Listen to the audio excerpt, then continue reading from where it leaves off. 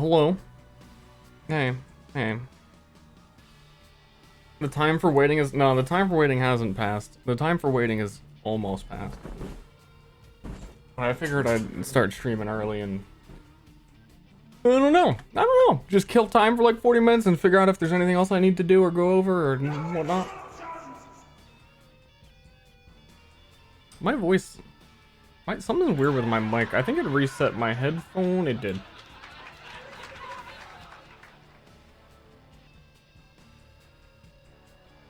It did. Solved. Also, we have a lot of new emotes. Because I just realized, I don't think Twitch announced this, which they should, because it's the greatest thing they've done. That should have been done 5 years ago. You don't have to resolution scale upload emotes. You just upload one image. Wow! And it's an emote. So I went through and redid them, but also the second part being that they allow you to now have more than one emote for people who sub tier 2 and tier 3. What? What? Value for what? They did announce it? Fuck you, Mr. Byte! I was gonna say, why have you been keeping this a secret from me? Because I know it was you. Also, to be fair, I probably, not like I streamed 2 months ago. Not like I stream at all. I don't know, I went to go upload something on the page and I was like, holy shit. We're in the future now. So I moved the 4-part Garfield to the tier 3 to make room for more things. Because if you truly want to flex your 4-part Garfield, now there's even more prestige associated with it. Like, there couldn't have been more, but there's more somehow.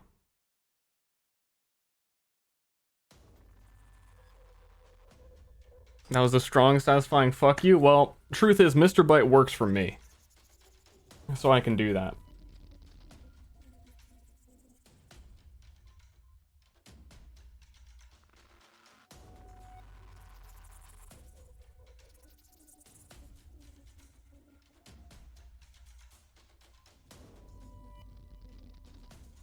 But the 4-part Garfield is the best part of being a normie sub, says a non-sub. Like, well, I don't care what you... What?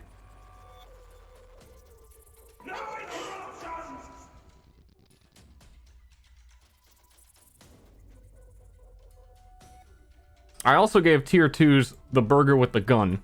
Because you have to have some sort of power to be able to wield a gun. You don't just get a gun. That would be irresponsible on my part. Ster, say my name right.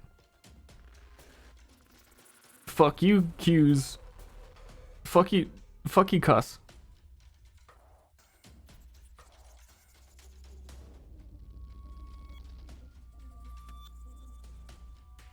Got him. Groove Salad, imagine subbing to this guy. It is weird. I also updated the better Twitch TV emotes because I removed some of the burgers and I figured out what the memes the kids were into and added some of those. You gotta stay hip with the kids.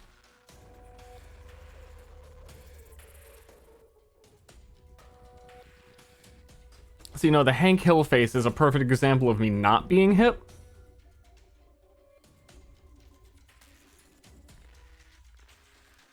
But adding, like, Papega aim is me being very hip.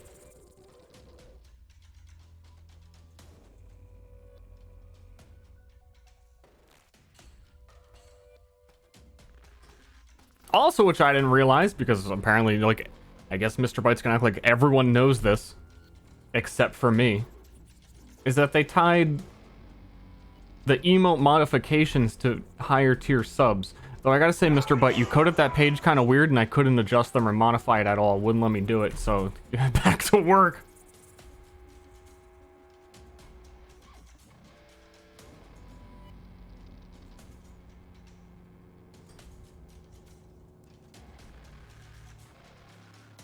That's fine, it's fine. It was only 2 months old.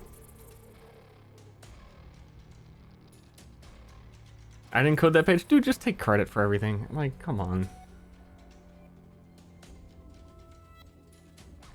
Awesome sauce. 1029. Thank you.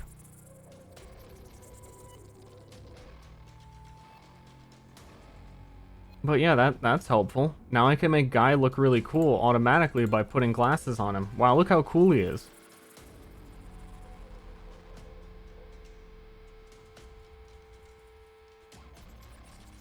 Until someone else shows up in my channel with a Twitch badge, there's no reason for you to share credit with anybody because no one else exists. As far as I'm aware, you're the only employee at Twitch.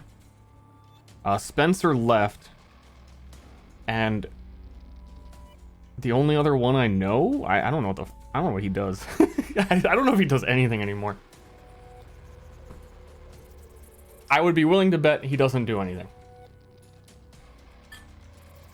But he probably actually does.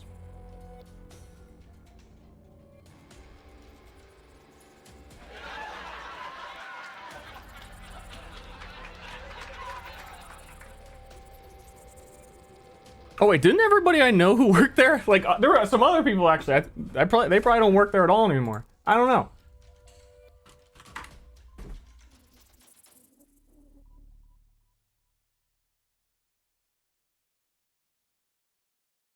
Nope, never mind, still does. Okay, so you have to share the credit with like a few more people than I thought. It's because I took their jobs. Oh, no, never mind. Never mind, you got them all. Zip. Dude, things are pretty rad. Things are pretty okay.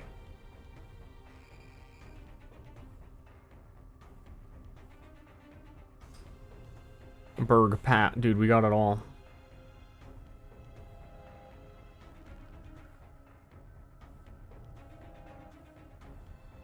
Hold on.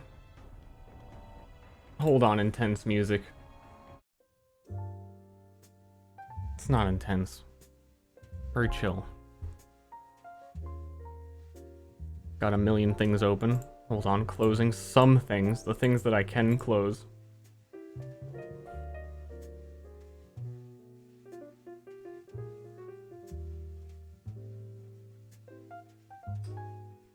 Gotta inform the boys of the campaign they signed up for.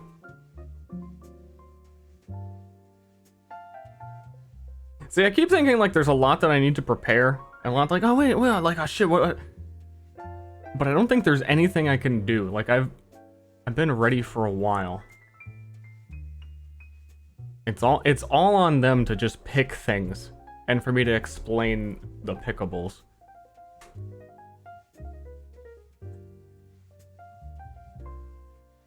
Did you eat already? I've eaten multiple times today.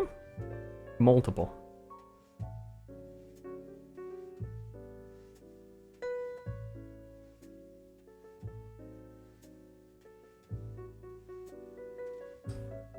Yeah.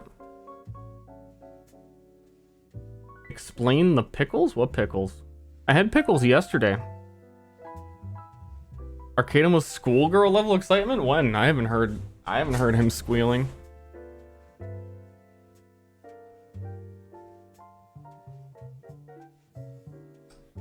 Map tools. Program. Good program. What multiple are we talking here? I already forgot what you're... Like, my brain just cleared everything I've said. I had a full wipe. Cash is out. Gone. Sentence. You still using a D20 system? No. Custom system. A lot to explain. Though, honestly... I don't actually think there's that much to explain. Especially because all of my players are experienced D&Ders. So I think that they will understand things quite quickly. Ashley already knows because she's my wife.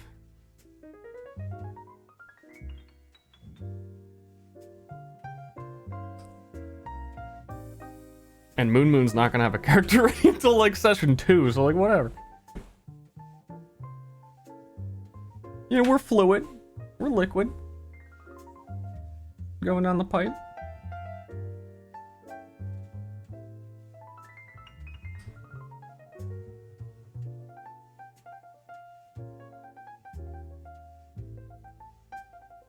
Instead of dice, each player gets a deck of cards. I would actually love to do a deck system. You can do it in map tools, but it's the jankiest thing ever.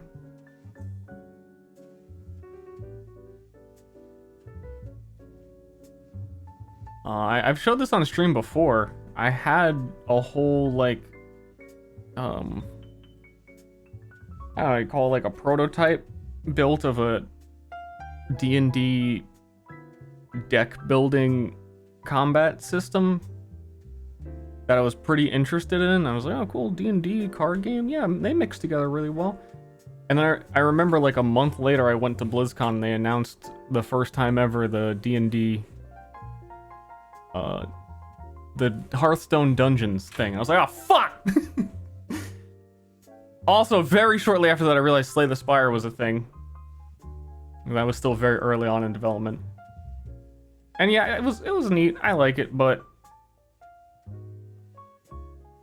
when you gamify the tabletop combat system too much, then it, as I've found out, draws away from the social do anything aspects of the game, and that is a detriment. So you can make a really fun game system, combat system, but it will completely detract from what makes D&D fun. And yeah, I know deck builders have been around for a while, but it was like, I don't know.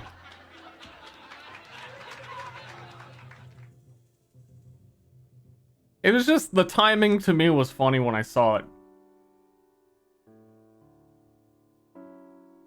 It was like, I don't know how many, like 3 years ago at this point. I can't even remember why it's funny, but trust me, at the time, funny.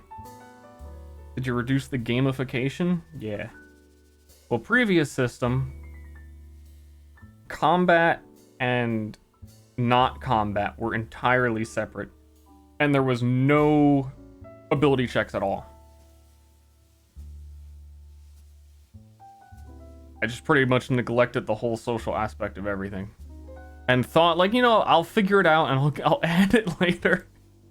But it wasn't set up for it.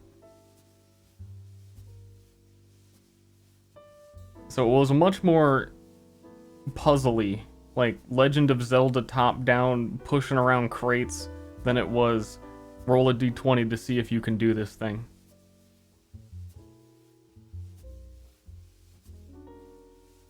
It was exact what needed to be done, not. It was much more linear in design, I suppose. And also it didn't take into account, like, any real-world interaction, so, like, Session 1, Shore4 was using bombs on a boat. I'm just like, no, it doesn't sync, no. It's a fucking, it's like a video game, nothing happens. And that takes away all the fun of blowing up your teammates and going to Querg.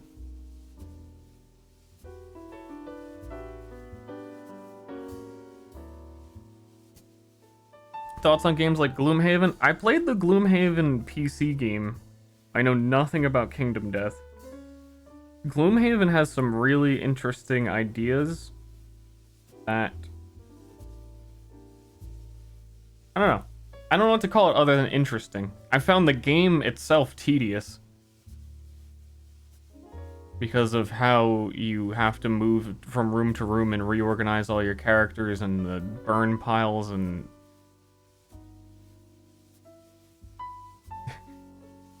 It was tedious in a very interesting way.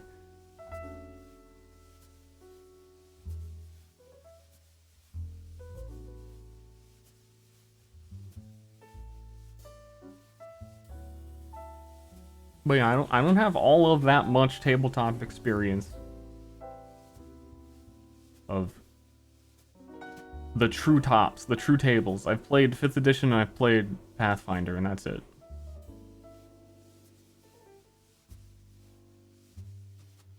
I don't know if you enjoy Gloom. I like video games. I like them.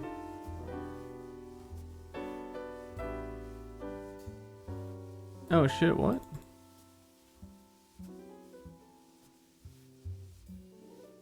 I added a fog of war to focus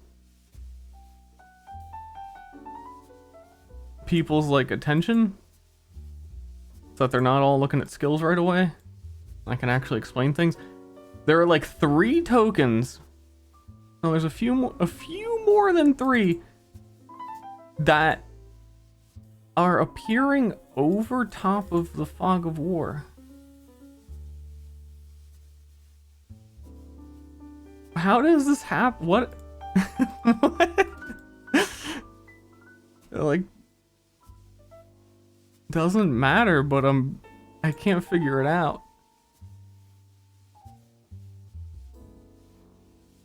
One of them is labeled as a player character, which isn't what's doing it. I'm shocked that it is. I don't know why it is.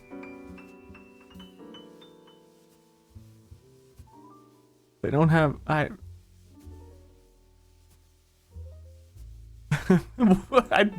very perplexed. And they're actually all old icons that I copied over from something else. All of them. There's like 6 or 7 actually.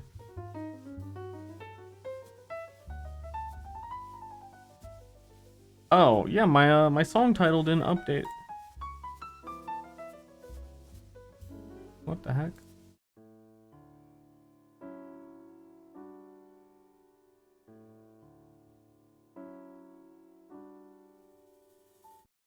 I think the thing just crashed. Oh no, is this like a serious stream so everything's gonna go wrong? My stream and all of the time that I've streamed has never said no song is currently playing. It has never, ever said that.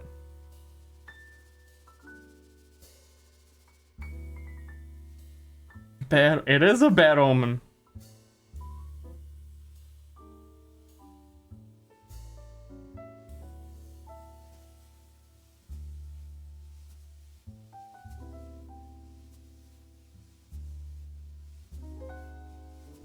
No good.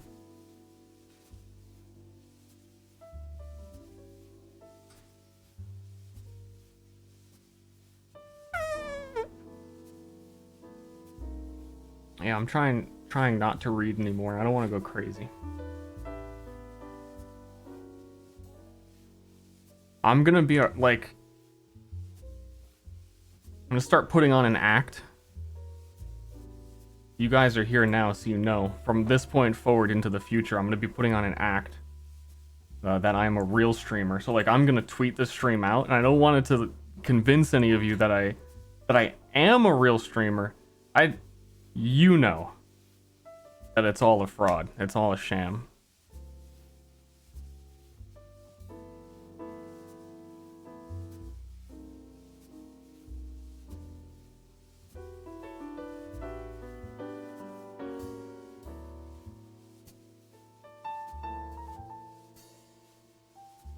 I just want to let you know, no matter how real it gets,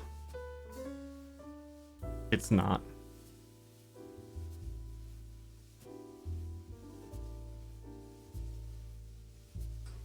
Okay, and seriously, it really doesn't matter, but why the fuck are these tokens visible? Oh, hold on.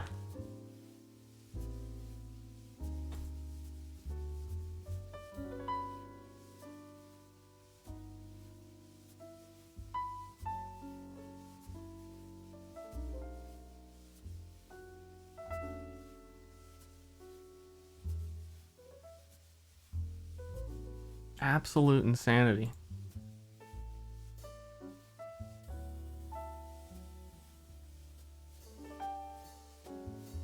They said to always... Oh, they have visible over fog of war checked. I don't, like... I have no idea why they would. Like, these just a handful of random ones. But these tokens would have originally been made like 2 years ago, so I have no idea. And I never use... Like, the character creator screen has never had fog of war on it before.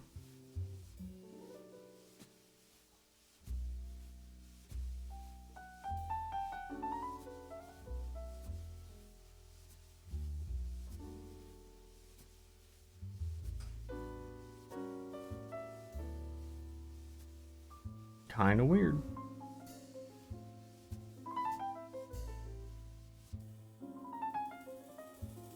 I gotta maybe I have time right now. Why aren't I doing this? I gotta update a chart.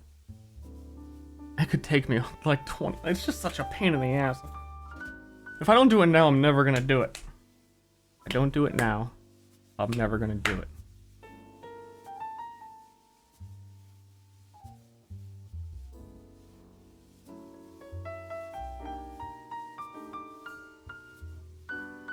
Just never do it?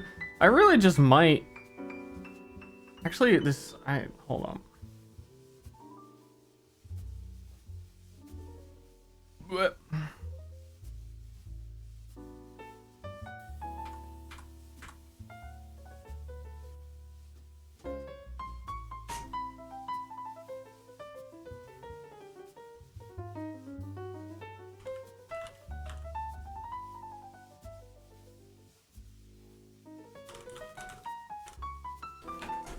Hold up.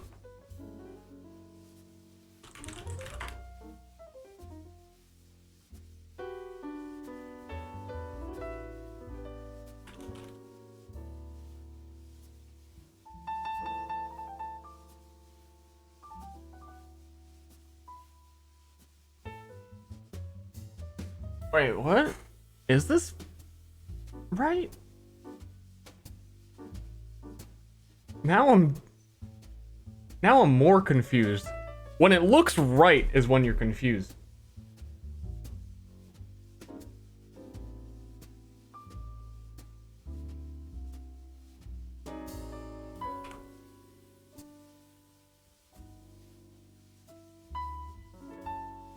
I guess it's right. When did I update this? Holy shit, I've been procrastinating so hard. I even have like a note written on it of like, this is wrong. But it's not. Unless I'm doing math wrong.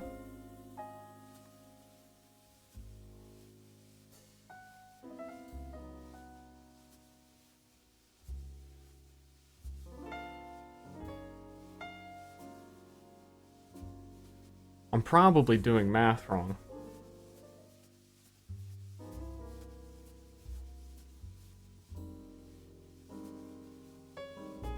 Oh, I don't think I did the iterations of it being correct. But if the first one's correct, then the rest have to be correct. I don't even remember how to do this. Math is super hard. Statistics and probability and stuff and...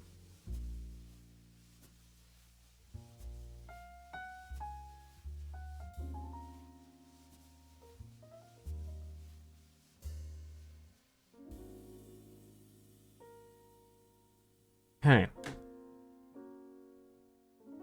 1d10 plus 1 has a 50% chance or higher to roll a 7. 7 being success. That's 50, so that's correct. But if you roll 2, 25 would make sense without checking it. And these are all right. But I did this for...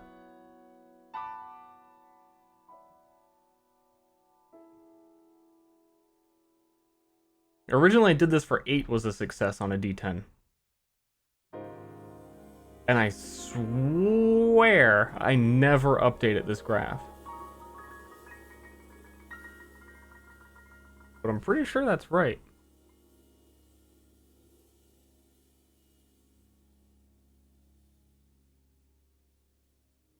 Hey gamer. Hey Ashley.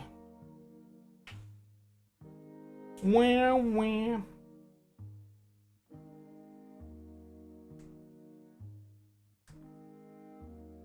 How you doing? Yeah, you're just waiting, just chilling. Just got 20 minutes.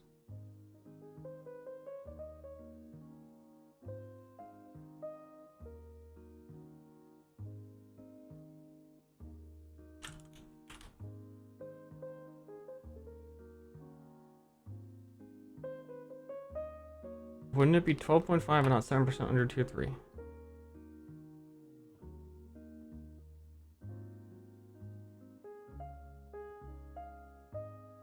Bro, I don't know.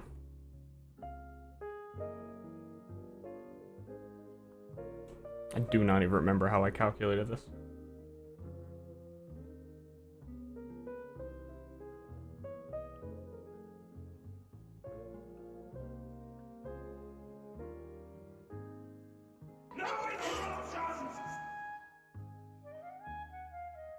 Funk.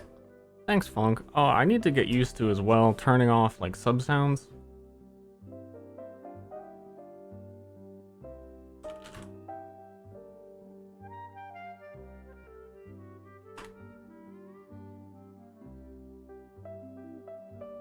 Oh man, I gotta like actually set up how my computer is going to be when I run games. Because if I do it the day before, like I'm probably going to, or was going to before I had this epiphany, it's gonna suck. There's like a lot of monitors to get used to and a lot of check boxes to fill.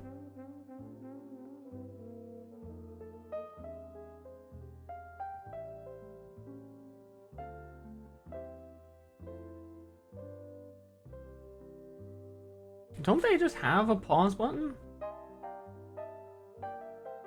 They do. Hey, someone sub. It's paused right now. Someone sub. Grumpchuck, thank you. He was already doing it. Didn't play. And then I click play. And then it catches up. Yeah, okay, that's how you do it. And after it's all done, I just click play and it'll go through the million of them. Wow, it's a button. You just press the button. I didn't even have to go to a website.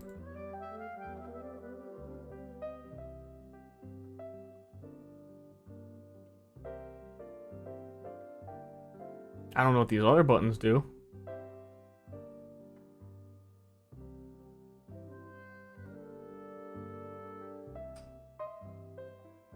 Yes, everyone sub while it's paused. No recognition. That's pretty. I didn't know it was that easy. It used to be a lot harder. I'm learning a lot of things about streaming. See, this is my first time doing it, so I'm getting quite enlightened. Back in my day, where only a handful of streamers had sub alerts because, like, they had to be made specifically for you. There was no month streaks. Back in my day.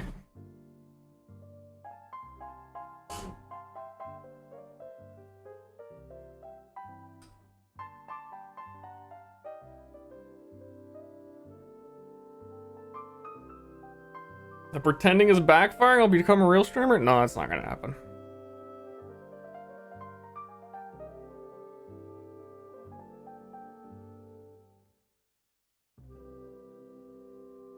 I had jump scares for sub alerts? Someone probably did. Someone probably still does.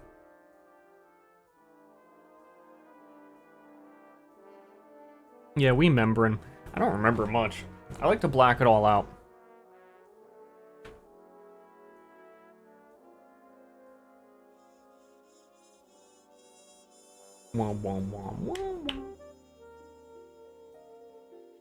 Shoe on head was hilarious. I can't even remember back in the day before Pepe emotes. That feels like that has just been an eternity of which we all live in, exist in, and will never change and never get out of.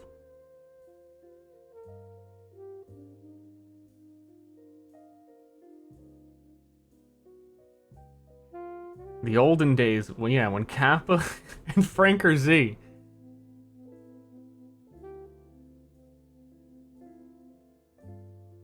Twitch lost control.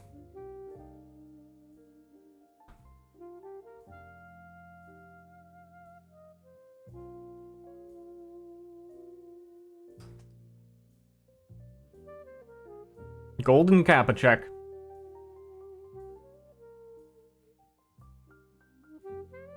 Every emote is just copies of other emotes now?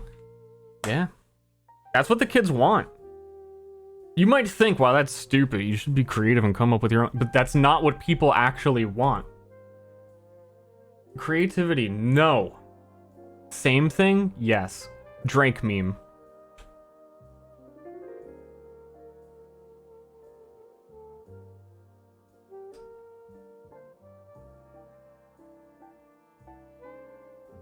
Yeah, does anybody speak Korean and watch Korean streams? Ash was right. Every time I've ever seen a Korean stream, no emotes from anyone. There's like one guy that'll do it, but then he always has... He'll be like the one guy that's speaking English. They never post emotes. They just do the laugh sign all the time. But it got me to thinking, what is the Korean equivalent of Pog? Because a stream without the potential for Pog Champ is kind of sad. So they must have one. But what is it?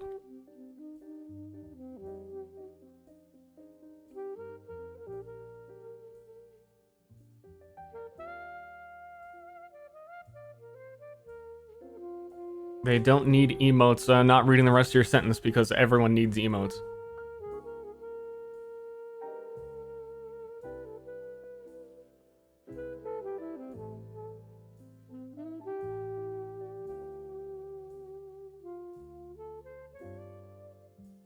Though I believe it's annoying to switch keyboard thing, maybe.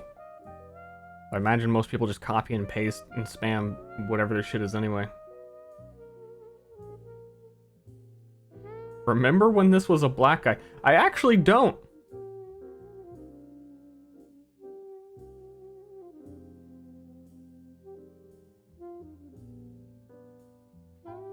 That's some Twitch lore.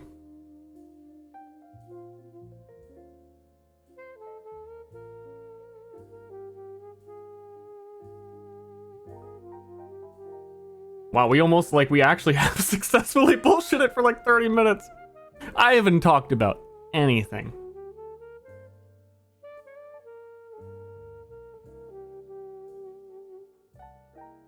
I still remember my first month of seeing Omegalol and not knowing what it was.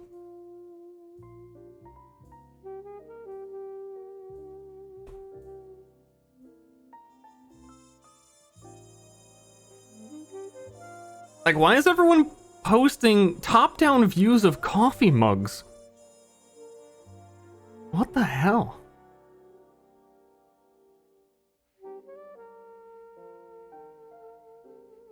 When are you doing another fart stream? I've already farted this stream. You missed it.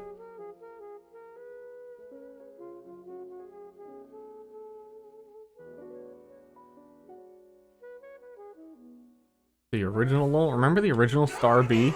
And when I changed the original Star B, everyone was super sad, but it's like really ugly.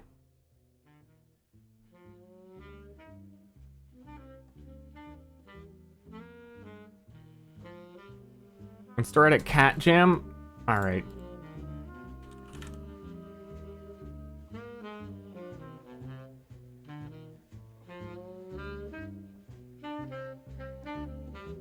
Alright.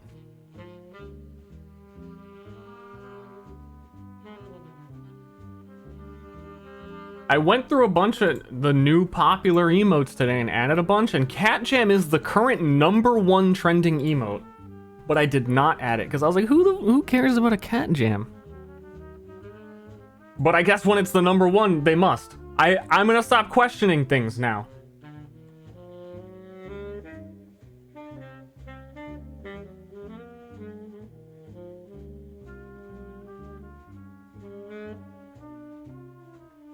What is Cat Jam? It's a cat bobbing its head to the jam. I've never seen anyone use it. Maybe once?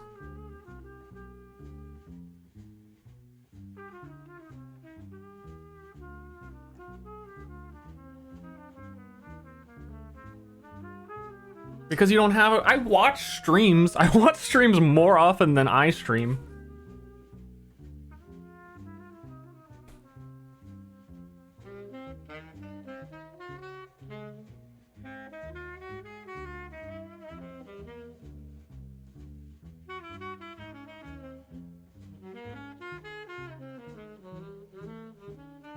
Use a ton of Moon Moon's chat? Yeah, that's the only place I think I've seen it, because it looks like Eddie, I assume. So I thought it was like exclusive Moon Moon content. Cat Jam. I didn't realize it had spread.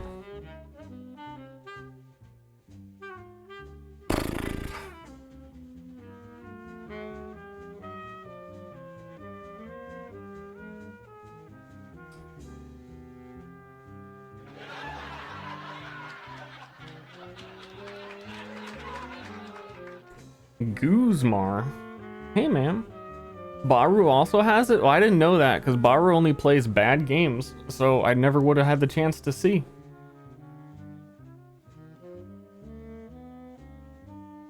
D-Face. Well, if you're even going to rebuttal that, and Baru can rebuttal that if you'd like, but fuckers playing Genshin Impact, and anyone who has touched that game should... I don't know, how do you put this? No self-respect if you're playing Genshin Impact. You do not value your own time, the time of others.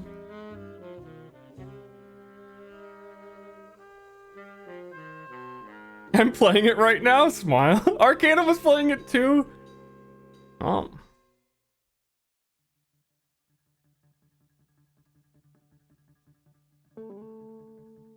It's I'm playing, it's an MMO without the M or the M or the O.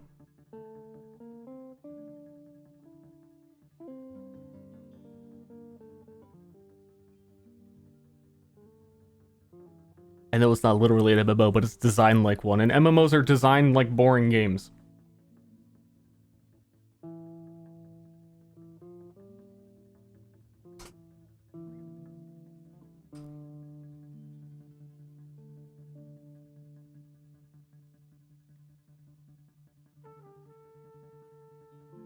It's 1000% not designed like an MMO. So you're telling me there aren't daily quests where you earn different types of currency to upgrade your legendary tiered weapons that dropped for you that you have to craft? Are those things not true?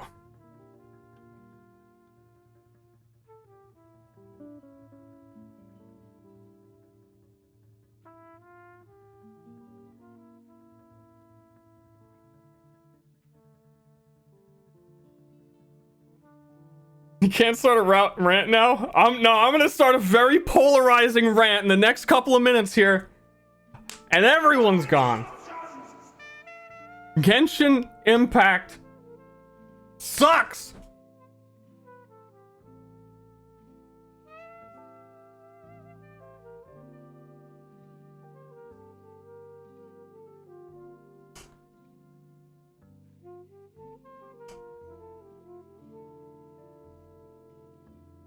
So does Overwatch, but you still play that? He got me! I play Overwatch every day and have for years.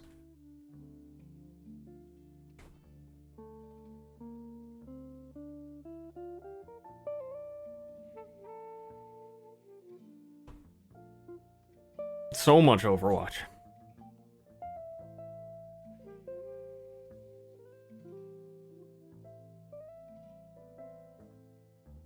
You'll buy Overwatch 2 like the slut you are. I'll tax deduct it and earn more money than I spent buying it when people watch me play it. Haha. That's a laugher. Inoculate at 26. Welcome. Berserker Gatsu and Guzmar, welcome. It's a stream about nothing. Yep, still more viewers than when I played Hades.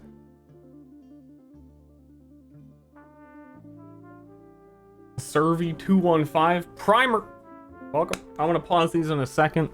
I assume the gamers are gonna start getting here soon. It's like 5 minutes till. Moon will probably be like an hour late though.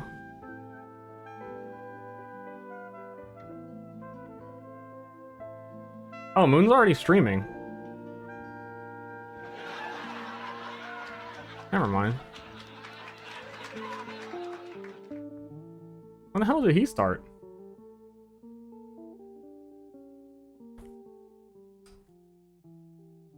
He's playing Mario against 4-year-olds? Is he beating them?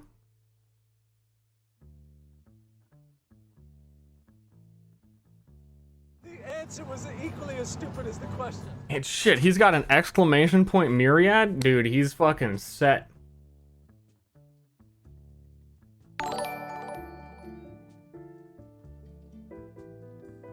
Arcadum raid? PogChamp, PogChamp, PogChamp! Hold on, I think I can make this joke. Hold on, I think I can make a joke. Hold on, guys, I've never done one before on stream. This will be my first joke. Are you all ready for a joke?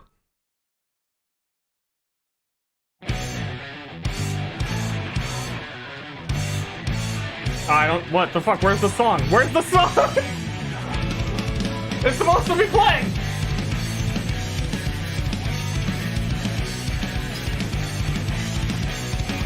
That's a shit joke.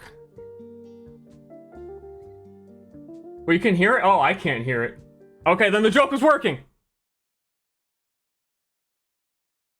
We're in Discord, you dummy. Okay.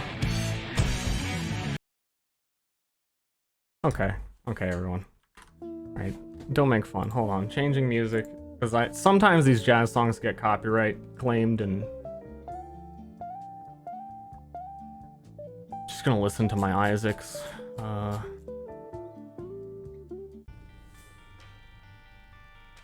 make sure nothing happens. Thanks for all the emotes bouncing around on my screen.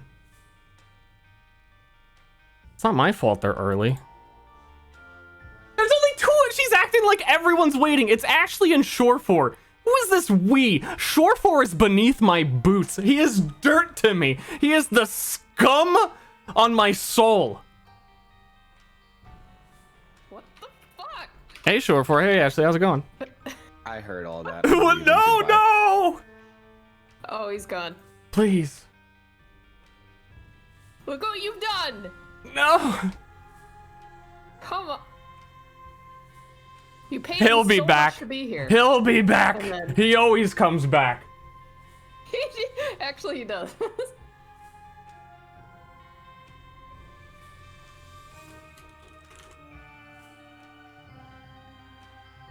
I mean, eventually.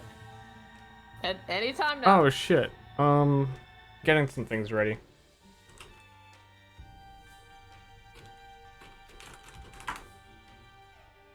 Oh, Drippin sent you a message.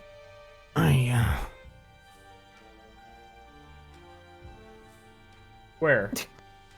Oh. In your Discord. Yeah, sure. Your Discord. It doesn't beep when you're streaming. Oh. Oh.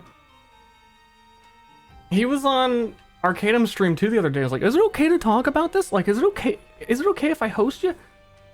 Yeah. Yeah. Wow, what a nicer.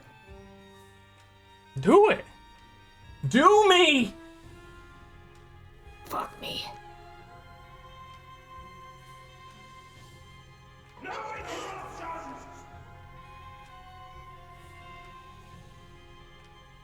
I hope they joined and heard that first. No.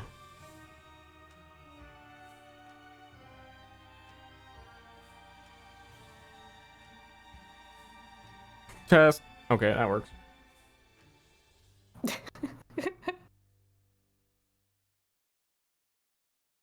I'm not coming back till Ster apologizes. Woo! Hello, stripping viewers. Getting started here in a second. What up? Oh shit! Shit, it's me. Yo, Arcanum just said he lost internet though. Oh well, then I guess I'm gonna have to find a new player. Rip. Oh well. We tried. We don't mess around here. You're late. You're out. Miss 1 minute of one session, boom. The end.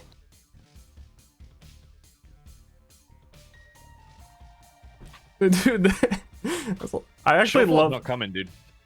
Yeah, well, he'll be back. He is. He always comes back. What happened? Why is he crying? In that Oh, corner because over I told him that. Well, I didn't tell him because I wasn't in Discord yet, but I said he was the dirt beneath my shoes and scum on my soul. I mean, it's not incorrect. See? It's not mean if it's true. Exactly. I'm just being honest, bruh. Why are you gonna get mad at me for being a truther?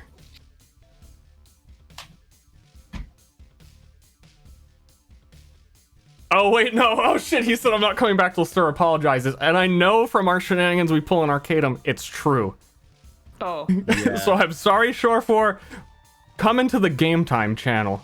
I love you, Daddy. If he joins now, it means he was already here listening. Of course he was. Oh, yeah, there he is. I respect your hustle of not standing down well on played, Shawfall. Well played. pedantic Forming nonsense. the apology there.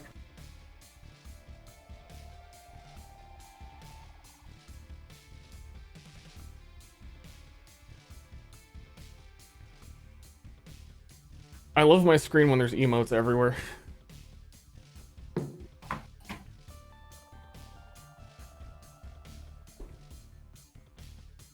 Like, how True much, Twitch though? channel. Which one is your favorite emote on the stream? It's like all suffers. I from every saw one channel. of my emotes for a millisecond. It's not recognizing my. Oh, hey. Hey, Oh, hey. Hey. Hey. hey. Arcadum late, lol. I know. I said Arcadum has no internet, lol. He's here. Hey. There he is. It could stop me. Dude, we were just looking for a replacement, Arcade. I'm glad you showed up. Oh my god, it's happening. I'm here. Yeah. I gotta pee. Don't say anything important. I will say Having a moment. God. I will say nothing. I also will put the connection info and I'm gonna make a channel for the connection info because I know when you go to join Arcanum and back to me, every week you're all gonna go insane of having to need to find the info again. No, I have Notepad. Well, you're prepared. Yeah. Someone won't be. Oh. And this is a way to make it not my fault. Nice. Sips coffee, opens notepad. Consider I've never joined another. I won't need to. I have never joined another. This is my first time with another. What is joining others? What is play? What is? I'm wondering if I should do it. Do what? Should I do Yazda Escafraz in this one? Oh my god. Why would you threaten that? What do you mean threaten? That's toxic, dude. Hello. Yazda Hail, Escafraz traveler. the wizard. Greetings. Greetings. Hold on. Getting connection information. Wait. Salutations. I'm the traveler. You're the traveler now. Now you Hail. actually have to refer to Ster as the DM. Hail, fellow traveler, is what you need to say. Another shadow darkens the road, and it's Arcanum! Woo! Don't make fun of my opening. What? I'm All Ster referencing. does is make fun of people. I You should think use that's that my line. password. Arcadum, you missed Ster's joke. It was a pretty good one. Oh yeah? Yeah. Okay. Say the joke. It I don't wasn't rem- a said joke. It was like a visual joke that was pretty funny. Oh, I ran your intro because I have it in my computer. You ran my intro. Yeah, I did for like a second, yeah. I totally missed that. Oh man, that's awesome. If that doesn't work, then I have to give you a different password. You can't go back and look at what your own password is once you set up the server. That is wrong. Okay, then. So what does everyone know about this fantastical world? we're Yeah, that's going not the into right password, dog. We know absolutely nothing except that Okay, I own try a this sand one. farm. Try this one. I'm pretty sure it's that one. I remember logging in on that one last time. No, it's not that one either, dog. Oh, Okay. maybe that one? No, it's the very last one. Okay, yeah, it's the last one. People are getting in. Alright, we'll take a long time to load. So, Oh. let me grab the map and we can start talking. Who leaked Stir's IP? now. Not me. I'm hiding it. That laugh seemed pretty Yeah, now I'm a little concerned. No, it's just the sheer implication of leaking someone's IP makes me nervous. Even thinking okay. about it. I think that one's actually not it though, because Oh, dude. it creates like a fake one for map tools. Just the implication that it's happened means it might Dude. be you. All you have to do to leak your IP is stream Team Fortress 2. Dude, Really? all the people who have asked me to stream TF2, every time I have to fucking yell at them because I'm like, bro, you don't understand. Yeah, but what if they're asking because they want your IP? Yeah. It's They would probably get that it. way. If I they really wanted like my- that, If people wanted my IP, I'm sure they could get it. Moon, I really like that screen. Just the moon and all the emotes orbiting Yep. around it. That's really cool. One of my subscribers made it. Antimatter tape. He's a fucking nerd loser. Is he hot? What Yeah. the fuck? Stir's hot. Wait, he is hot? What? Wait, you didn't know Ster was hot? Oh God, you don't know?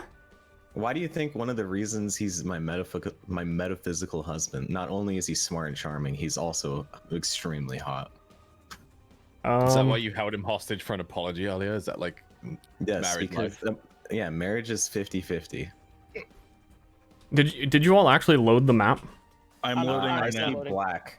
We're loading it now. This I'm is a almost in. huge fucking I mess. see. It is. It is I huge. see a black screen with welcome gamers. Oh, the happy map is face. actually in info. We can just open it and Yeah. look that way while we wait. Wait, what? Let me. If you click info in the Discord. Am I not supposed to see welcome gamers smile? You are, but I'm not going to put this map on map tools yet because this map is also gigantic and will take twice as long to load as the 400 tokens you're already loading. Nice. Yeah, this map's super detailed. Wow. Did you make that in Incarnate? Wonder Draft. Wonder Draft. And a okay. little bit of it is just Photoshop touch up, like the drawing of the cities and stuff. Okay. Though I can't point for you guys because it's Can you point for me, please? Keyboard broke. yeah. Does everybody have a map open? I'm I at have the them. last bit. Wait, the which last- map? I mean the actual at- map from the info in Discord. Yes, Oh. I have that open. Well, I Oh. was in, but I connected as gas, so I I went back out to reconnect. I am already connected. I see it. I see the map. Yes. Tell me things. You mean the world map? that The you posted world map. info? The world map. Yeah, Yeah. he means the Yeah, world yeah. map. That's all you. That's all you Yeah. need. I just don't want to put that in map tools because it's gigantic. I even though I told chat that I didn't know anything about this world, when you posted that map, I accidentally committed most of it to memory as soon as you posted it. Really? Yeah, as soon as I had Wow. access to it. Oh, I've got my first fan. Imagine Yes. Imagine casually flexing and saying you accidentally committed someone's map to memory. I'm just saying, I really like it. It's really cool. I'm glad you're a What's player the too, island Arcadum. called on the far left? I like the I really like the naming conventions because you have the far left and the Evershore. Yeah. They're simple. They don't need to be anything crazy. They're also quite simple because reading's hard and most information is conveyed through Yeah. I can't wait oral to figure history. out your I can't wait to figure out your naming thematics too because you have the aphotic bob, but it leads to the atrophy waterway. I'm sure that has a connection of some kind. You have the far left, and then you have Mycelia Jungle. You do. Yeah, why is that named like that and it's different from everything else? And we I got can't we wait. got the border wall in the southeast. And then you have the Blood Fortress. You don't even have to build a wall. It came with the planet. Yeah. You have Midway, probably because that big road. It's halfway between the capital and the wharf. Oh boy. Are you on an older? Oh wait, Wait. no. Never mind. You're Why good. is it called Quagmire Delta? Oh god, I can't wait. I don't know, bro. Quagmire wanna go to- Alpha through Charlie was Hold on. taken. People are telling me overlay. What overlay? Dude, shipwreck looks You had awesome. you had a map on top of your other map, so yeah. you were like, yeah. It's all good. Oh! Oh, that was my purpose. I kept looking at my screen. I was like, what? Yeah, you had a All map right. over the map. I can't even zoom in enough here, but I assume we all have the map open. Just need a quick check. We all get. Can you, I opened the can you map. center me? Because I see black. Oh, on not more not than- not in map tools yet. Just looking at the He map means first. Oh, we're It's looking in, at map. it's not I'm Yeah. looking at the map. world I'm, map. I'm looking. I'm gazing. This campaign is going to take place if you look just to the right of the Dread Cliffs. Okay. You've got the precipice, The precipice. and then Mhm. you've got a couple of little houses there. Oh, Where's is the that a Dread? town? Is that a small Dread Cliffs are to the south of the I north see and it. I south? found Yeah, it. there you go. Yeah, the right there. tiny little. I can't actually zoom in and show them, but there's a couple of tiny houses there, and that's I where see you those. guys are. You've been a Wait, small. where are the vi- Great Cliffs? Wait, can you just hold control and It's- mouse wheel in? It's by the wharf, to the right of the wharf. Where, See oh, that? I see. Okay, yeah, you really, yeah, control yeah. and scroll. I didn't realize. I got computer masters in here. So we're next to the precipice. Yeah, the tiny little Okay, red all roofed the houses that you see. houses at the base of the precipice. They're await our destiny. I love how hype you are. All right, so you're going to be in a small village there. It has existed for generations, and you're not on a main road to any town, so you're kind of your own village.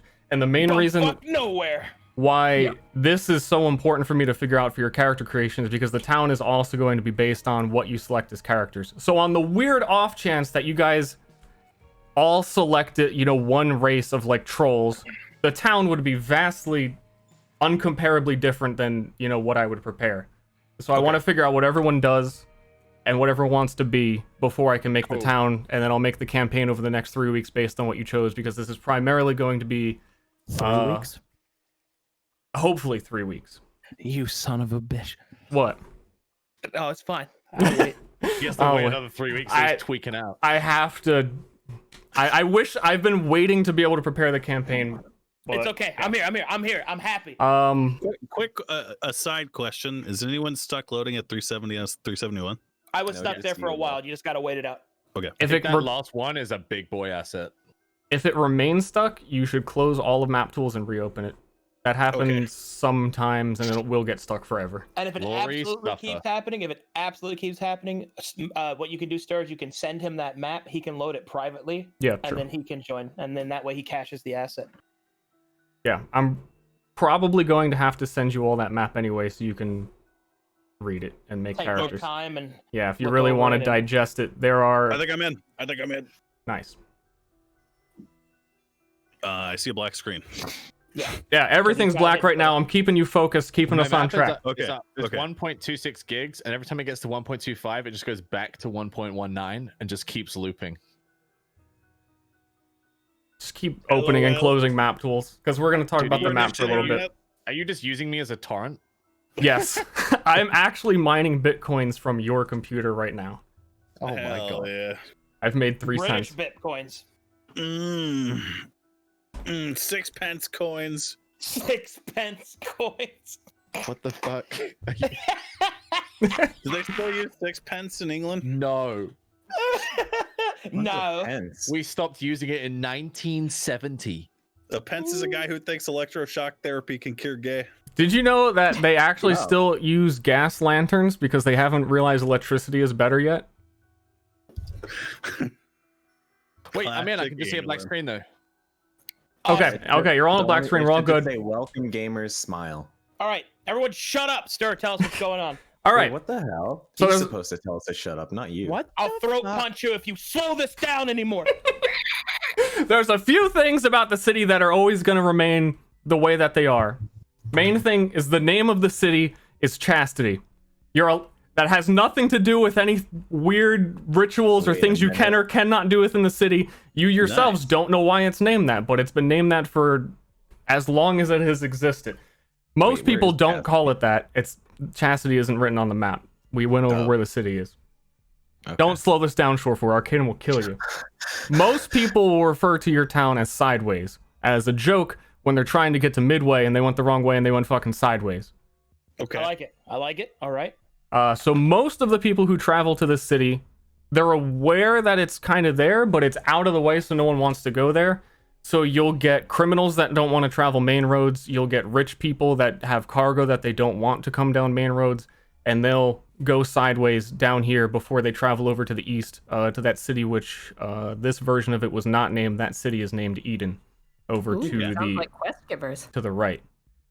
So as these travelers come through your town, you're probably going to be hobos and murder them because you're player characters. That's what I expect. But if you don't, the reputation of your city will build on how you treat them, all that sort of stuff. Rumors travel quickly because oral history is important. So when people travel to the different inns and stuff, they'll talk about your city and may or may not come back based on what they've heard. So the way you treat people is going to cascade back to what comes back to you. Okay. Mm-hmm. Makes sense to me. Another main thing about the city is you are acutely aware of the you have I still need to work out exactly because it depends on your races, but you have like harvest festivals that are your most prominent things that you celebrate throughout the year, and they coincide with eclipses that happen. And eclipses are very important because every second you spend out an eclipse, you age 10 years, and that goes for everything and that's why it's a harvest festival. You plant a whole bunch of Whoa. seeds in like a stone circle so it doesn't get out of control while the eclipse is going on. You come out after the eclipse is done, and it's like a bountiful harvest of 600 years of plant growth. Wow. Okay. So you have these meta magical physical events that age the longer that you're caught out in it, yeah? Yes. And that's based off of a celestial event called an eclipse, which is, does it block the sun? Is there a sun here or a moon? Let me get you the cosmos thing I've been working on. The entire cosmos? The entire cosmos. I'm putting it in the info channel as well right now for you guys. I saw that drawing. It's really good. I've got a little bit more done since I last showed it, but it's a lot to work on. I want to animate this whole thing to get it to like rotate like a clock for starting soon and stuff like that. Release me! Should be sick. Also, I know Moon, you're way into God, so this explaining this would surely be up your alley. But have you all got it open? Yeah. I'm looking. One moment.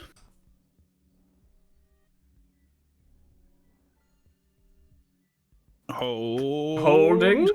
Hold. Oh God, I love the naming convention. Yeah, Just on Planet 1, Planet 2? I remember. No. I remember him. He and I talked about this, and the first time he ran, he talked to me about acquiescence. Fucking. There's no way I did. I renamed that today. Really? Yeah. Oh, I remember you saying something about it then. It must have been about something else. Yeah. He's just making up interest. What? Yes, I'm lying to everyone here. Okay. Like, you're just real drumming up the crowd, dude. Oh, We also respect a note for Arcadum and Ashley is that if you remember the first game I ran, a lot of parallels are gonna show up. Yeah. That you might like the wharf was, your main city. Throw all of that out of your head because I don't want it to confuse Okay, you. so that's yeah. not. There are Okay, like removing my connections, brain. but there's less connections than there are. You know what I mean. All right, deleting. Deleting. It's like 3 settings combined into one. This taken out and everything made to fit Files the theme. deleted. Files gone. We ready, Moon? Yes. Sorry. I'm Okay. ready. So we'll start at the top. Moon was I wanna just see trolling what- anyone with sounds on for a second. Yeah, he fucked me up. Actually, I guess we start in the center. The center is the sun, which is Opia. It is represented by eyes. These are... I guess what I should explain first is that these aren't actual planets, and perhaps the way you might expect that within Arcadum setting, people are getting into spaceships now and traveling to different planets, and they all have their own individual things. Most of these are, like our solar system, just dead planets that are represented through complete mysticism. So, like, the Greeks and the Romans would call a planet Venus, but it's just Venus. This is similar, and these types of naming conventions will show up in all forms of occultism that exist, and you get the idea. Keep going. Okay, so the center you got Opia. It's mostly centered around sight, so I'm gonna explain what the planets are like themed of. Yeah. Myriad, your planet, it is everything. As I showed you before in the original info, Myriad is like the one true main god that is in everything, even inanimate objects. So Ashley's character that she was planning on making, I don't know if that's still the case, we'll discuss that later, but she wanted to have the power basically touching objects to gain object history, which would be the magic you use. You touch that, you learn about it. But basically what you're doing when you do that is you're asking the Myriad, what were your experiences when you were this chair? And then the Myriad will talk to you from the perspective of the time it was that chair, because it was everything. But it's not the chair any longer. It is, and it's not. It's like, it's complete madness. So the big part of the planet too is, you alluded to it in your command. I saw a nice command that the planet itself is seen as a living being, and humans believe themselves to be vermin that are like bacteria on this planet that they're trying to comprehend but totally can't and aren't worthy of. So people believe that they came from rats, and there's also bug people that they naturally assume, oh, well, they came from bugs, and basically sentient creatures are just ambitious vermin trying to survive on this weird thing. And even though there's other planets, it's still understood that the Myriad is also all of those planets, because when you talk to it, it will also talk as though it were the perspective of them. But the other planets are also individual aspects of the Myriad. Okay. Is it kind of like the Force in Star Wars, but way more dangerous and crazy? It does sound like the Force a little bit. I don't know enough about the Force. It's just like this galaxy-wide encompassing thing. It's like a form of energy that flows through every living thing, planet, being. Yeah. That like you can tap into. Kind of. Let me ask you this: is this what we know as characters, or is this the actual truth? Is the Myriad actually everything, or is that just what it tells us? Because you keep being very specific in saying that it's what it tells you from its perspective. Did you intend to do that? Thinking how to answer exactly. Arcanum, just gonna TO here. You're a player, bitch. All right. Yeah, players ask questions. I want to know. Dial it back. A lot of the things you're going to hear are from the interpretation of people and folklore, and it's hard to trust exactly what the Myriad is and what it says, because the Myriad is deeply linked to what madness is as well. So, I guess you guys know this, but for everyone listening, I'll explain all the other stuff a little bit more too. That the easiest way to contact the Myriad is to read the written word or any form of information transfer. So if you read a book, the older and more ancient the book is, the more times it has been read, you will start hearing voices in your head. The page will start warping, it'll blur, and you'll, rather than actually reading the book and learning the information from the book, you're learning the information from the Myriad, like blasting your brain with all its crazy madness. So some people can hear the Myriad and will tell you, oh, it told me this, and that's how I know that these planets and blah, blah, blah, blah, blah. But then also you and everybody as a skeptic would say, why would I trust that? Because everyone who gets involved with this goes crazy. Everyone who listens to the Myriad is insane to a degree. Yeah. So people don't trust books. It's a little bit less extreme than it used to be. So if someone writes down on a piece of paper something, doesn't read it while they're writing it, puts it in an envelope and sends it to someone, it's fine. Because it's like the first time it's ever been read. The curse of the Myriad, as some people might call it, hasn't like realized that has been a written word yet. But even then, even most people still don't know how to read, because it's like, why would you want to learn how to do this crazy thing? We're illiterate? Not necessarily. You don't have to be illiterate. There's skills for not being illiterate. Okay. And all casting is done through that same system as well, that you're drawing power from the Myriad a lot of the times through reading, because that's the easiest way to do it, and casting magic makes you lose sanity to represent that. So sanity is a whole other bar underneath health. So just so I'm kind of clear on it, the act of reading of any kind is essentially tapping into this primordial chaotic force that the Myriad represents. Unless it has never been read before, right? Right. Yeah. But it's multiplicative, is what you're saying. So yeah. if it hasn't been read, then there's zero harm.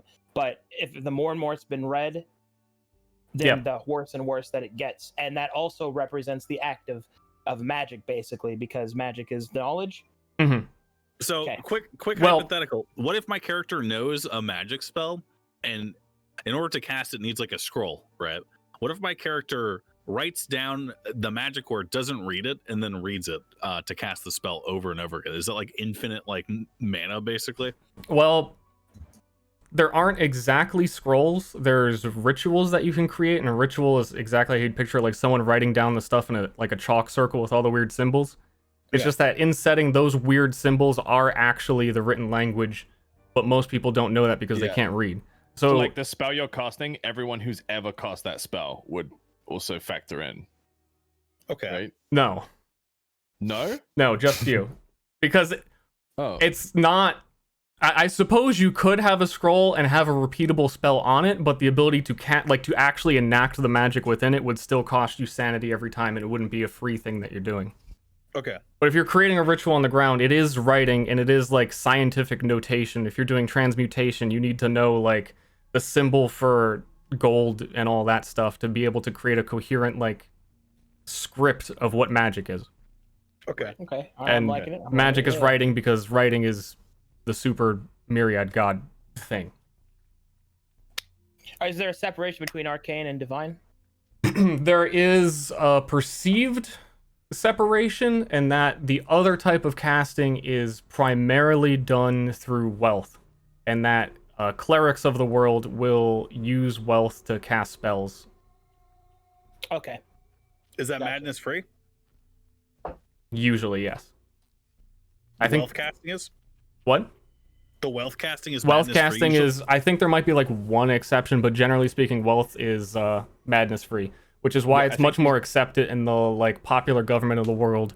Primarily Okay. does that, and they treat it as holy and like, I don't know, better than the other kind. Everything else is witchcraft. Like any form of like looking at this, naming these planets is considered witchcraft, occultism. Like burn the witch, that shit's fucked up. Don't do it. If you pray to one of these gods, if you know the name of these aspects, then you're probably a crazy bad person.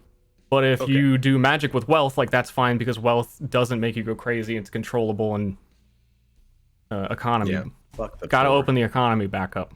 All right, cool. And you said these are Dracona. different aspects, right? Yeah. Okay, Alright, so we're gonna so- go through these. There is more than there are right here, and I need to fill in a couple. I might add like a More? few moons and stuff. But on the Myriad, you see on the left and right, you've got positive and negative. You got the batteries. Those are Yeah. the two moons I was talking about that eclipse and cause that whole situation. One of them's life, one of them's death. Then we'll go around left to right. So Maelstrom is next. Maelstrom is the Arcanum god aspect of combat and primarily the joy of destruction and breaking things. Like, He gets a god? What? I'm saying that it's the one that Arcanum will like the most. Okay. No. No, this isn't Arcanum as a god in my setting. Bow before him. Fucked That up. would be really cool, but no, it's fine. It's a lot of these are focused on emotion as well. They're skewed a little bit towards that. So Maelstrom is the feeling that makes you want to kick over a sandcastle just because it would be enjoyable. What the fuck? Nice. Don't fuck with my Pure sand. destruction. Domination. Man. Gnosis is spiritual knowledge, understanding, that sort of thing. The Elder is also- similar to that, but And it's Gnosis not. has importance because you're using it as your profile picture right now, which means you have a Well, no, I just picked the special clearest point looking to- one because I was on Guy before that, and the rest of these are way too small to be able to comprehend what they are, unless I picked one of the blank circles. That's cheating. right. That's what someone would say. They all have significant shore for.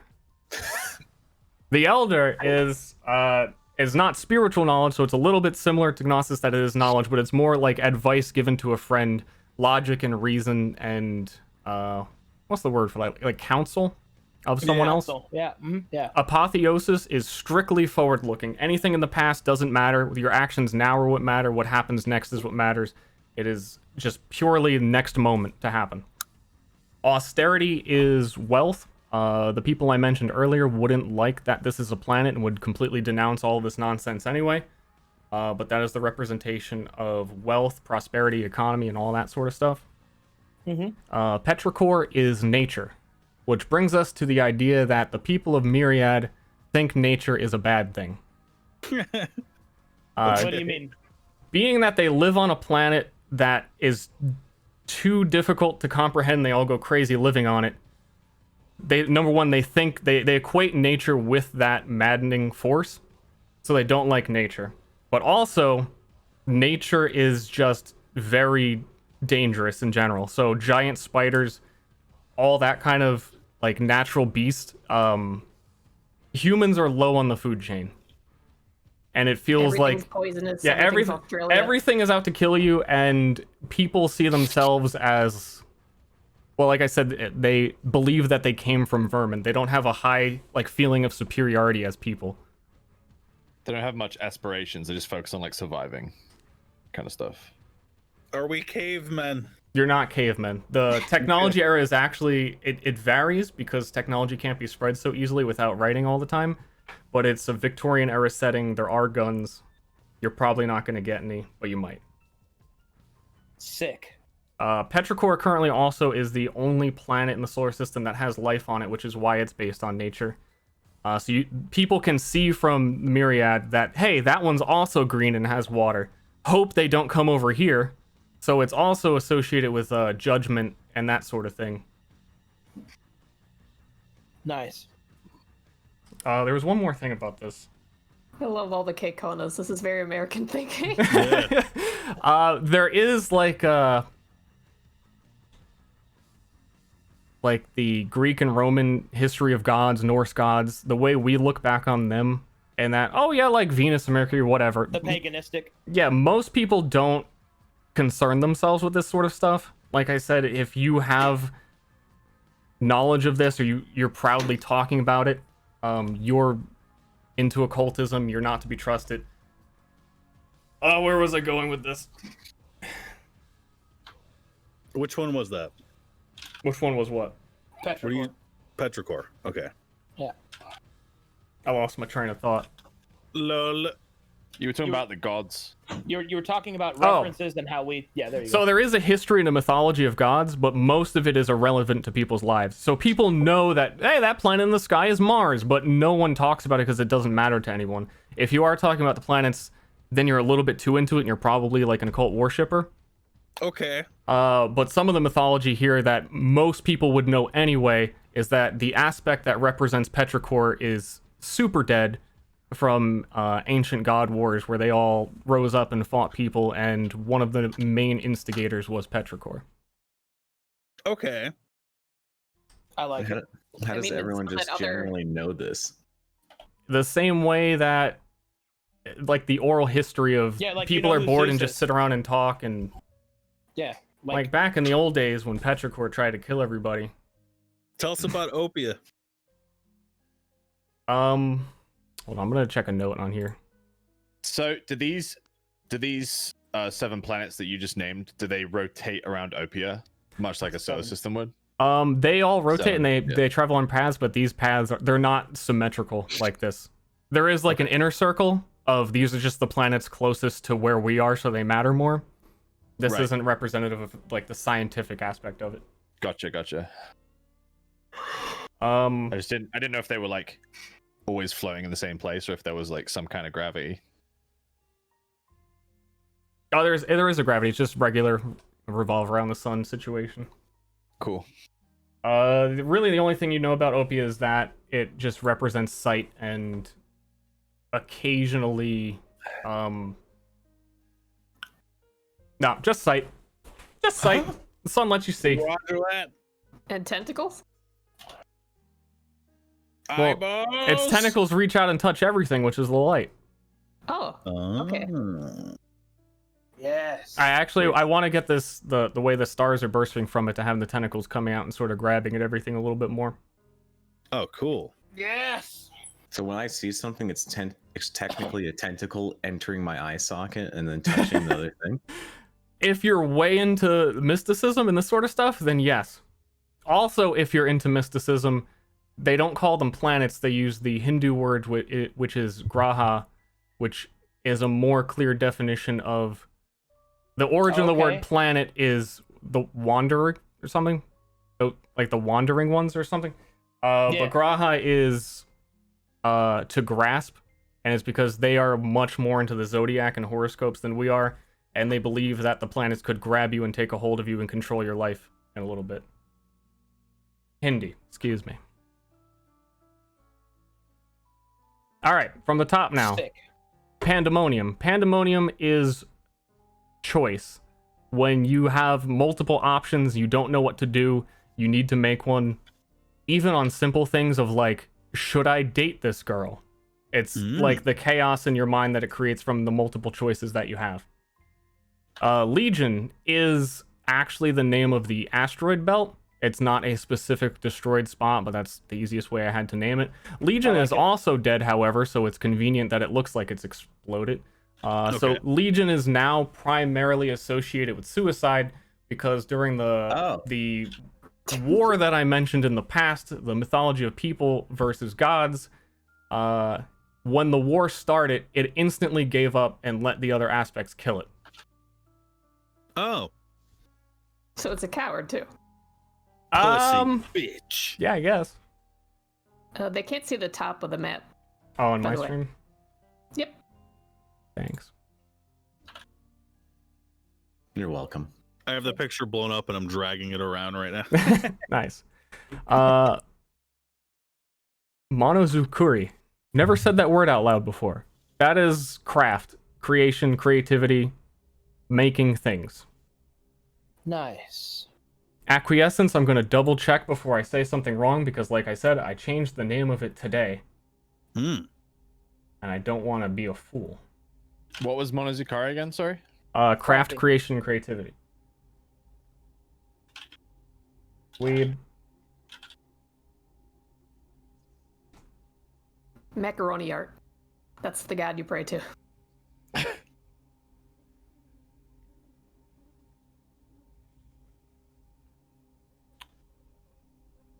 Oh yeah, this is tradition and doing what has always been done, being reserved, respectful, but also balance and knowing when you need to break that and do something new. So, time-honored tradition to a point. Oh, like giving up. I see. Yeah. Baphomet. Just becoming a pharmacist like your parents wanted you to do. Yes! Baphomet. That is actually the best way to put it, Ashley. Baphomet, I don't think would require that much explanation. It's devil equivalent trickery, deception, bad stuff, coming when you least expect it, could be anywhere. Baphomet. Yes. Nostalgia. I think that one kind of speaks for itself.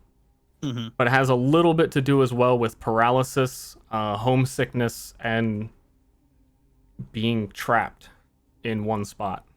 So would nostalgia be kind of like the opposite of apotheosis? Yes. Good. The Emperor is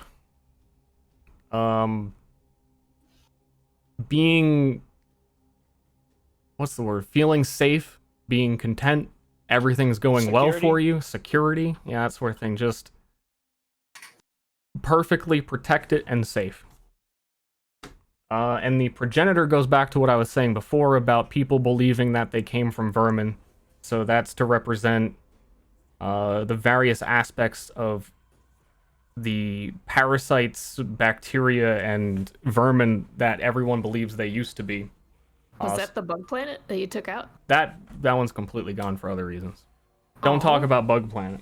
Oh, But this would be Oh, one. shit. This would be 1/3 Bug Planet. Oh, And it deals a lot with sickness, disgust, poison, anything like gross like that. All right. Ame is. Let me not fuck myself again. Okay. Putting your trust in other people, primarily trust, letting other people do things for you, and not just because, as that word implies for people who knows what it means, but also like if you're in a life or death situation and you just trust that the other person can handle it for you. Wait, so is it like that one thing where it's like you're in an apartment complex and someone's room is on fire and then everyone's just like, yeah, someone else will do it. It can be like like that, that. yeah. Yeah, they've got it. You mean like the Kitty Genovese effect? Is that what it's called? I thought it was the bystander effect. Isn't it Kitty Genovese? Genovese effect. it sounds smarter. It sounds smarter. Fucking coward. That was the person who died because they didn't do anything. Bystander effect and the Genovese syndrome are the same thing. Oh, okay. Yeah. I just thought it was called the Genovese effect. Yeah, a lot of people call it that, yeah. And final one, Cavell, is pride for someone else and can often represent that something actually isn't your problem and you're just not relating. So like if you're doing a tarot reading, then Cavell came up, it's like, this has nothing to do with you. Get off of it. Got it. So, Elaborate. like acknowledging when something's not your business kind of thing. It's Not my either problem. you're proud that someone you know accomplished something great, so you can sit back and say, I'm happy that they were able to do that. Or it's that to see Cavell is to admit that someone else is the person who will be responsible for dealing with this problem. Okay. But it Nice. is specific in the person, unlike the last one that's just got anyone, whatever. This is you have to know the person and be proud of that person. And like acknowledge that the task is theirs, kind of thing. Yeah. Cool. All right. I bet I can guess what. Oh, we already did Pandemonium. Never mind. Pandemonium is I bet you could guess too. Aspect Yes. of choice, yeah. Because I know. What next? Nice, Cosmos. Check in. Very good. That's a dope cosmos. Very good. Looking delicious, forward to seeing it animated. It's elegant. crazy. Oh, delicious. So now we Like should the probably. Pandemonium has the only text that's like warped. Well, I want them all to kind of wrap around the circle later, maybe, because Photoshop wouldn't warp them the whole way. I gotta figure it out. It's a whole thing. Oh, I know all about that. Yeah, she knows all about it. Going back to map No worries. tools. Are we all at Welcome Gamers? I'm Yes. going there. Yeah. I'm revealing this there. a little bit at a time so we can just have a quick go over. I don't want people going off and reading everything and getting lost. Available races. Simple. First, you got your regular humies. All the stats and everything that are here will make a little bit more sense when we go over that, but just as a basic precursor, you got humans, you've got twin souls, which are people that are basically connected on like a spiritual level. Mechanically, they both take damage. It is one player playing two of these characters at the same time. They get full action economy, except for step actions. So they're pretty strong. They have a little bit of bonus health to help them out in the beginning, because if they're standing next to each other and they take AoE damage, they both double take the damage. And they can't do tasks if the other person isn't near them. These little things below them are the racial traits. I'll go over stuff later and explain how skills work. But yeah, basically twin souls. Then you got trolls. They're big, they're really stupid, and they're strong. They're pretty much exactly what you'd expect. They have some pretty heavy trade-offs for the amount of strength that they get. For example, they've got +5 strength. Normally, the highest you'd be getting is +3 on any stat ever. So +5 strength is a lot, and it's good. Okay. Then you have serpents, which are giant snakes. They can't talk. They have a psychic connection with the rest of the party, so they can talk to the party, but they are seriously just snakes. And for their racial skills, they have an entire path of maturity of becoming a bigger snake. Very big snake. How big do they get, Ster? They get mechanically large size, the same thing from like 5th. So, like, I don't know, big. They get really big. So humans are just humans? Humans are just humans. Just fucking humans. All right. Vermin humans. Yep. They get a similar thing to the additional feet that they get in most systems, because they're humans. That's what humans get. Okay. Now I gotta expose the fuck, and this is why I didn't want you to read ahead. No, that's not. There might be more races There, available yeah, later, but there are more races, but those are the only ones that I want to be playable for this. For you to start small in the small village and all that stuff. So Yeah. if you meet someone else, you're like, what is that? Why couldn't I play? Well, because you couldn't. Okay, what happens if we all are snakes? If you all are snakes, I need at least one player to be a sentient race to be a master. I will not be a snake. What about if we're just Arcadium and the Snake Squad? Oh my god. Then things will get very weird, but that is certainly an option.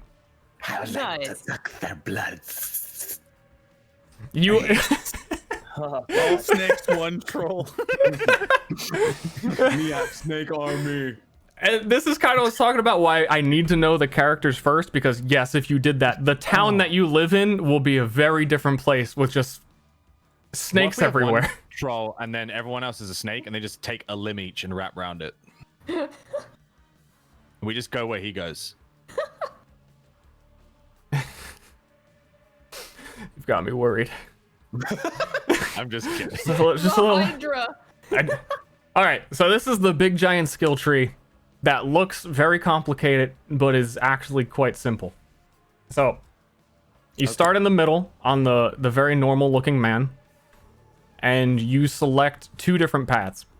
Going north, you've got dexterity. To the right, intelligence. Down, you have strength. To the left is madness. Those are also the main 4 stats. There's only 4 stats. It's like there's no constitution. It's basically just boiled up into strength, because strong people have high constitution. Whatever. You pick 2 of these. You can also pick the same one twice. And then you gain 2 skill points per level in each of the paths that you chose. And there's a couple of situations where, so for like the starting abilities, and on every single one of these main classes that you'll see, they have these icons connected to them.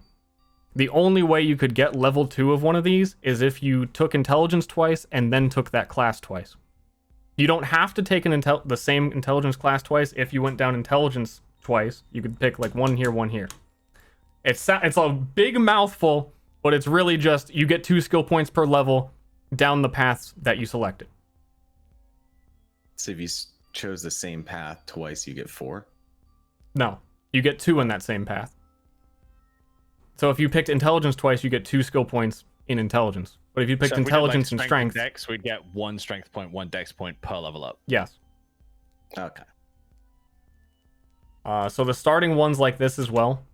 In the very beginning, you'd pick a character. It explains all the starting stats there of like base health, base sanity. That's the same for everybody unless your race changed it. Then if you chose dexterity twice, you can see here it says +4 accuracy, and then skill +1, +4 accuracy. The skill +1 is you taking the skill the second time. Okay. Which you could... These initial ones are selected based on... I selected dexterity, you get these for free. Level 1 would be these first skills, which are unique to this path. You can only choose these this one time, so they're like your starter kit of what makes you a little bit different. And then after that, you'll spend some time in here until like level 3 of getting your basic stuff together, what weapons you can equip, simple things like that. And then you go forward into classes. There's also this pit stop here of the next ones, which is the So equivalent of we ultimate actually- abilities. We don't get a specialized class until around level 4 or 5. Yeah. Gotcha. Also, let's use Dexter as an example, but those first 2 skills, it says Light Arsenal O of 2. It says what? If you like, so we're looking at Dexter, it says Light Arsenal O of 2, right? Does that mean that there's 2 points? You need 2 points for that, or- No, that means there's 2 total. A few, like only the okay. initial ones here have that. They're basically all, like, because of how many levels you're going to be spending in this small area, you wouldn't be able to put more than 4 skill points in most of these. After you do go ahead and get to classes, past this point, you can come back and always put points in these. The same thing for the Right, racial okay. skills that each of the races had. At any time, you can say, all right, I have 2 skill points this level, 1 in Dex, 1 in Int, but, you know, screw that, I'm going to put 1 in my racial skill tree. So they're just, Cool, like, okay. neutrals to you. All right, awesome. Is anybody lost? I'm with you so far. I'm going to be asking many questions, but we can keep going. Okay. I'm going to bring you up here to some of the base... I keep doing the wrong thing. Up top right for some of the base mechanics and how they work. Actually, let me get Mr. Token out here. Mr. Token. Mr. Test Token, which is... Oh, there. Oh boy, It's Player Gamer. Oh, nice play a token. gamer. Don't press any of the buttons just yet, but if you all click on Player Gamer, you can see the selected choices. Yes. Yep. Yeah. Mm. 1 second, my chat can't. Is it macros? You mean? Yes, the selection macros. You're all How do I show gamers. the macro? How do I show the macro window again? I forget. Select. Top left-hand corner, go to window, go down to where it says selected. If it doesn't have a check mark that, and then put it in a comfortable spot. Okay. Yeah, stream. You can't see this, but it's fine. I also need you all to go to edit at the top, preferences, Yeah. Uh-huh. and go to sounds, Yeah. and make sure play clips and streams is checked. Yeah. It is. I got it. I think it's on by default. I think it is too, but I want to make sure everyone has it on. Then at the top right of map tools, if you've never noticed, you have a volume slider. Yep. Because when I click a button, it's going to make a sound. Do it. think you guys might want to put it to like halfway. Nice. Oh, So your rolls are auto. Just it shows the X and the check mark, makes the sound, the happy sound when you get a good roll. Yeah. Yeah, sounds good to me. what are these sounds from? They sound familiar. Darkest Dungeon. Okay, Happy sound. nice. So whenever, in regular Dungeons and Dragons, you need to make an acrobatics check. It's very simplified in terms of social skills of what you need to do. So if you were to try and pick up something and you ask, oh, DM, I want to pick this up. If it's not super heavy, just go ahead and do it naturally. If it's a little bit heavy, then you have to click strength once and succeed one time. So you click strength. Cool, I picked it up. Check mark, I did it. But the more complex actions become, rather than raising the skill DC of like, I need a D20 plus, 15. It's consecutive successes. So up to the point of, I want to lift this giant boulder, DM, then you would have to roll like 4 successes in a row. One of them was a failure, so you can't do it. I see. Very nice. There are some skills in certain classes that will say auto succeed on complexity 1 rolls for stealth, which would basically mean if I tell you this is a complexity 3 stealth check, you've already succeeded the first one because you have that skill, then you would only need to roll 2 times. Okay. So it's a success failure based system, Yeah. basically. I like it. Cool. I For remember talking about this with you. I got most of it out where before there was on like a 10 plus, some things are a little bit more of a success, but generally just pass fail. Very simple. Okay. I think you should all be able to click the open inventory button. I'm gonna ask your opinion if you even want to use this or this seems valuable to you. Actually, to click it? You should be. I think if one person clicks it, I think it's open for someone right now, actually, because I can't Yeah, open it. I clicked it first. LOL. Lol. I can't open it because he opened it. And basically, Yeah, you can. open. There's no weight system, so if you want to use this, otherwise, I'm thinking of taking it out. That's up to you. I wouldn't use this. Yeah. Although it is cool. Yeah. Same thing for the stats page. I don't know if we can all open that. Yeah, I can't like do anything on this token right now. Probably. Oh wait, because I didn't have I to opened select the it. stats page. Stats page is opened the the same stats thing as editing the token properties. I just organized based on what you need to edit. So it's just a cleaner version of that. Yeah, Okay, that you're all makes So it familiar. could be cool just for like the visual cue of like, oh hey, I have this thing. 'Cause Yeah. Some people do forget. So that's entirely on you if you want to do it. The way the mechanic of load works, chat loves loads, is so you can carry as much as you want as long as you can physically carry it. But let's say you've got 3 load. That means you can only use 3 unique items in combat.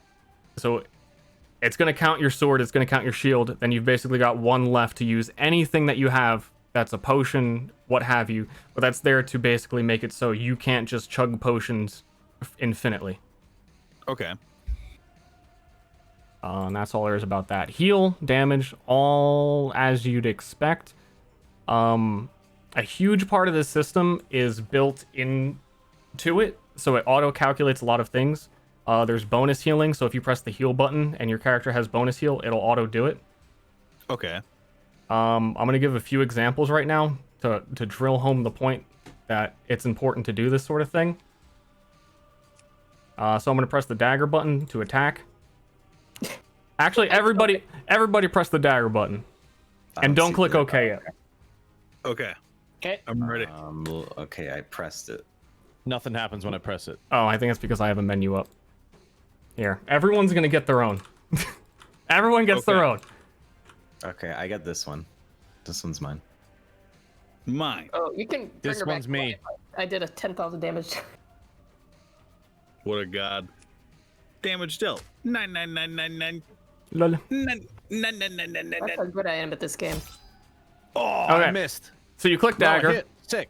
It Click dagger. asks if the enemy has cover. There's no armor class. It's just a cover system of whether or not they have it or they don't.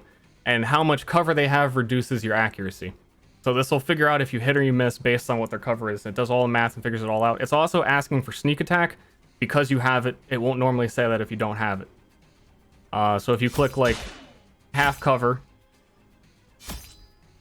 and you're stabbing boys, and someone crit, it explains how much crit damage you did. It multiplies the crit. It rounds it out. Also, a lot of these are tooltips while we're playing. So if you're forgetting and it says dagger piercing, if you hover over piercing, it's a tooltip. If you hover over cover, it more in detail explains like exactly how cover works. Oh wow. That's so satisfying. But to explain this one time, because the numbers are a little bit weird, to just make sure you understand accuracy, because it's probably one of the biggest system things that's going to keep coming up. It says the bottom one, 92 versus 25, 67 random numbers hit. The 92 is what you rolled, versus no cover imposes a 25 hit penalty. So 92 minus 25 is 67, which is a hit. It would be a miss if it was lower than 25. So if I drop my accuracy... So that's the miss threshold? Yeah. It's 25? Okay. Also, I'm noticing from what cover said that like shields are half cover. Most shields provide half cover to melee attacks, yes. Cool. Or are you looking at cover? If you just It's mouse go to over it, accuracy. If you mouse it'll over like accuracy. explain it. Yeah. Did that too. It's in a lot of places. I know this is like a completely new thing, so I've tried to put as much information everywhere, so people know this what's is up. really well done. Thank you. I like it so Nice far. job, Steve. Did good. You did Woo! real good. Yeah, so much more to do. Let's give an example of how status effects are calculated. So think bless, 1d4 bless, all that stuff, but I'm gonna use vicious. So do you see my token that has the red triangle at the bottom? Yeah. Yeah. The red So- diamond. Yeah, when I attack, vicious means it adds 2d3 damage to my attack, but I always take 2d3 damage from my own attack. That can't be reduced. So on my dagger attack, it'll tell you you took 4 damage from vicious, but you also dealt 4. It's all in there. It auto did the damage. The one issue that I have to warn you about with this, to like be aware of how, like, to make sure what you're doing on your turn is correct, because You can't go back. it's harder to. You can go back, but it's harder to, because you could have bonus healing on your character. So, you know, normally it's like, oh, we both did damage to our character. Oh, that was a mistake. Oh, I'll heal 5. But actually, you're healing 6 because you have the skill to heal 6. You know what I mean? Yeah, I get you. So, there needs to be a bit of caution here. Okay. Yeah. People were commenting about like just add an undo button, and I doesn't- wish. that doesn't work. Wish. There is no of that. Okay. Actually, I could look into if there is an undo button. David. Or like a way. Well, I've got like 3 months before the campaign starts.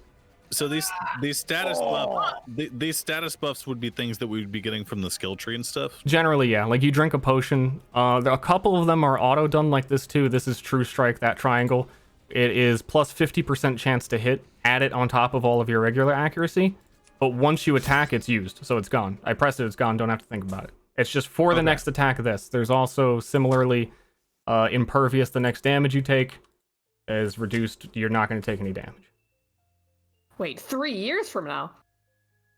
3 years? What's 3 years? Campaign's not- 3 weeks. My bad. You said 3 months, and I heard him scream. He's bleeding out. You need to Yeah. He stop. fell out of his chair. Is there a way for me to like review the skill tree and stuff like later if I want I to? can send you this map, and you can just look at it in map tools. Okay. You can just open map tools, open map, and you'd have it. So Yeah, I'm going to the thing give is, everyone a copy of that because it doesn't look like classes have a lot of skills, but they all have different tiers. They have about 50 skills each. With how many classes there are, there's more than 800 skills. It's a lot. It sounds like. Are you gonna add? This question. 800. Yeah. Yes. Are you gonna add tooltips so like we can see what So- their skills do, or is it more like you just tell us when it happens because there's so fucking many? All of the skills explain what they do, and when you hover over them on the map, that's what they are. It explains the cost and all of that. But when you make characters and you tell me what you select, Oh, okay. Yeah, wasn't yeah, see, that's what it is. I have to hold shift, so I was just looking at it and I was like, what is there's in what is preferences, I would recommend not having to hold shift for when you're playing Yeah, this because I'm gonna change that now. I have built so like everything is showing up in tooltips. Yeah, for the testing, we've just been copying and pasting these tokens with all the skills on them, and then you can put them all together in one area, and you have your whole character right there. How do I remove the shift thing? Should be edit preferences. Interactions, right? Somewhere. It's one of these checkboxes.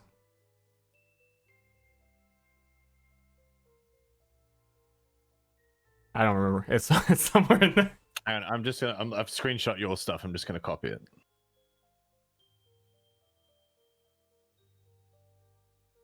Fuck, bro.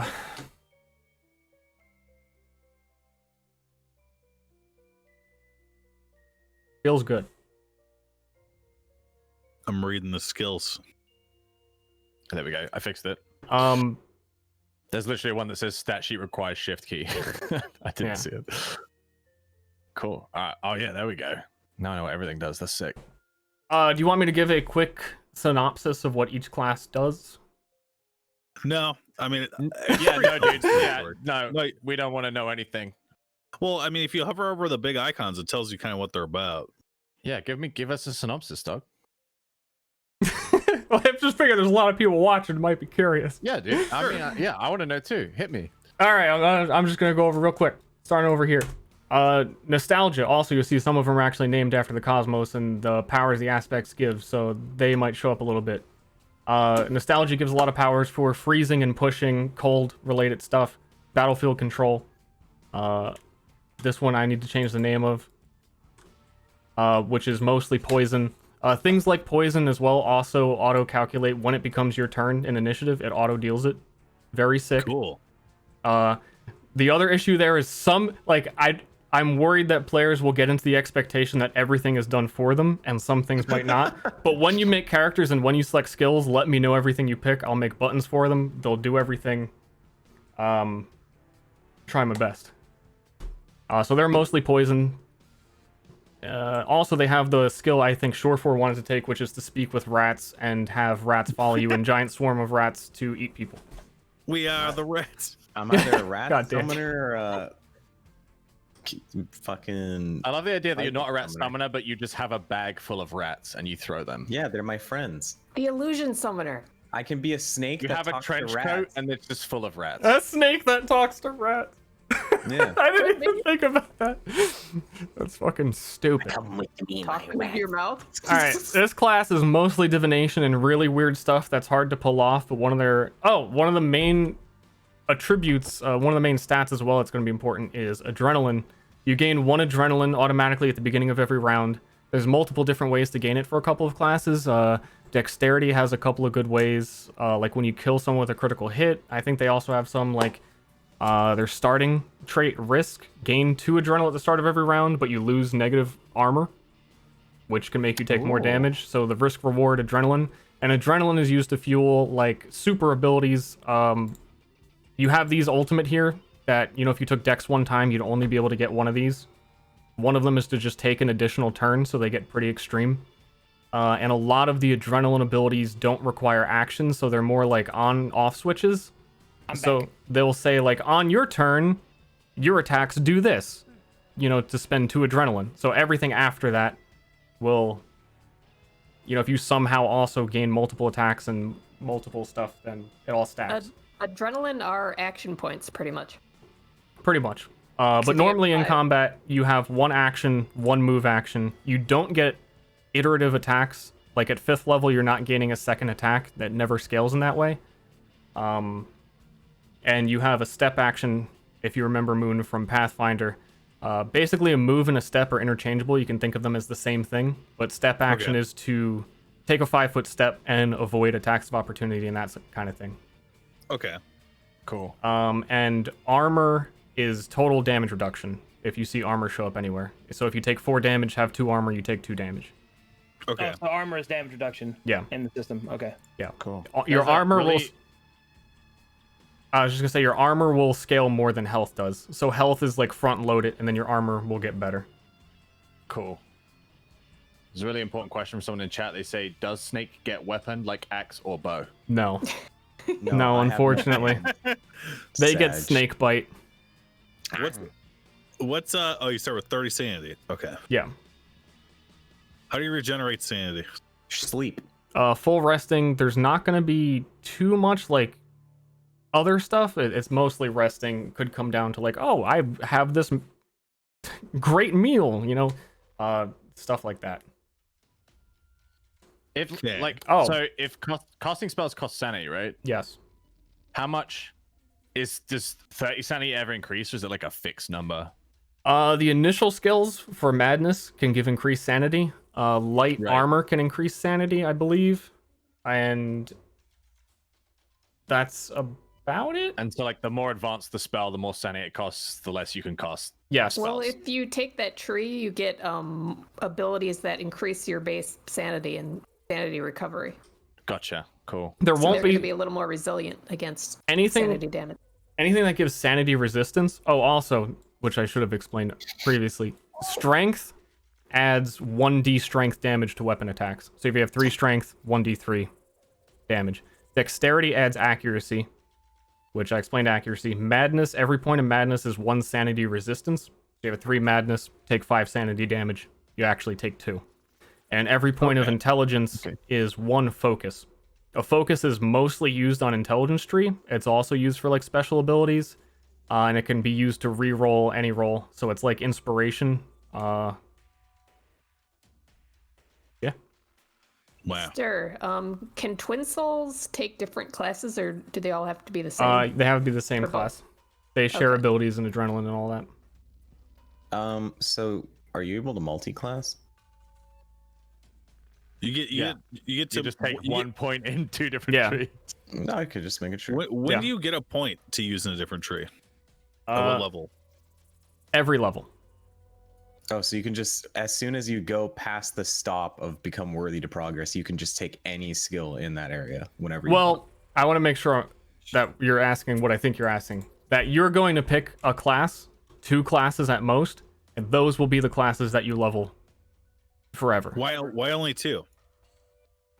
Well, if you want more than that, there's one of the special perks for intelligence. Wonder Child lets you select a skill from any class anywhere, which is also part of the bonus that human gets. They get to take that twice.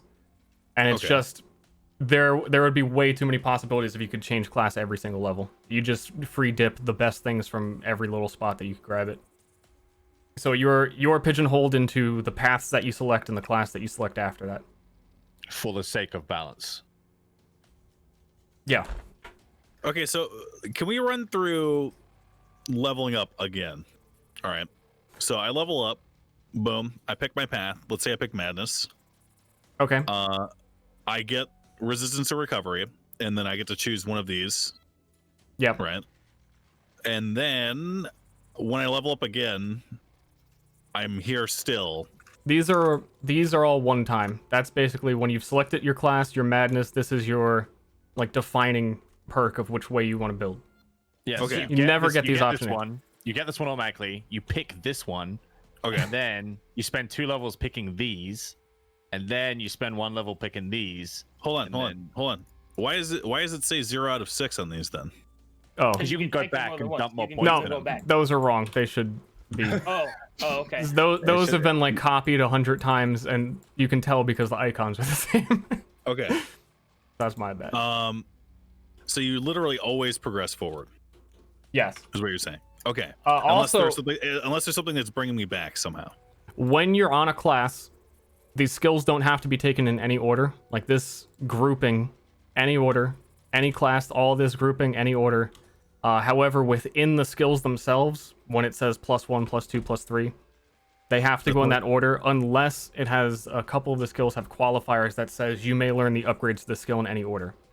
The original one, the original info counts as a skill. That's you selecting it the first time. Then after that is like upgrades to it. Okay. Word. It'll make a lot of sense. Like,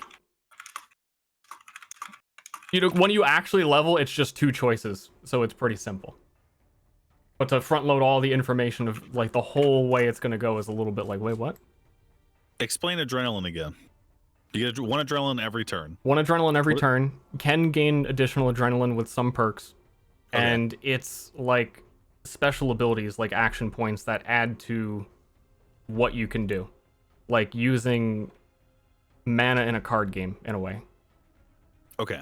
But only 1 per turn, and not like you know, if you had 6 and use it, you don't get 6 the next turn. So card game mechanic was probably not the best way to say that. Okay.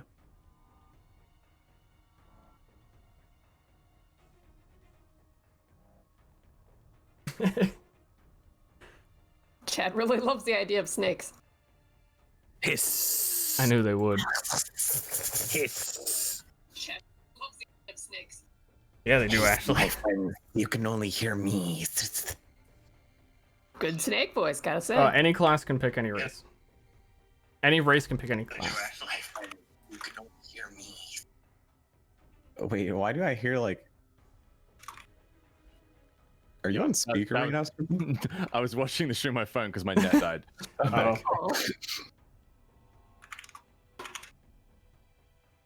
So if anyone Right, has so any we're ideas of going- what they want to do, I can point you in the right direction. And also, So the we're main going thing four for me snakes, is one troll, right? what? We're going 4 snakes, 1 troll, right? Like, all right, I'm gonna divulge a little conversation me and Arcadum had. Arcadum said he was really excited to play a semi-serious character, so 4 snakes and a troll would upset him greatly, I feel. Yeah, we're just doing that to make her uncomfortable. No. Arcadum, you can speak for yourself. What do you want? What is your D&D Oh. fantasy? He won't say it. That he wouldn't have said that though. That's why I'm like, all right. I'm gonna make a human and I'm gonna make my own character. You guys can do whatever you want. Oh, okay. It was glossed over. Not even Snake Dan's game. I'm currently absorbing everything and feeling it. All right. All right, Sure, my I will plan have- is to be a human right now, real too. quick. It was glossed over a bit, and I want to make sure I explain that when you get to 0 sanity, your sanity resets, and you gain a madness. And madnesses have 4 tiers, and when you get to 4 tiers, your character's not going to be playable. It will be. Your character's going to suck after that point because they're going to be so just fucked up. And Can you if give us examples of madness? I wanna could grab see him in how- 1 second. Just want to say first that if you die in this campaign, you're going to go back to before you selected classes. You're not going to be the same level as everyone else. You'll level quicker, so you'll catch up, but you are going to have to suffer for a little bit. Okay. So you'll be a little. die in pussy real boy life. just cowering the whole time. Is there a way to reduce madness? Clerics can cleanse madness, but it is very expensive. And that's it. But with like a lot of money? Yeah. They shower you in money and then you feel better? Yes. And it has a chance of failing. Oh. Sorry, I had to fucking. I know it sounds like I'm not paying attention, but I promise I am. I had to answer my fucking phone. When you reach 0 sanity, you acquire 1 madness, correct? Yes. Yes. Okay, that's what I wanted to be clear on. I And heard when everything you else. Reach 4 madness, you die. You don't Yeah. die, but it will be very difficult to continue. Yeah, yeah. Feeling useful. I'm looking at the default maneuvers and actions and stuff, and then the tier 3 mastery. Is that something you just get through like the strength tree and stuff? Hold on. I'm doing like 8 things. The tier 3 mastery where? I'm looking at like the weapons and stuff that you've got listed. Unique abilities require tier 3 Oh. mastery. Yeah, so any weapon that says unique ability, you'll need to have the starting skills in the beginning of most character classes will say like you can use tier 1 melee weapons, right? Right. So if you had tier 1 melee weapons, you could use a dagger, but you can't use the unique ability that they have. Understood. Also, you took away the shitty peasant weapons. I was looking forward to there those. are shitty peasant weapons at the top, and even though the other weapons exist, and you might start with tier 3 weapons, you're going to have some shitty peasant weapons. Oh, there they are. I didn't see them. Yeah. 2 weapons Dude, of I note. love the default maneuvers. That's really cool. The there is a thurible. I think that's how it's pronounced. So like Terrible. the thing the cleric holds filled with incense. A sensor. Yeah. Oh. I think its proper name is Thurible, though. Yeah. So they are an intelligence class weapon. They're pretty good. They're gonna have unique abilities per one, so it doesn't say what its unique ability is, but they are also used for removing buffs. It's one of the easiest universal ways to do that. And then Madness Tree gets tomes, and they have a skill for that. Yeah, you'll see. And tomes are like you don't get you don't get spell lists, but tomes will each have 1 to 3 unique spells on them that you couldn't have gotten otherwise. So if I'm a snake, can I use a tome? No, because snakes can't read. Yeah, but what if I get the literacy feat? It says on the class of snake that snakes can never read.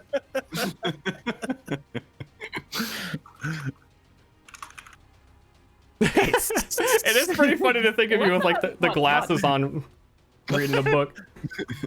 His. Let me read. Yeah, wealth is an amount of The gold. serpents are immune to the eclipse. I guess that's where their youth comes in. Arcanum, Arcanum, I'm talking to myself. Hey, Arcanum. Hey, sir. Sorry, that was fucking weird. Yeah, laugh it up. Ster, what are you still using the armor types? Like attire and all that? Armor types are on the right below the weapons. Yes. Okay. Do we get those to level 1 still? And do they still give those abilities that they gave? Because you're kind of starting as peasants, I'm a little unsure what your starting equipment is going to be. Okay. I want plate mail, smile. I guess I'll wait until I see what your characters are. If you are 4 snakes, your town isn't gonna have like armor around. Can I have plate mail and a rifle, please? Thank you. Yes. How much money will that be? Just host me. Like, Okay. we're good. 1 host per rifle. Yes. I'm getting this loaded. One host per bullet. Can you guess what I'm gonna do, Ster? He's gonna be a snake. Oh my god, you dirty oh my god. What? What are you gonna do?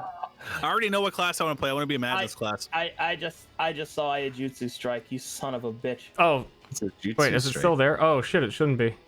What? No! Wait. Hold on. Underneath Maelstrom. I know, I changed it recently. Hold on. What is Aijutsu Oh no, strike? okay. Aijutsu that strike used to be a little bit different, Arcadum. Now if you go up to the ultimates, charge strike is basically the base of it. I made it so everyone can use it. Aijutsu strike is one of the coolest abilities in all of Pathfinder, but it is abysmal and unusable. And me and Arcadum have both tried to make builds for it. Him, I'm sure, more times than me, but it is irredeemably bad. So I made one a little similar that hopefully works. And it's based off my favorite, like, fighting style for swordsman. It's the hidden sword, which is the sheathed weapon. Oh. Yeah. The, unsheathed quick swap. Yes. God, I would fucking love to make it. Oh, dude, I'll go more weeb than you can handle. Nice, do it. Okay, so Imagine thinking we can't handle it. big surprise, Ster. I'm probably going into strength twice. Yeah, yes, and you're gonna pick Maelstrom. And probably determination because I'm thinking about offhanding punching people in the face.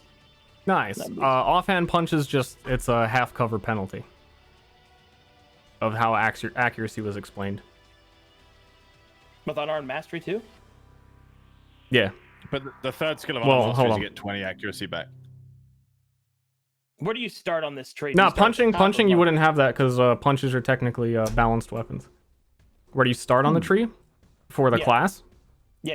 Anywhere you want. Bottom or the top? Oh, just anywhere? The skill that is touching the outline of the portrait, you get for free. Okay, so that's your, like, starter thing. Yeah. And if you select the class twice, you get the skill +1 for free, and then you pick anything you want. So a light weapon you can attack without any penalties if you're dual wielding? Balanced weapon. On the weapons over on the right, there are tags on the weapons, and Oh, I see now. yeah, I think it's just unarmed and guitars are guitars. I'm gonna call it a guitar. So do guitars work with that? Because guitar is like one of my favorite weapons. So Yeah, it's balanced. Yeah. does it work Tight. with unarmed. strike stuff? Does it work with what? Does it work with the unarmed strike stuff? Like, could I do stunning strike with a guitar? No, it doesn't count as an unarmed weapon. All right, in that case, I'm probably just gonna go. I just want it, like, in my brain hole. Let me give you this. Is I want to do like charged attacks with my offhand and like CC. It's like I want to punch someone with my heavy armor cestus and knock them the fuck out. He's tame. Every time I bring up No. the screen chat, I'm trying to Tame find the armor. thing Ashley asked about with madness.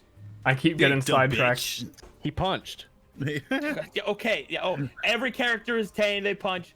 Yeah. Let the court recognize he acknowledged that Tane punched, Your Honor. Thank you. True. Oh wait, constrict. Does that let me grab?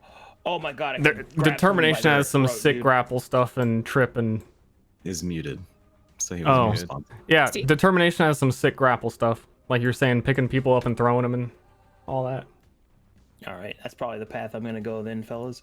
All right, I'm Hey, gonna be a snake, and I'm gonna go double sanity, and I'm gonna be a rat man and a mind summon man.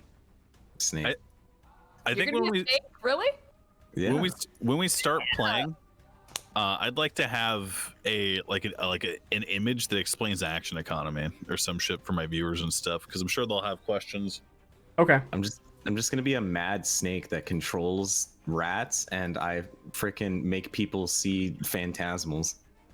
Hey, so the conditional ability in barbarian shit, would that Oh. also apply to stuff like vicious? Conditional is my favorite fucking thing in the whole thing that I made. So let me get in here for a second. I'm liking the look of that. So conditional automatically affects every single status effect that is in the game, just when you have it. So a common one that barbarians will use is frenzy, which is you always deal 1d3 more damage with frenzy, but you also take 1d3 more damage. Conditional +1 makes it so that frenzy only adds 1 damage and you don't take it. So all the various status effects that are like the actual statuses that appear on your token will have a modified effect per level of conditional that you have. There's 3 levels. Okay. So you would deal 4 damage and receive 3 with conditional. Well, 1d3 +1. Yeah. And then you wouldn't take that additional damage.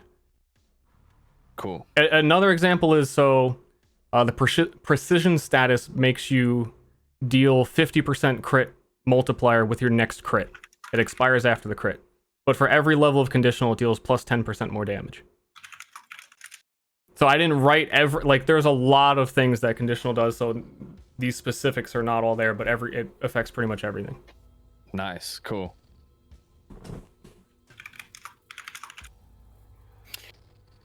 All right, Ster. I'm starting to get a character in my brain hole. Oh yeah. Yeah. Oh yeah. Oh yeah. Did you make flails? Did I make what? You make flails? I would just use the mace for flail. That works for me. What about the chain whip? You can do that too. So Yeah. I see tier 1 and 2 weapons. What makes a weapon a tier 3 weapon? The unique abilities that read on all the weapons would be only unlocked when you get to tier 3, so tier 3 is kind of like a bonus. Okay. I don't think the only one that I think is tier 3 by default is the Thurible. Some of these don't have unique abilities, so they wouldn't be tier 3, right? They wouldn't benefit from being tier 3, yeah. Yeah, like the two-handed sword.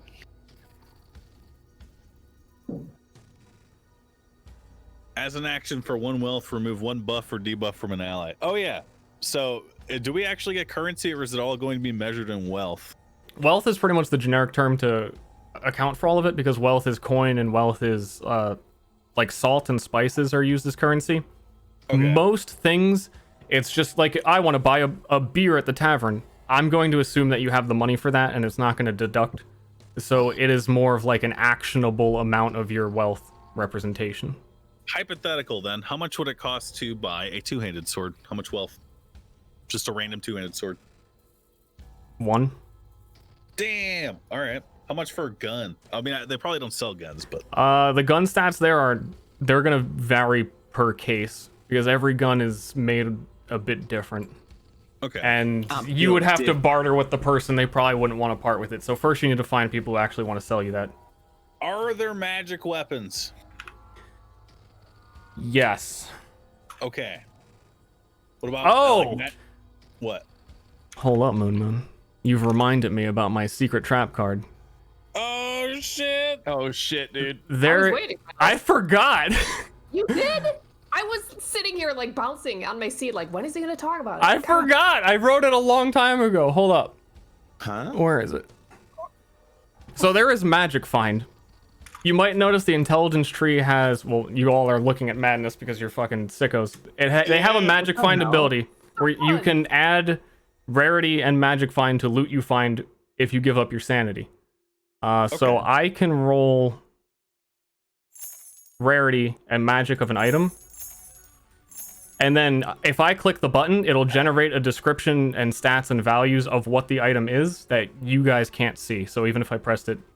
Oh, so that second one would be magical? Yeah. There's 3 tiers of magical. I believe if you hover over them, it explains them as well. Yeah, just like everything else, it explains like what the tier breaks are.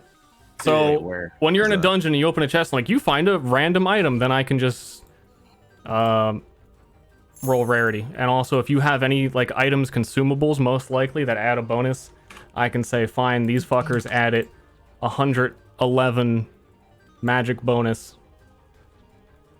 Where's the magic bonus thing you were talking about? That's all on me. So this one rolled tier 3 magical weapon because you had the super bonus. It's at the where all the stuff is being displayed in the chat. Yeah, if you go in the focus tree, like the first set of skills is magic find is one of them. I think he was talking about the tooltip for magic. Yeah, if you hover over magic or hover over rarity, it explains the tier breaks. What is this crit multiplier? What does that mean? Wait, no, that doesn't work for me. When I hover over magic or rarity, it doesn't do anything. You have to hover over the word. You don't get like a little tooltip? Oh, okay. What was the question, Moon? Explain crit multiplier, please. If you deal 10 damage and you have, I guess it would be represented to you as a 1 in crit multiplier, that would be double damage. So like 0.5 is plus 50%. And it stacks and it just determines how much your crit does. Roger that. I am, of the things I am most curious in how they're going to work and test, I can tell you, I think critting and crit multiplier is broken. And I'm worried about it.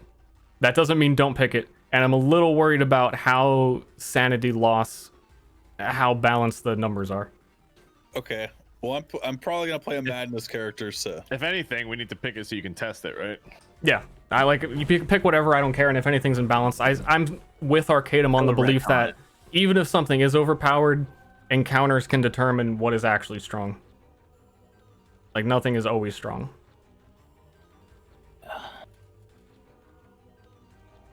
This looks sick. I'm very excited. Hold on. I'm rolling them really shit loot. As an example, this is what it prints out for me for this one. Like all the adjectives for me, and it's not shown to players, so you can kind of like bedazzle it as the DM. All the adjectives are based on what the rarity roll was. Based on quality alone, this ghastly item belongs in the trash. This reminds me of Dwarf Fortress a little bit, the generation. Hell yeah. Oh, nice. It menaces with spikes of dragon bow. It's fun to just roll loot. It really is. It really is. I can't wait to get it. What I explained to I've explained this so many times, but me and Ashley came up with the ultimate item. That you could roll a V-neck crop top with like camo print that comes with a bunny-eared hat. And if you find that 0.0001% item, you're a god. Okay. I'll find it. Yeah, the crop top was me. If you ever find the crop top, I put that there.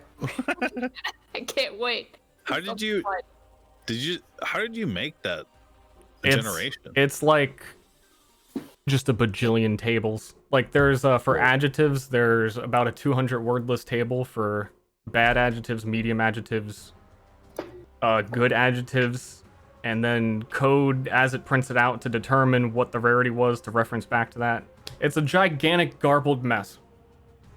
God, Ster is so smart. Ster, if I'm doing accuracy as twin souls, would you roll 1 stealth roll and it would count for both? Or would you roll twice? If you were standing together, it would be 1 roll. Okay. I think I'm probably going to be human madness. Sick. Because I don't want to play Twin Soul because I'm lazy as fuck. And I can't yeah, I was gonna like that's a big task if you're thinking it to the role play. It's fucking killing me. Yeah. I'm gonna be a Snake, and I'm deciding whether I be def sad and Legion, or just defasted and divis sad and something else. Thanks, chat, for all the compliments too. This sad is like one of the best looking classes. The fast was said. Oh man. I want to make a list for myself with text in here to just keep track. And if it changes, whatever. So we have 2 humans and a snake right now. Yeah. I think. I wanted to be a human too, but like I said, it was. You can be a human. It doesn't matter. Yeah, you can be a human. Oh, I didn't Listen, wait chat. for The reason I was just saying random words is because Ster had to retcon the name of the thing because it wasn't that, and he just spammed his keyboard. So that's what it's called. Oh,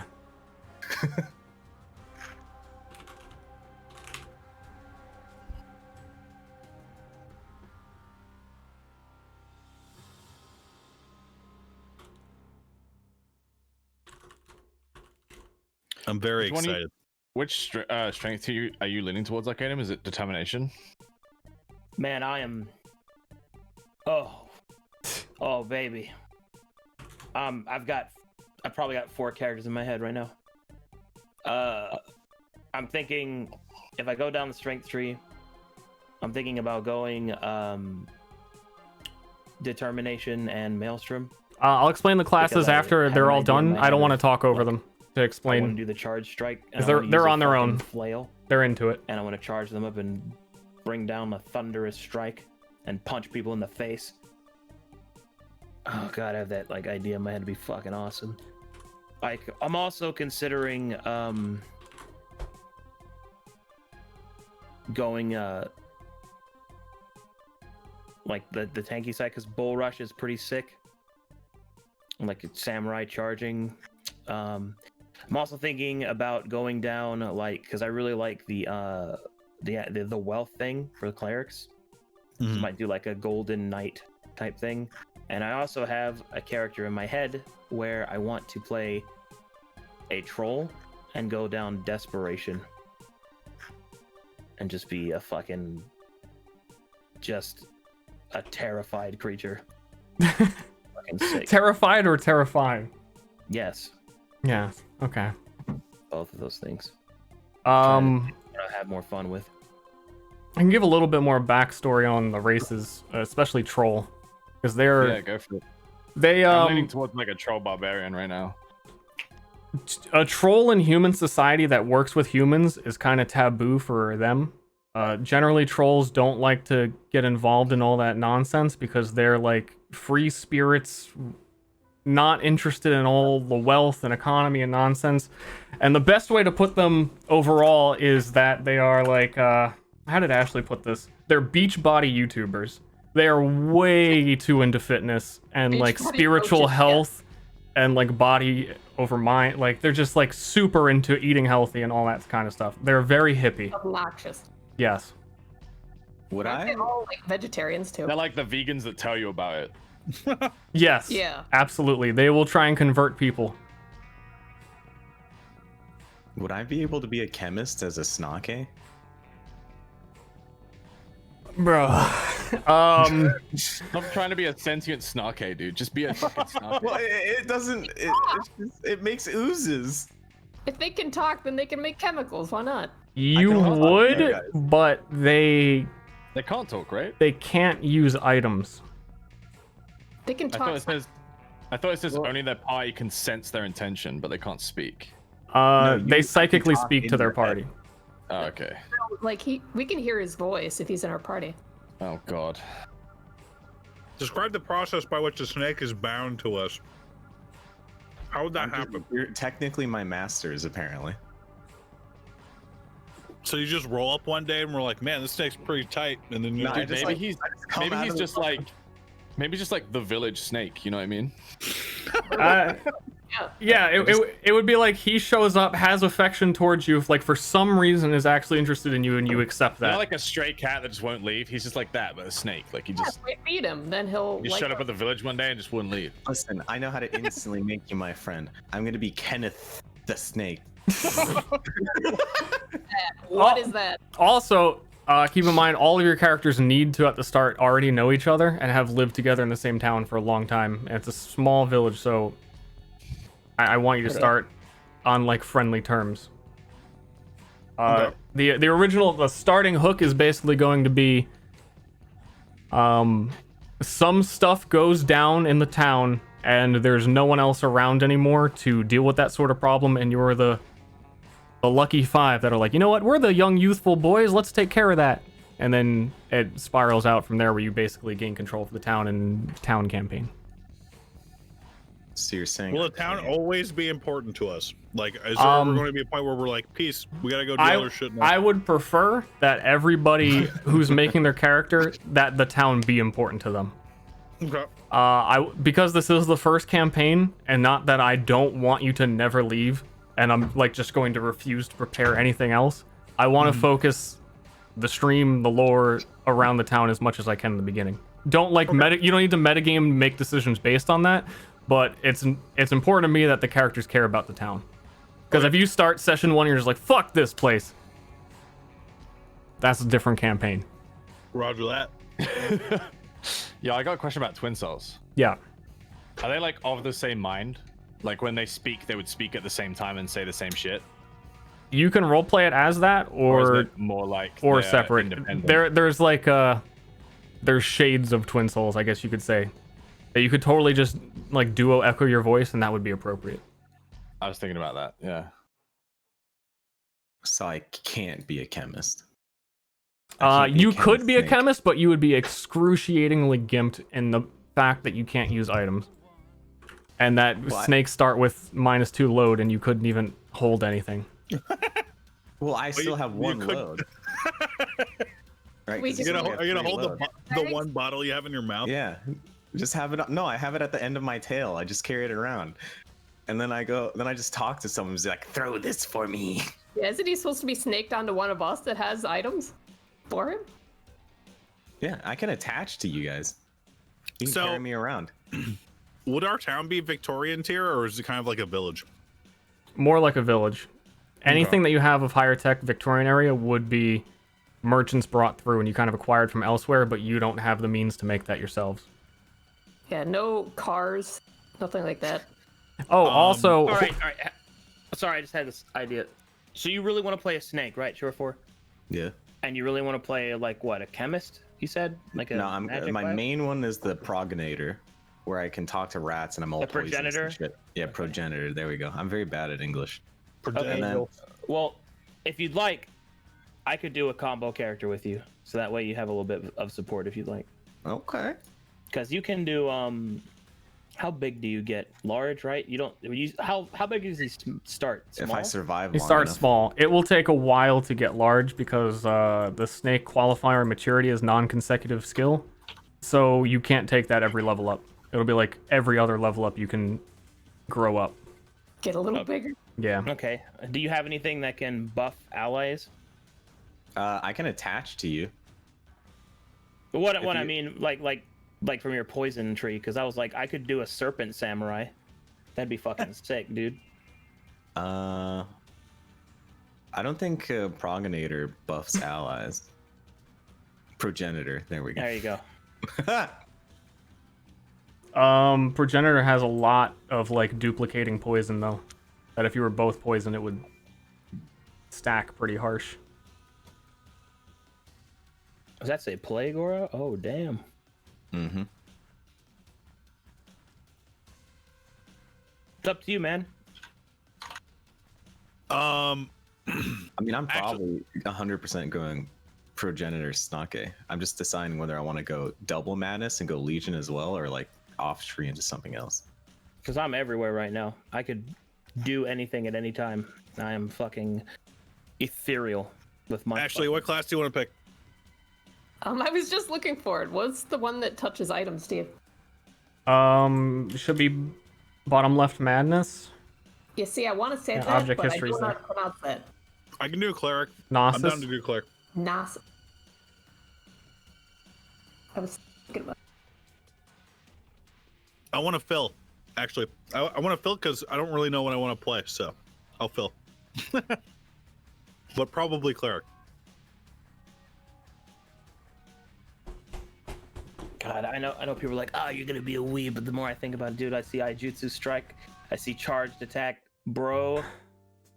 I want to sheath my weapon and fucking kill everything I want to. My hat has a strip. So I do not lose it. When an ability says -8 max sanity, does that just mean for like the rest of combat, or is it like forever? Sanity, it would say 8 sanity if it was one-time use, but -8 max is forever. So what's the point of even using that ability then? No, it's like passively when you select it. Not as in when you use it, it's the cost of you choosing that ability in which to use. It's minus to your max. Which ability? There's one at the very top, the Desperation. It's called Psychic Swings. It's the very bottom left one in that tree. Oh.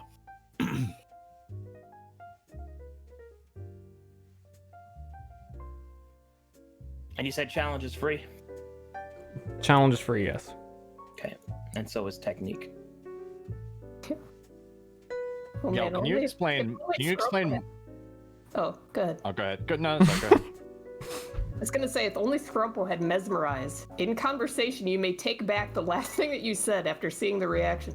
Scrumpo doesn't want to take it back. I take it back. All right, go ahead. Yo, can you explain Mind Plague to me? It's in the Legion tree. Oh, sorry. It just says deal 0 damage 3 times. I assume there's some sort of ability with it that makes it. Yeah, there must be. So, like, huh? The large majority of magic casting is not damage focused. The poison is a little bit. For Mind Plague, when you start the Madness tree, you can select magic damage, which would basically make that do 2 damage 3 times. But also, it's intended to be used with the Blight mechanic that they primarily have.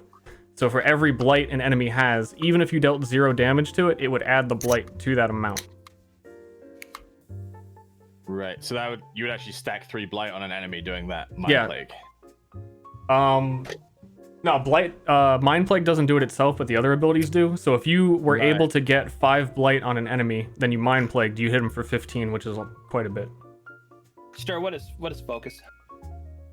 Focus is that nerdy shit that intelligence users use. You would start with 2 you would start with 2, depending on how much int you have, and it's used to reroll. So even strength checks, like if you want to lift something and you fail, you can focus and try again. Got it. What determines our starting stats? Your race. The races will say like +3 any or +2 int. You can pick. What is splat damage? Splat damage is when you push something into something. So if you were to push someone 6 tiles into a wall, they would take 6 damage of splat. What is Vigilant? Vigilant is +10 accuracy per tier of Vigilant. Sure, you're passing the test. You know all the shit. I do know all the shit. Did you say how you regenerate focus? Basically rest, you'll get all your focus back. Okay. So when it says that something, so down here in the determination tree, these abilities that say focus 2, does that mean it costs 2 focus? Is that a cost? Yes. Okay.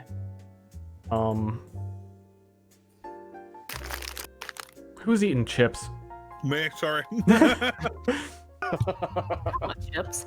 Yeah, Moon, what do you think about for class? Fun fact too. You get 1 reaction. Some things will call for reaction, but you could technically have technically an infinite amount of reactions because additional reactions cost 1 adrenaline. There's a lot of... I tried not to make too many weird default actions because then people forget they exist, like the dodge action in 5th edition that no one knows exists. And same thing in Pathfinder. What is it? Defensive... But like defense. Nobody... It took me 2 years, I think, before I was like, oh shit, that's pretty good. Yeah.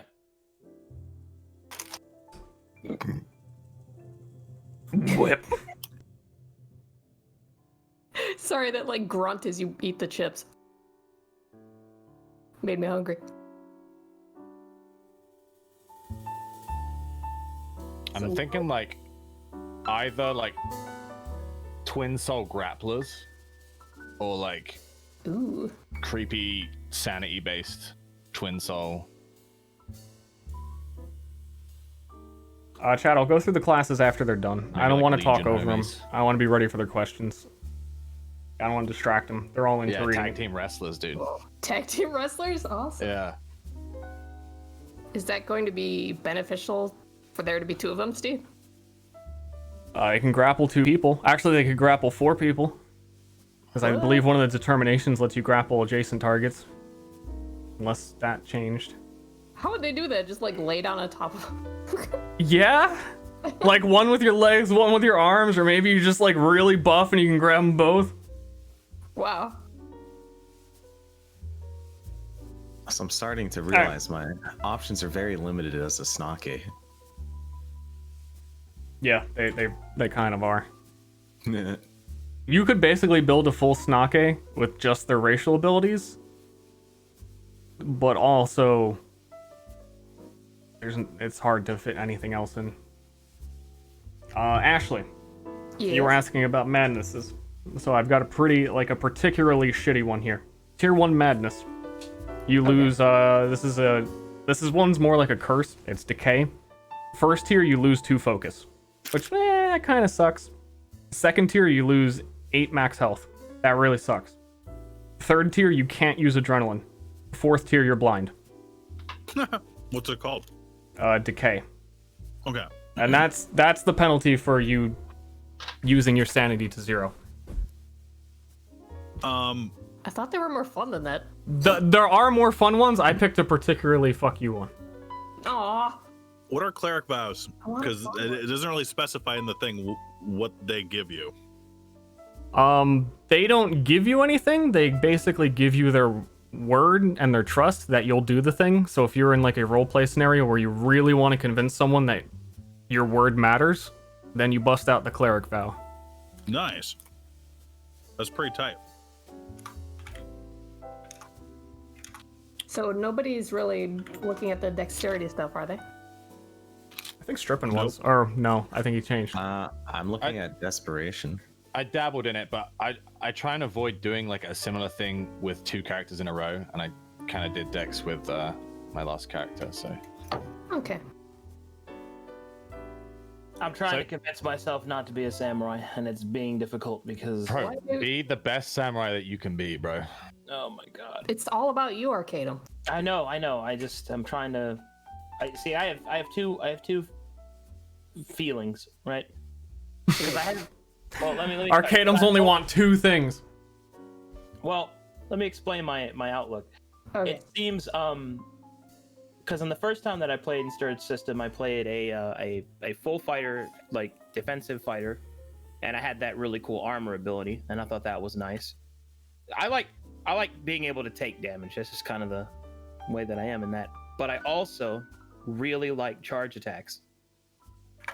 And I also am just a sucker for the Iaijutsu strike. So, I guess what I'm trying to decide is is there a taunt, Ster? Targets who are grappled are taunted, and a lot of taunts are in the resilience tree. Okay, so they in particular, it might be hard to notice at first. I believe it's underneath bait. They have the ability where if they're standing next to an ally who's being attacked and the enemy could attack them, they always choose to hit you. Okay, that's good. Because you also have 2 other things that are my jam, because Resolve underneath Maelstrom is fucking awesome. And then you have what is it? Resolve. I believe it is. Is it Resolve? You just said Resolve. No, there's. You have Boiling Blood? No, you have 2 abilities named Resolve. Oh, do I? Yeah, Maelstrom and Strength both have an ability named Resolve, but specifically, the one I'm talking about is the Resolve under Maelstrom, which is that if you would be knocked unconscious, you instead remain conscious, which I'm totally down with that kind of shit. Mm-hmm. And the other one that I was talking about is the one where you get it's Final Push, where if you're below 10 HP, you deal more damage, you get more adrenaline as you get hurt, that kind of thing. That's pretty good shit, but I think what I'm going to settle on, just so I can start thinking of the character and choosing my build path, I think I'm just going to make a samurai. And I'm going to go Determination and Maelstrom. Yeah, because that's my jam. All right. Fuck yeah. So you said Determination and Maelstrom? Okay, yeah, that's what I thought. Yeah, probably that. I will say that your choices are very good, Ster. Thank you. Thanks. So. You're welcome. And I want to be able to I want to be able to grab somebody and smash them into the fucking ground and deal split. Oh my god, so much I want to do. What's our leveling rate, do you think? I have never run this game before. I don't know. Okay, well, in your, because I remember when we played before, I think we leveled 7 times, 6, maybe. I know I got like 6 skill points because I was able to go down that tree twice. I'm gonna kind of play it by ear, I think, and see how the progression feels for everyone. Definitely still do milestone and all that. Also, I may lock classes not necessarily behind level 3, but more of like a story point where you've reached, you know, the next level. So it might not be exactly that level. All right, and just to be clear, I'm a little confused because of what you said earlier. Can you go back and spend skill points on lower tier skills? You can go back and spend them on the area, this area, and your racial skills. Oh, but what about these two? Those ones at the top, no. And these ones, no. So only this area. Okay, that means I need to go over here and look at these weapons then. Stuff like mirror image. How would that work with twin souls? Would the one that got attacked proc mirror image, but they wouldn't mirror image together? They wouldn't do it together because Twin Soul says their usage of adrenaline only applies to one Twin Soul. Yeah. So otherwise, Twin Souls are super busted. Because if I mirror image too far away, I'd get dependency, right? Yeah. From the other one. Okay. Multi-classing, you just have a looks kind of fun. 2-class limit. 2 ideas. There is enough options in each class that a snake, as progenitor, that chemist. If you leveled 20 times, you would not be able to have all of them. That is Legion Desperation. Wait, sorry, can you repeat that? I'm either going to be a Snake that is progenitor, chemist, or a Hummy that is Legion Desperation. Alright. Only if I'm able to be a chemist, though. I'm not letting you use items as a snake chemist. But it says I can carry items without having load. But you want to take chemist for the ooze jar, right? Maybe. You are not as a snake handling the ooze jar and doing that. Well, yeah, I can give it to one of my friends. You're a fucking scientist snake at that point. Yeah. That's fun. It is fun. It's the first session. I'm going by the rules, and I know Shortford, no matter what they were, would want to break them, and Ashley would say, "Why not?" Yeah, but I can literally wrap myself around someone's like shoulder and just be like, "Hey, can you throw this for me?" It's a more complicated process than just scooping up. Come on, you know you want a scene with like his little Bunsen burner and he's like pouring the agents. Don't give in. I'm not giving in. I can like go on Arcane's shoulders. Okay, first it could be like Ratatouille. I can tell him how to cook the food. For all the people listening, for Moon. Snake-a-tooey, come on. Originally, there were no summoner classes, and Shortfor whined and whined that there was no summoners, and he just wanted to play summoner. And now there's like 3 choices, and he's still like, "Nah, that's not good enough." Now I want to break the rule. Snake. Snackatooey. No fun. I didn't like make 3 classes of abilities for you to choose from. I'm choosing them regardless. I just want to be. Hey, Star, I've got a question. Chemist.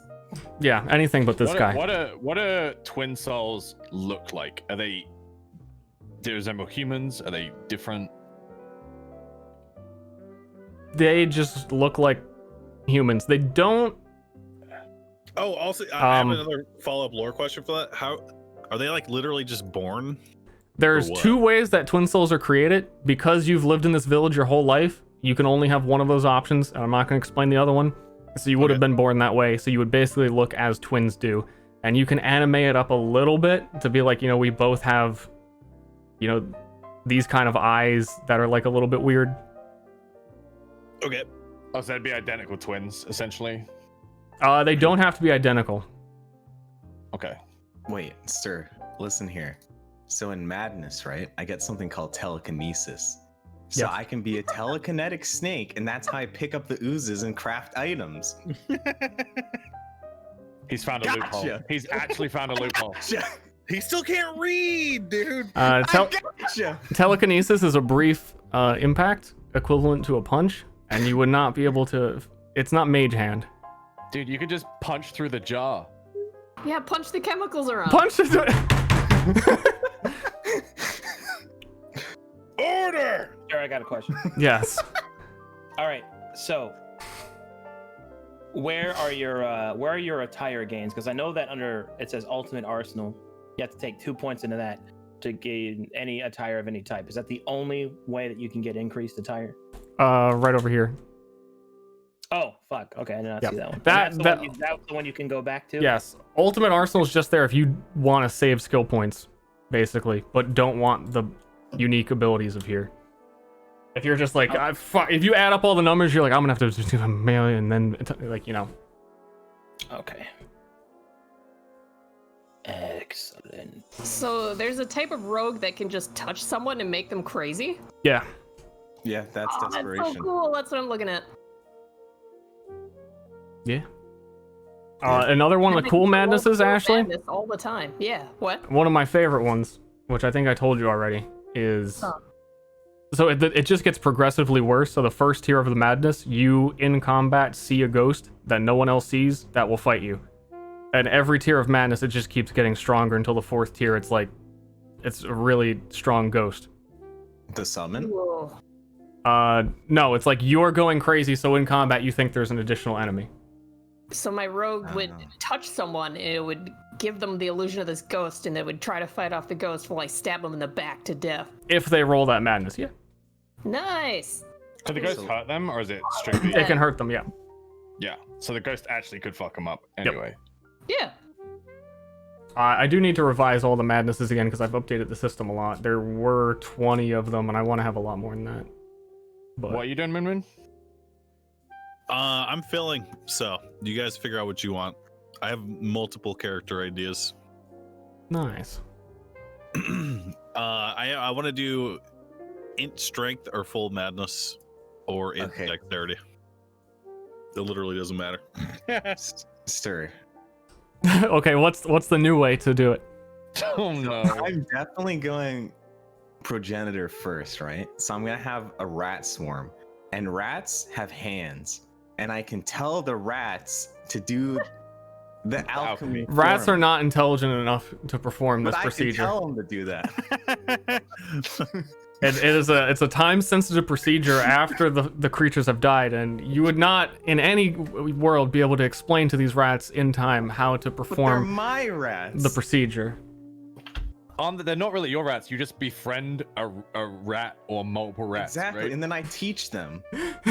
Wait, are the rats dead? You just implied that the rats are dead. The rats No, are they're not alive. dead. Oh. What he's trying to do is use the ability is called Ooze Jar. After combat, when the creatures are all dead, you collect like the life essence from a dead creature. It's time sensitive, so you can only do it to one, and then you have a ooze of that dead creature that you can use later. Yeah, And but he's the trying to do it homunculus is also cool. without hands, the ability to read as a snake, face. while them out. explaining to tell rats to how to do it. With partners. with help. I Yeah. also have a All right. familiar. Hey, if you want help, maybe your fucking partner should pick the chemist class. No, listen, I have a familiar. Isn't that enough? The familiar knows everything I know, so it's smart enough to do it. Oh. Wait a minute. Wait a minute. Hello, I'm thinking, darkness, like- my old friend. Either I could do like a full Legion Madness Twins from the Shining type shit, or That would be sick. I could do Determination and Progenitor because there's a skill called Cobra. If an enemy starts his turn grappled by you, it gains 2 poison. So it's a twin, so I could grapple 4 things and then poison everything. Ooh. That might be a cool combo. The Is there a familiar? lot of stuff that stacks with blight or poison? Is blight and poison different? Because it also says my familiar can use items for me. So it can throw the ooze jar and Dang put the it. ooze jar in. Leave my Hold on. husband alone. I'm thinking, and here's the situation, Shore4. There's a couple of ways I can think of why I would allow this, but as the first game, I want a little bit simpler than already bending the rules a bit. Rules as written playtest, and no snake intelligent ooze chemist. So if my snake isn't intelligent, can I even go into int at all? You are intelligent, but it's Make up your mind. Yeah, Ster, you make up your mind. I have. So I can't Just go play into a just play a person who's a chemist. But I can't be Kenneth. You could be Kenneth with a lisp. Hey guy, that's me. I'm Kenneth, and I know how to making use fun of jars. people with lisps. Oh my god, that's all snakes are. Yeah, it's not offensive if it's a snake. Yeah, exactly. Sweet Jesus. You know what? So many messages. Figure it out, Ster. Unfortunately, this is not my problem. Yeah. You just sit back. Well, he's gonna be your problem when he's the player with you, and you gotta deal with this Kenneth snake. No, because Arcanum is playing with systems that he's playing with forever. This is your brand new system. As the DM and creator of the whole system, god of this world, I have decided. I'm thinking of removing the ability ooze jar.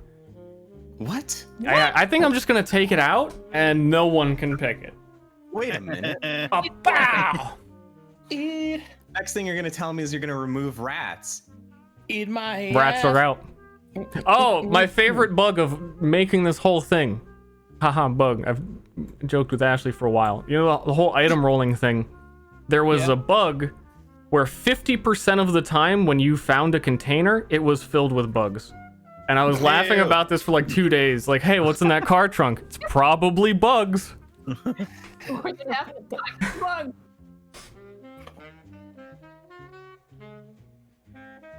Yeah, I think I'm gonna do index. I think that's what I'm gonna do. With nostalgia, you want to like time capsule someone and then spam a bunch of push moves and then release time capsule, right? And they just fucking fly across the room into a wall. Time capsule is what you pick when you want to try and break the game like Shorfer is, but actually within the rules. I'm not even breaking the game. Everything I'm I've reading said it right makes now and I'm sense. being like, that would be really fun to just do, like, because you get 2 actions as twin souls. So you could time capsule and then you could just like spam fucking push attacks. Do note, as Twin Souls, you can only use 1 spell per turn between them. Yeah, but You, shove. you can shove. I'm just want to be sure that you're not like, oh shit, I'm gonna, you know. No, I was thinking like time capsule and then just start spamming shove and then just fucking release it because I get to shove twice a turn. Yeah. It is like the stasis from Breath of the Wild. Listen, Ster. And it works really well. Might be hilarious. I'll stop trying to be a chemist as long as you admit that me saying I use my familiar to do it for me made sense. It does make sense. All right, fine. He actually didn't think that. He was just lying. It's not the first time he's lied to me. Like I said, Sorry, I have an actual question, if that's all right. Yeah. Yes. What the hell? Are you throwing shade at me? I'm just trying to be Kenneth, the snake chemist. I was wondering, what are the action economy setups again? It's 1 action and a movement? 1 action, 1 movement, or a step. Okay. 1 reaction, but additional reactions can be made if you spend 1 adrenaline. Yeah. And I believe that's it. Okay, because I'm trying to and then determine, like, skills and stuff. most or a lot of the adrenaline abilities are all free actions. I tried to write the actions in most of them, but some of them are missing it. If a adrenaline ability is missing what the action cost is, it's probably free. You got it. But double check with me. All right. And where do you list conditions again? Where's the big conditions list? Like what does haste do, for example? Or where would I find that? You scroll out by the stats. There's a status bubble icon information. I'll double click on that. Got it. Yeah, they're in there. I think that's all of them. It might be missing 1 or 2. Also, any ability that you're reading where it you're seeing like haste for the first time and it doesn't explain it, let me know and I can add it. You got it. They should have it. Let me see. Concentration is where I was looking. It says gain 2 haste on your turn. Oh, wait, which one? Concentration underneath the determination. Okay. Oh.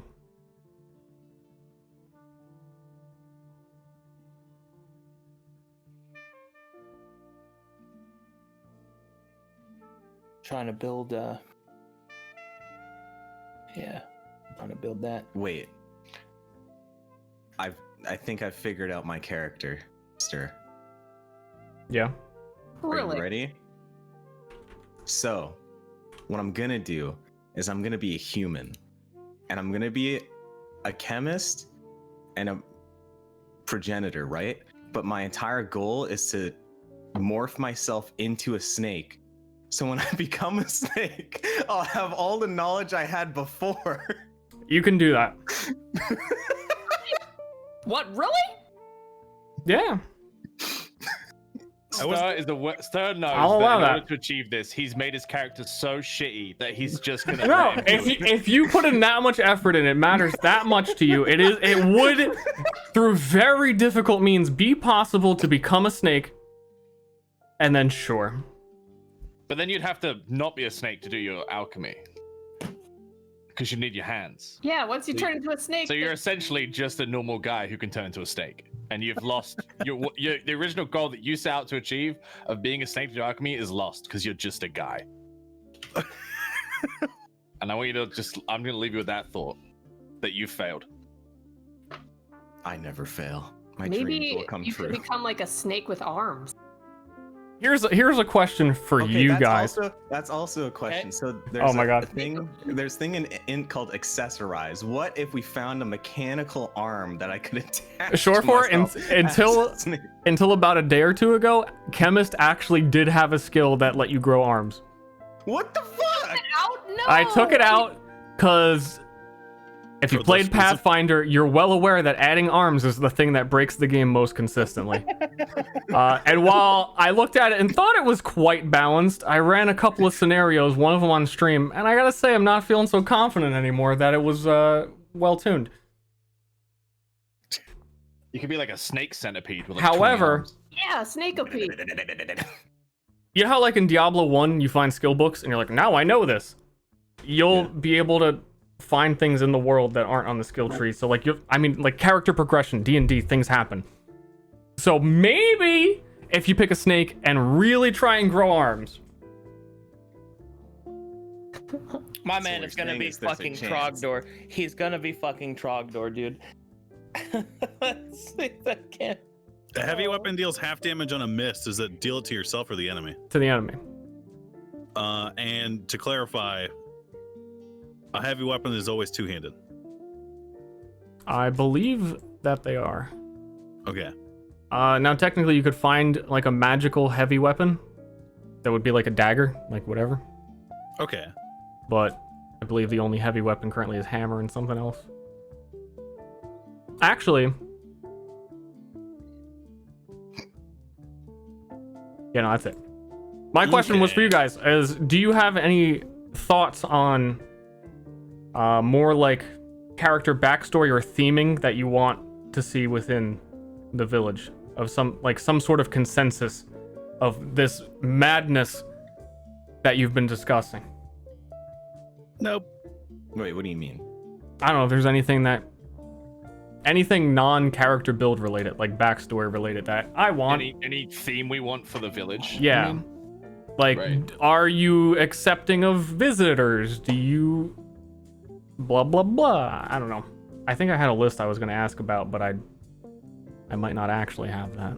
Blah blah blah. Snake that cuts off every traveler's arm and tries to attach it. Centipede. Are we gonna be down with murder? Hell yeah, I'm a snake. I don't have morals. Yeah, what if visitors come to our village, but they just never leave? What if? Right into Surefour's belly. Nom, nom, nom, nom, nom, nom, nom. What does slow do, Ster? -1 move per slow, and it decays at the end of your turn. Okay. And it removes haste, which is the opposite, gives you move. So, right. Why are serpents not able to talk to other serpents? Have I just been alone my entire life? You're a how was I loner. born? How was I born? How was I created? Because snakes don't like other snakes. You form bond with things that like you, and other snakes really are. They're all loners, and they're Did you know snakes they're can't actually gamers. communicate with each other in real life? Yeah, that's actually also true. Yeah, they kind of just hiss at each other. They don't even do that. They literally just ignore each other. Well, yeah. Isn't there that thing where snakes will be in like pits and they'll all just be like with each other, just being warm when it's cold in some areas? That is a thing. But those are one type of snake, and that's not your type. Actually, no, it's a bunch of different types of snakes. I thought it happened. It's mainly like they just go towards the heat to keep their. Yeah, they all just vibe with each other, you know.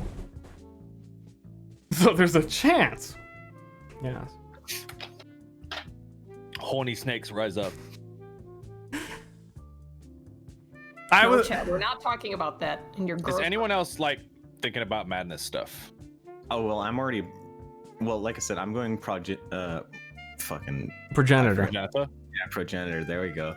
If I'm the snake, and then I'm trying to get chemist to work, but it's not working, so then I'd have to figure something out. If you're doing progenitor and Arcanum's doing determination, I won't do the progenitor determination thing. Then I'll do something else. I might do the nostalgia try and break the game thing. And then if I go human, I'm going Legion Desperation probably, because that just seems like a combo. Yeah, I was looking at the Desperation Inflict Madness thing. Seems pretty cool, but like how many levels would I have to be before I got that? Ster. Before you got what?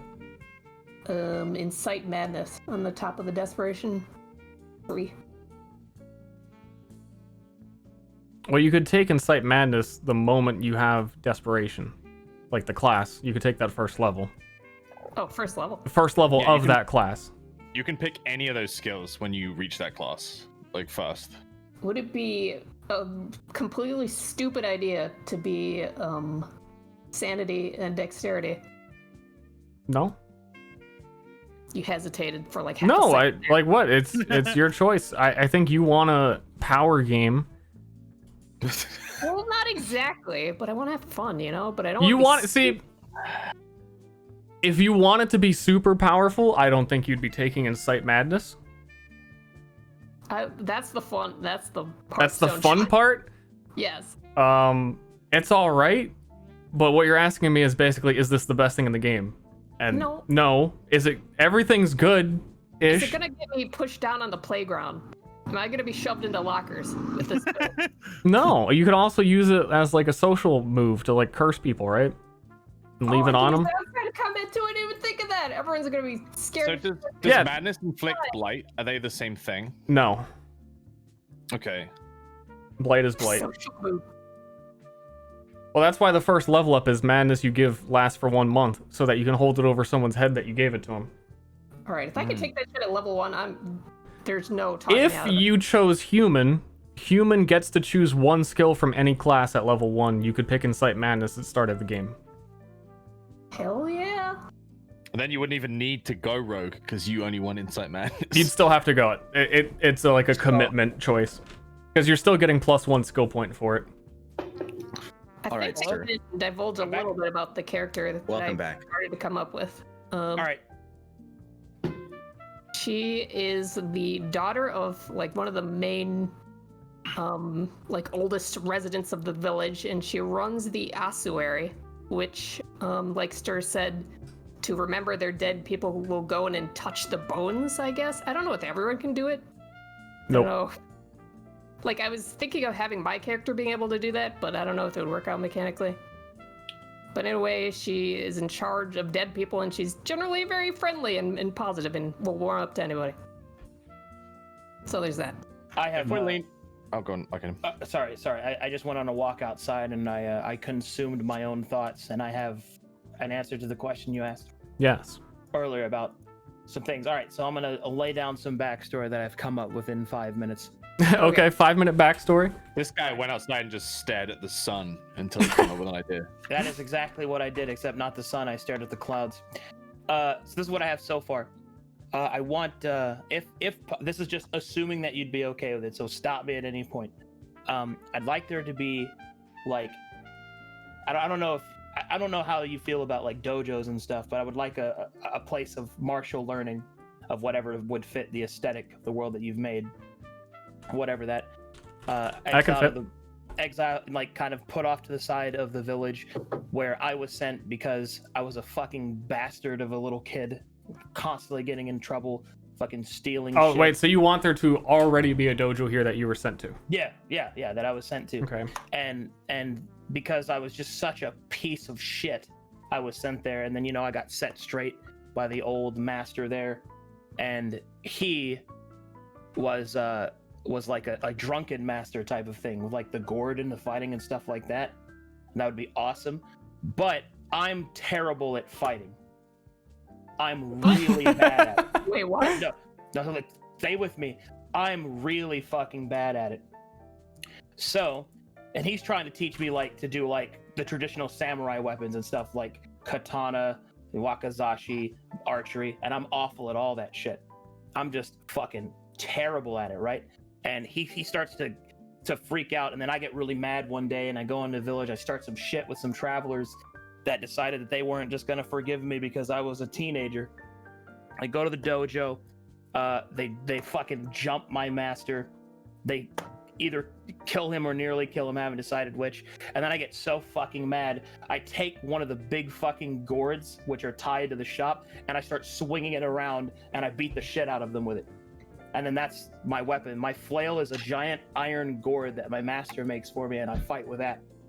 So it's like a big fucking gourd, right? You know what a gourd is, right? Yeah. Like the Japan bottle.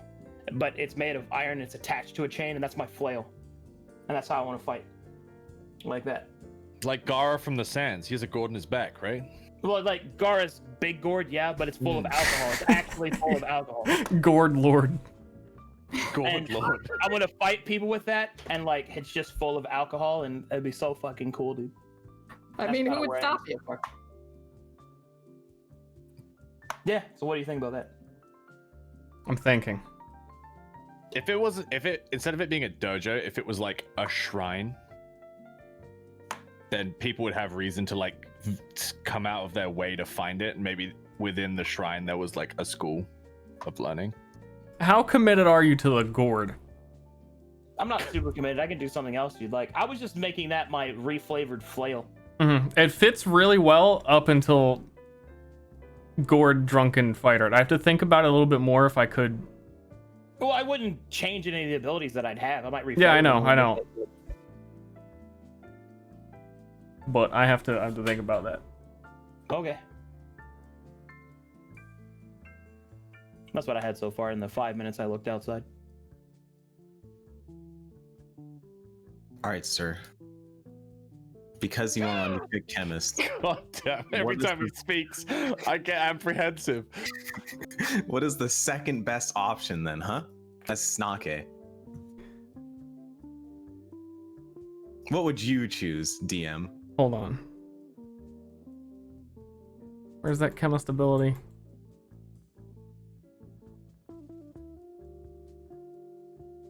What the fuck?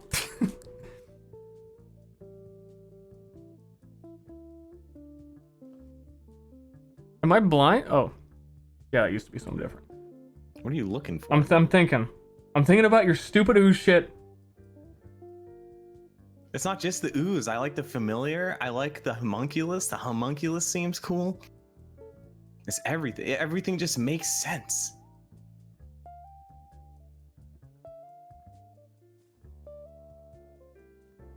Is your homunculus just a human butler that carries you around? I will let you ooze jar as a snake, but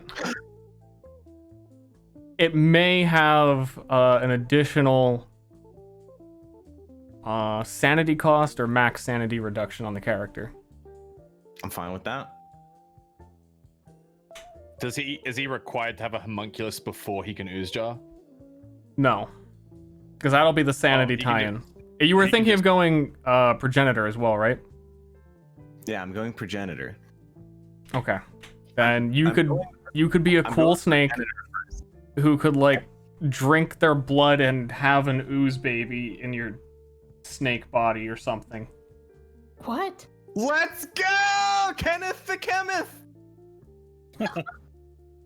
Wait, so he eats the remains and then an ooze jar effect is produced in his body, and What then just is it yacked it back up. Yeah, I'm gonna have to add like another like I might remove the venom bite or something if you really want to be a snake that can do this. I'm down. It just I was looking for like a second class to go with the snake, but nothing else really fits except chemist to me. All right, I have a question, Ster. Yeah? Would an ice block constitute an object? Yeah. Okay, so if I took subtlety, primed object, and nostalgia, I could create an ice block and then prime it with a trap. Yes. Then I could build up enough momentum to splat someone into the ice wall, detonating the trap and the ice wall. With all of that set up, theoretically, yes, you could end someone's life forever. Okay, so I use one twin soul to settle that up, and the other one just shoves every turn for 4 turns, and then it all goes off at once. Yeah.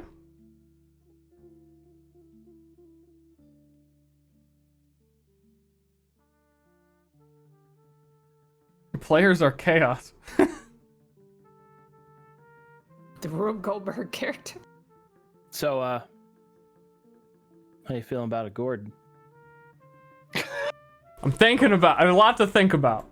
Okay. What's there to think about? Moomin, what are you thinking about? Intelligence, strength, or intelligence, dexterity. Probably intelligence, strength. Thinking about that fucking magic fine boy? Yeah, actually. Yep. I'm just trying to figure out what I want to use my free human skill on. I'm looking at what costs what in order to pick the most efficient random skill I'm going to be grabbing. All right, well, I don't want to keep you here forever. I can send you the thing. I am going to need like backstories as soon as possible because I want to build the city, and building the city is the biggest hang up on continuing for the rest of the progress for the campaign. My only other question is if we do like a sanity type build, can we have like a deity from the cosmos that we follow? Yeah. If that would be a decision for like, that's why I was asking what any themes you want for the town. So if you are already known worshippers or whatever you want to call it to one of these aspects, then I can build that into the town. Well, can you even worship something without going insane? Because I thought knowledge of them makes you go mad. It is the reading and the myriad that makes you go insane. The other aspects don't necessarily. So like, I mean, you can pray and worship and do whatever you want to some of these aspects. You're really not going to hear back from them in the same way that praying to like a fantasy deity you might expect. God. Like, oh, God is like actually responding. You know what I mean? You are such a secluded village that travelers would know, like, oh, that town over there, that one, they worship this. They're like fucking occultist witchcraft shitties, but we kind of have to go this way. That you're too far away for anyone to do anything about it. So people would look down on you, but it's, you know. I guess my other question. Yeah.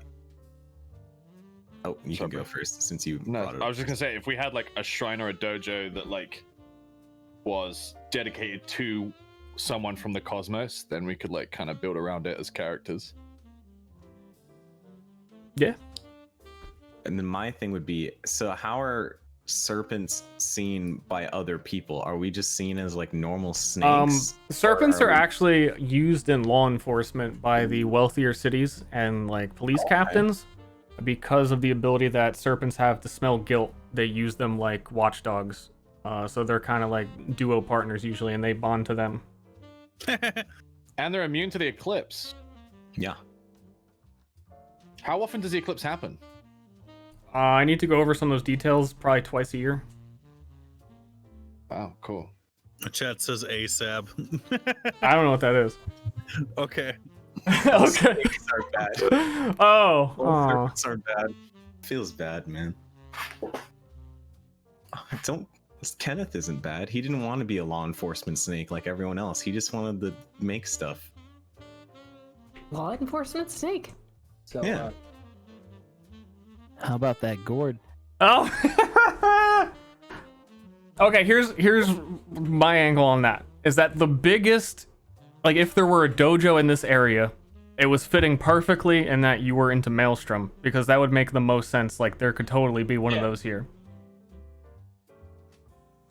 But then the gourd thing's like out of left field, and I need to think of a reason why this guy got into teaching drunk and fighting. Which, I mean, is... Oh, no, it doesn't even have to be that. It could just be that he just drank a lot. And I randomly picked up a gourd and swung it around because I was terrible at everything else. That was the first time I showed any skill fighting, so he started teaching me how to do that instead. Oh, all right. Well, yeah. He doesn't need to be a drunken master specifically. Okay. That's more of the... like Jackie Chan's fighting, like drunken. Literally, he's a drunk. Okay, you had a drunk master. Yeah. That's Not easier. like- I was trying to think of like the history tie-in of fighting style that, you know. Yeah. Can his master be a snake? No. Come on. I figured out Kenneth's lore. Are you ready? I'm ready. Wait, why are you sighing already? It's my lore. Because your name's Kenneth.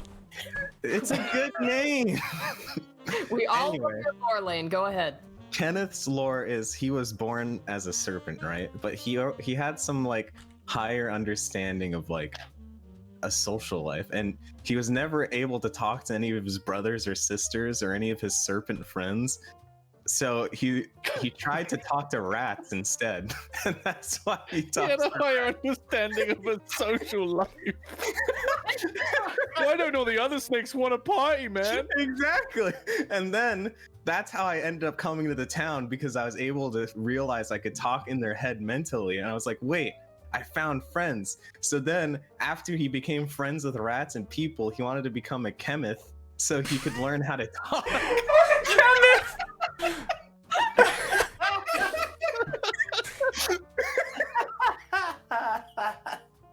Please, Steve. No, I love that backstory. That makes it so much better. All right, we're good. We're gonna have a town. Wait, so he kept telling people he wanted to be a chemist, and then they misheard it and named him Kenneth. Yeah. He didn't name himself Kenneth. People just misread his intentions. Let's go. Does your psionic speech have a lisp? Yes. Okay. They were like, what do you want, Snake? And you were like, I wish to be a chemist. And they were like, oh, you wish to be Kenneth? All right. Yeah. All right, Kenneth. Amazing. No, I appreciate that backstory very much. I can come up with some good, quick backstories. And you're okay with what I'm doing? Okay with the gourd, okay with the dojo. All works for Nice. me. Coolio. Just the devil's in the details. So if you have like a write-up you want to do, Oh, I'm gonna write up a whole thing for you, lad. and if you decide on whether he's I'll alive or probably dead or name it whatever, too, if that's okay. Like, how much do you not want me to do? go for it. As you wish. Cracks knuckles. Can you give me more details about Maelstrom? About what in particular? Is it just the aspect of like combat and destruction, or is there like more nuances to it? Is it just like I'm thinking of what else I can tell you. like the analogy you gave was like kicking a sandcastle, right? Because it feels good. Yeah. Hold on. Okay. That's really all I can say is that it's destruction, chaos, enjoying destroying things, combat, and if he's having a dojo master there, the master would teach in the ways of Maelstrom fighting, which is like its own defined fighting style, which focuses on brutality and that sort of stuff. And if that's if you like confirm that is the cosmic aspect that you're interested in centering the town on, then I can give a bit more information.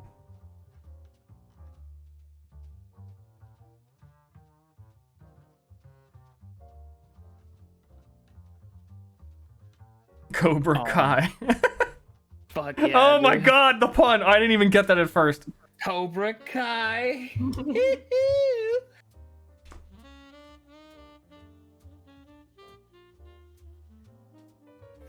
So every round in combat, you get +1 adrenaline. Does it stack forever? There's 8 max adrenaline. Stops at 8. Okay. But And you restore? Do you restore focus by resting? resting. Okay. Nice. Yeah, I think I got a pretty good idea. Do you have a character sheet thing I can fill out, Ster? I do not. Okay. That's why any selections I really need you guys to let me know so I can make sure it's All right, then I have will start typing it up for you. macros and stuff like that. Yeah. Can you go over how many points we get in what at level 0? Very quick. Level 0. Here's what you're gonna do. Are we 0 or 1? You said 0. You get the things in the center for free when you select your path. Then you're going to pick 1 from this outer ring for each path, and then also pick 1 from the rectangle after that per path. Well, when you say you get all the ones inside of that for free, you mean like 1 of each? No, the first ones are, you get them both for free. The block color. These 2. Yes. Okay, so I would get starting arsenal and I would get strength. And then we pick one Yes, of these. and because you're doing strength twice, you get the second level of these. Oh, I get the second level of these. Yeah, you get I both of see them for now. free, and you get the second level because I you're in see. strength twice. I'm picking up what you're putting down. Yes. I'm rearranging it. All right. Wait, He's got do we more get than- all 3 of these? No, You pick 1. or 2 if you have 2 madness paths. Right. The first one's free. Next one, selection you can't come back to. Then after that is these.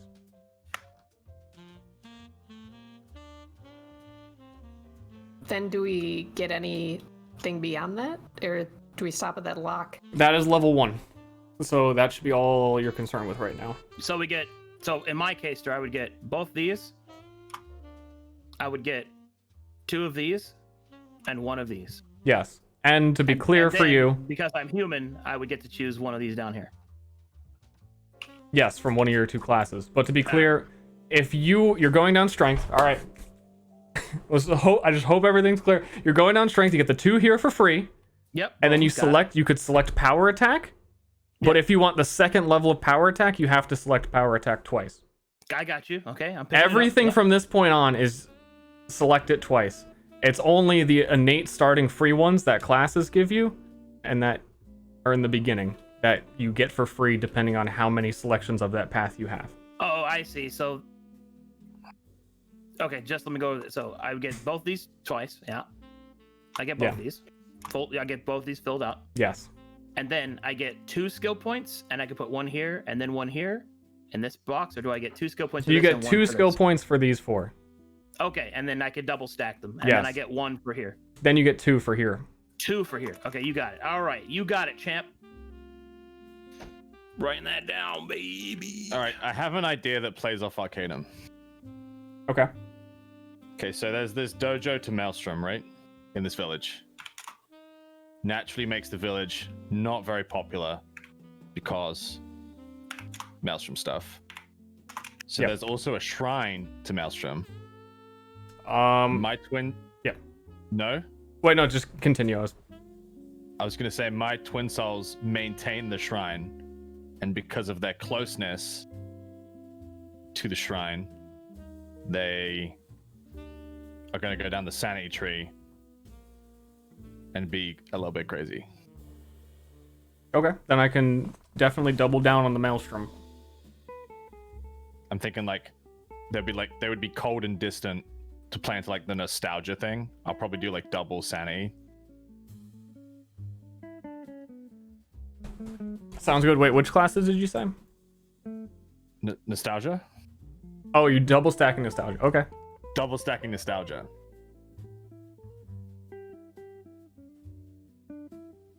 Nice. BRB. And they obviously like harbor this dark desire to just splat shit into walls and kill it because they're so close to Maelstrom. All right, I'll give you the extra Maelstrom info, but not yet. Like when the campaign's starting, So they're like ice twins. or like Yeah. halfway through. Climber. I see. And I would reflect the ice twin enough. I'd just have them be like super cold as people. Just like play on it a lot.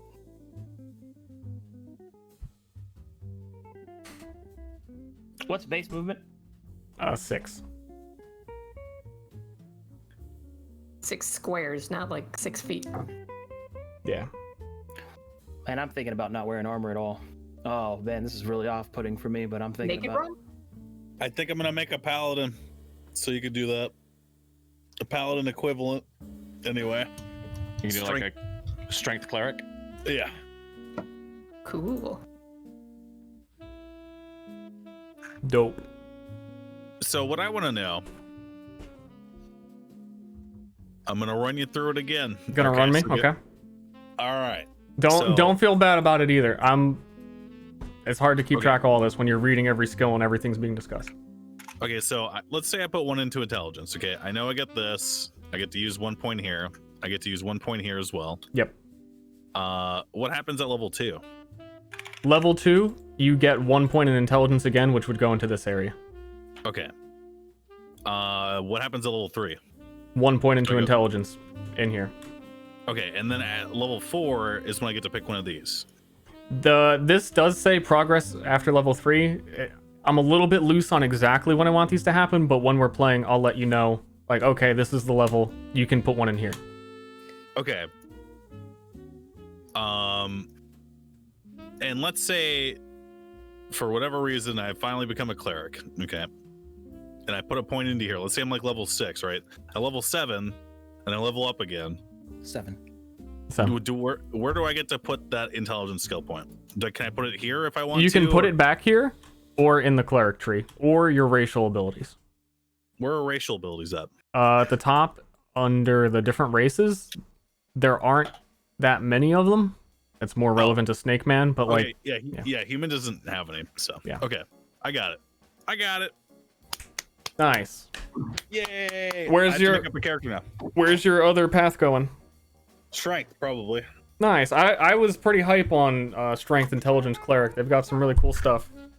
Yes. My plan is I want to either take Anticipation as the free human skill or Zen. And then, I mean, Zen is kind of iffy, but Anticipation is cool because I'll be getting adrenaline each round. So I'll have the option to always use Anticipation if I want. Whereas Zen is like a one-time double turn thing. And that's like in pretty rare circumstances. And as per like which class I would want to do in strength, I'm not actually sure yet. It might be I don't want to do Maelstrom because it sounds like there's already going to be one. I'm definitely going to be Maelstrom and Determination. Well, I want to be Okay. clear that you say you're meaning Wonder Child selection, right? Yeah, the starting Wonder Child selection Okay. the humans get. Well, no. Hold on, let me double check, make sure I'm not crazy. No, so the human can place 1 skill point, but you have to take that class later. But also, human can take Wonder Child twice, because most people, you normally can't. And that is only if you took intelligence twice. Okay. So let's say I take Wonder Child as an intelligence character or whatever. Then you can put a point anywhere in any class, that even Okay. if you don't go down that path or Okay. select that class. Yeah, I didn't read that in the human thing. All right. That changes things, but not many things. Yeah, I don't know. I don't want to do resilience because I'm not really vibing with the push stuff. I don't really give a shit about that. I might do full intelligence. I might do intelligence strength. I might do intelligence dex. It looks like. Okay. Yeah, well, strength helps a lot because it'll get, well, you could get Thurible tier 3 alone on intelligence, but it becomes a little bit easier if you're doing strength and you get some points in there. You say weapon tier?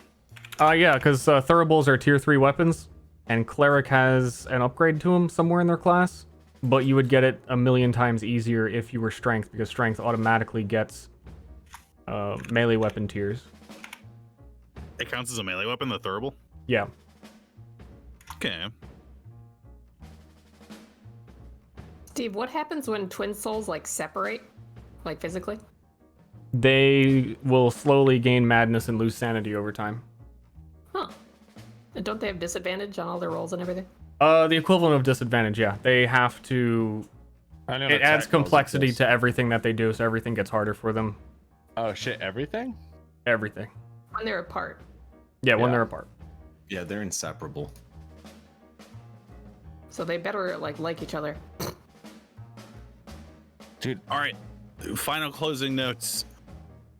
What should we know or do? We need backstories. What else? I need backstories. The actual confirmation of like your planned build isn't necessary. Like if you just say I'm going to go strength int, that's good enough because that's all you're gonna have at the start. That's fine by me. So I'm mostly interested in backstories for being able to build the town to reflect who your characters are. Do our characters have to be a certain age? Not jailbait. Yeah, obviously. but I mean, do you want it to be like? Do you want it to be like young adults or like? You could be any age you want. Okay. I'm probably gonna be 21. Do you? What is the calm condition? Oh, calm. You lose adrenaline equal to the amount of calm. Okay. Is it worth me asking you how Twin Souls are made in terms of helping my backstory, or is that something I should just ask you in private? Twin Soul is, for your purposes, it would basically be a birth defect of like, oh shit, twins. But also, like, I rolled the 1% on my twins. Cool. What were you gonna say, Ashley? Oh, I was wondering, Steve, if you wanted all their character art to match, or how you were thinking of that. Are you offering to draw them? Well, I am. Well, but I don't know if other people prefer. I'm down for you to draw my character. Hell yeah, draw my shit. All right. Let me know what you want. Ster, what is the significance of load, and Thank you, Ashley. And why is equipment a good ability to select? Excited for Kenneth. Equipment's in a weird spot where I would agree with you that currently it's not a great choice, but I do plan on adding more classes later, and I absolutely want to add that class from the previous system that like used weapons as consumables. Yeah, so that's kind of placeholder until more things get added. Okay, because I was thinking like it'd be really cool if I could use load to represent the fact that I could wield a gigantic gourd. That'd be fucking cool, or lift things. But if it's not represented, then it's like I don't want to blow my points on it. Yeah. Okay. Womp womp. How old can serpents be?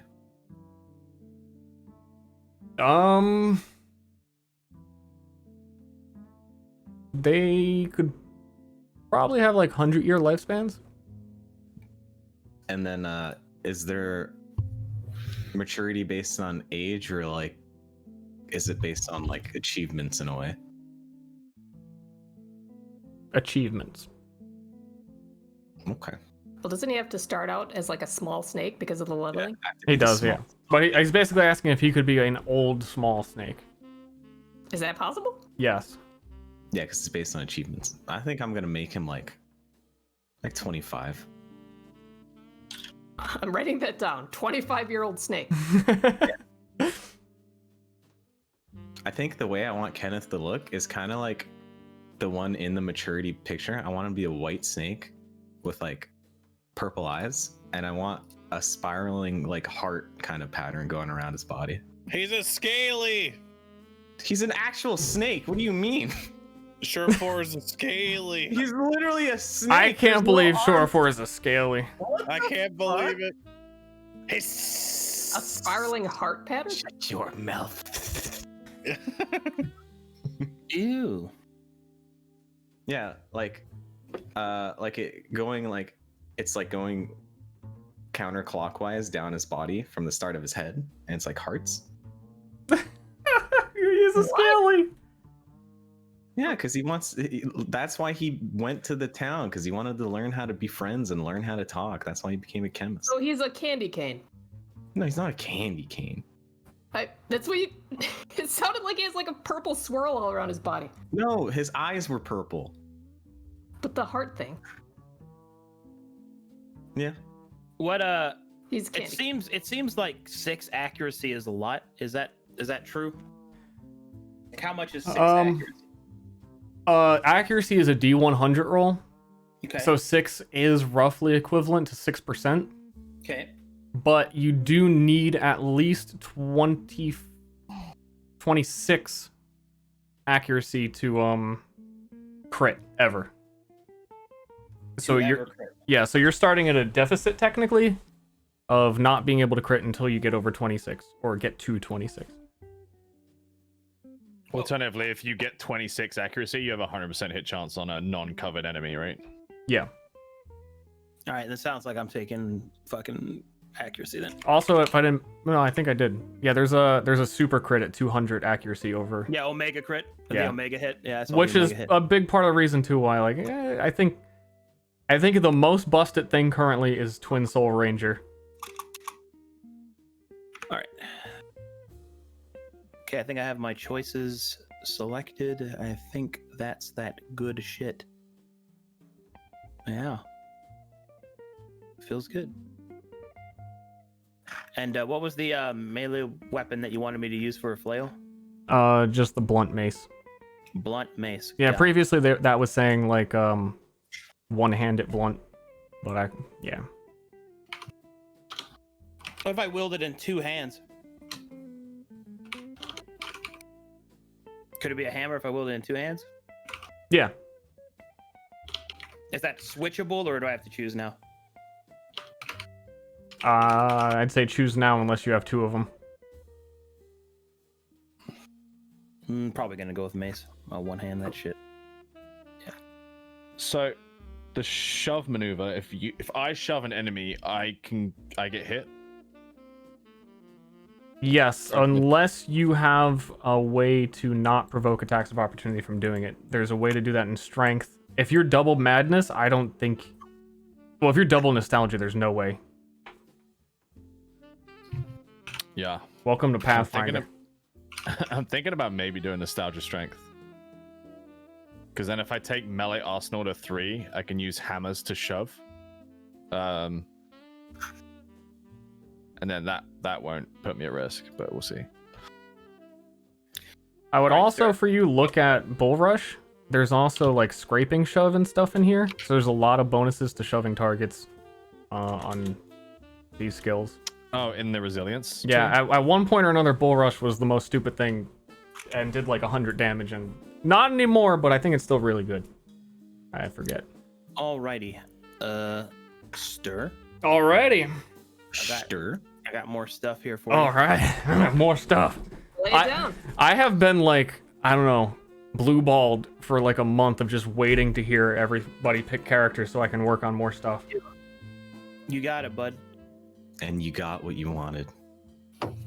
Okay, so let's go over some things. Default maneuvers and actions. So when you take a maneuver, you provoke an attack of opportunity. Is that still a thing? Yes. And that's if you don't have the maneuver training thing, right? Yeah. Okay. The next thing, I suppose, that I want to ask is... So I chose mace. I ignore the armor of objects. So has that still got the same application of just breaking the environment and stuff? Yeah, it's a little bit less in the forefront. How before there was just stuff placed everywhere that was intended to be interacted with.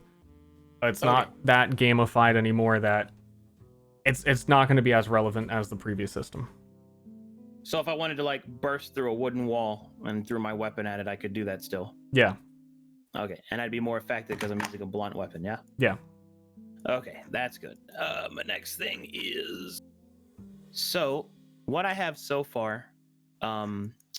Do we start with any of the armor type attires? Do we start with these? Because I noticed underneath basic, we start with gear light attire. Do we get to choose which one of these? Is it Probably default not. Light attire?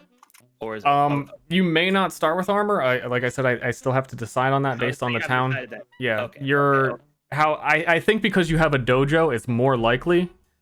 Previously, I would say you wouldn't start with a mace and you'd have to start with a hammer or something. But there's a legit combat dojo here, so yes, for weapon, I'd err on the side of probably for armor. Okay, probably for armor. You got it. In that case, I think my character might be done, unless if equipment's going to be decided later. This is what I got so far. I'm gonna send them to you in Discord. Like, how old is your character, Arcadum? What does it look like? Okay, hold on. I am still doing session 0. Should it be done soon? Nice. I gotta do. We have to go to Anorath. Yeah, Red Star of Anorath soon. Nice. Okay. Am I growing too, or is it just no? All right, just making sure. It is so cool to see everyone flying around Arcadum's fucking universe, man. All right, there you go. That's what I have so far. As a quick reference, the class ability I chose was Fearless because it's awesome. Can you only choose one class ability? From human, but where is Fearless at? Fearless is under Maelstrom. Yeah, Okay. I'm forgetting the names of a lot of stuff. Oh yeah, Fearless. Yep, and it's obviously the one I chose is the you can not be confused, hindered, blinded, or stunned when your sanity is full. I think that might be really hard for you to do. Oh, also, you might be misunderstanding. So selecting Fearless, the info is skill level 1. Oh. Skill +1 is next level. Only on skills where it has like a little, like a bunch of lines and it says you can choose these in any order are the ones you can do that on. Like the shield for resilience is what it looks like. Sword and board. But also, to be clear, for Sword and Board, you would have to take the info one first, and then the rest of them in any order. Okay. There's like one or two that the first thing it says is you may take these in any order, and then it's just free for all. Okay. Word up. I don't know. I might also do double intelligence. So I'll have to look over it tonight. Big brain. Yeah, I'll as soon as this is all done, I'll put the map in Discord. Then you just need to open map tools and. Can I choose challenge? You can't choose challenge because challenge comes free when you get the class. Okay. So it's not really a skill. So that means duel is useless then. Which one? Duel, the ability. A target that you challenge is taunted by you for 1 round. So that means. Yeah, if you select duel first, then yeah, you won't have challenge yet.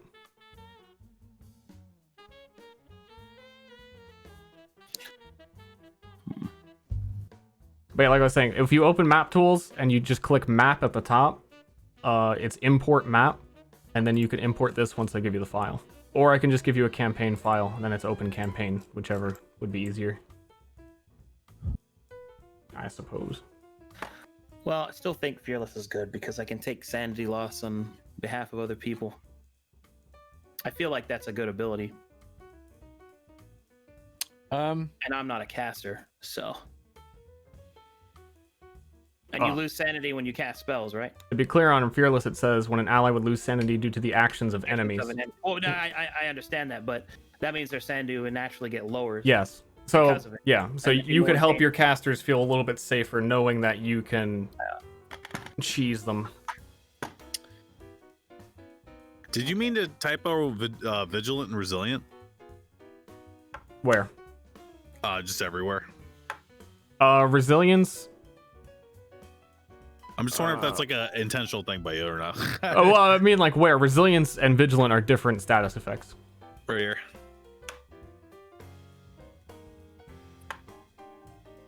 Yeah, no, that's right. Oh shit, no, no, it's not right. Resilient, yeah. I was making sure you were aware of that. That's all.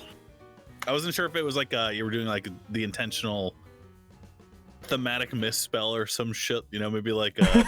I made like that mistake on purpose. Like in Game of Thrones, how they do SER instead of SIR, ETC, shit like that. I was mainly curious.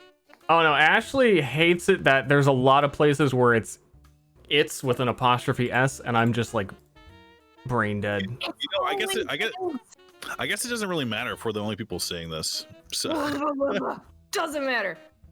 Eventually, like, if everything's awesome, one day in the future, and I know people in chat are always like, where can I see this? Well, you can't. But one day it would be nice to have a website, have it structured a lot better than this is just, like, pre-alpha built-in map tools for these people. I'm one of those people. Smile. I think I've got a really good build. I think I'm just gonna stick with it because I think it's better to have it than not to. So. Oh, I see. I misspelled vigilant in every spot that it is. that's why I asked. Oh, apparently not every. It's very inconsistent. It doesn't matter. I was just wondering if we were doing the weird alternative shit. If I start focus, do splat damage at level up, then when I go nostalgia, I take bullish blast and frost shield. I give one twin frost shield. The other twin bullish blasts an enemy into the second twin, who then redirects them for 9 splat damage. Let's go. Let's go. Plus, you can start with the bonus splat damage. Yep, that's what I'm saying. So it'd be yeah. 9 I didn't know if you splat counted that in a turn. All right. I love it. Ashley. You fall off something, you get splat damage in this game. Actually, I have a description for you if you'd like. Ooh, I'm ready. I'm typing. All right. So he's 21, very young, spiky, like red hair. He's a redhead. Nothing like too over the top. It's like a, cross cut. He has a simple tunic on. Maybe add some some samurai-esque kama pants. I don't know, whatever you want there. Big iron gourd with a chain on it. And I wanted to give him kind of like a happy-go-lucky sort of outlook, like he's smiling like an idiot. Goku? No, not quite Goku. Kugo? We don't bring up Kugo here. Not quite Goku levels. Maybe add a little bit of smugness to it. Maybe more. Okay. Yamcha. Thanks, chat. Honestly, I'm still I'm surprised they're still going. I but would say I'm happy. I'll read all the subs and everything after specifically they've all tapped out. his left arm is probably heavily won't be much burned, longer. like burn scars. Yeah, like that'll be sick. Okay. And then from that point, just kind of do whatever you want. Okay. We are going to be peasants, so we're not going to be looking like kings right away, I don't think. Yeah, which is why it was like a simple tunic, like Yeah. trash Like, armor. Yeah. So how weeb do you want this? Like all the way? No, like anima, like half and half. Anima weeb. Okay. Yeah, anima levels of weeb. All right, got it. Yeah. You don't just ask a man how weeb. Basically, if you had to choose between weeb and not weeb, choose not weeb whenever possible. All right. What's our estimated starting date, Ster? 3 weeks from now? I had one in the Discord. I believe it is October 22nd is my estimate. I might have to push that a week back, but all intents and purposes until I'm like, oh shit, I need more time. October 22nd. Do you want us next week as well for like slamming down lore and stuff, like backstories and? If you can just DM me all of your backstories throughout the week Alright. whenever's convenient to you, and then I'll write up something in the Discord, the collective Discord, to explain anything that I need to before session starts. Sick. Okay. Well, I'm gonna go unless you need something from me. Just curious if you had any idea what type of cleric you were, like if you were focused on the whole wealth aspect or if you were down with the cosmos. Probably well focused. Okay. Because I mean, I could see him being down with the cosmos if I was like half madness or whatever, but yeah. But I won't. He probably won't hate people in his party that use madness. He'll just be like, "That's gross. That's cringe. It's pretty cringe. Why not just do real magic?" That's exactly how it is. Okay. Just do real magic. Hits Do you him with a have an bag of idea money. of what he'll look like? I want to do like a 40, 50 something year old dude. I think I want him to be older. As for what he looks like, he's not gonna be fat, but he probably won't be built. Not fat, not built. Think like Man at Arms from Darkest Dungeon, but maybe not exactly like that. Actually, honestly, even the picture here for cleric is kind of legit. That's all I got. Cool. Stripping? I have an idea. I'll write it up for you though. Okay. Last question for Moon. Send it to me at any time or Yes. Before I send you off. Yeah. It is against the law to transmute gold.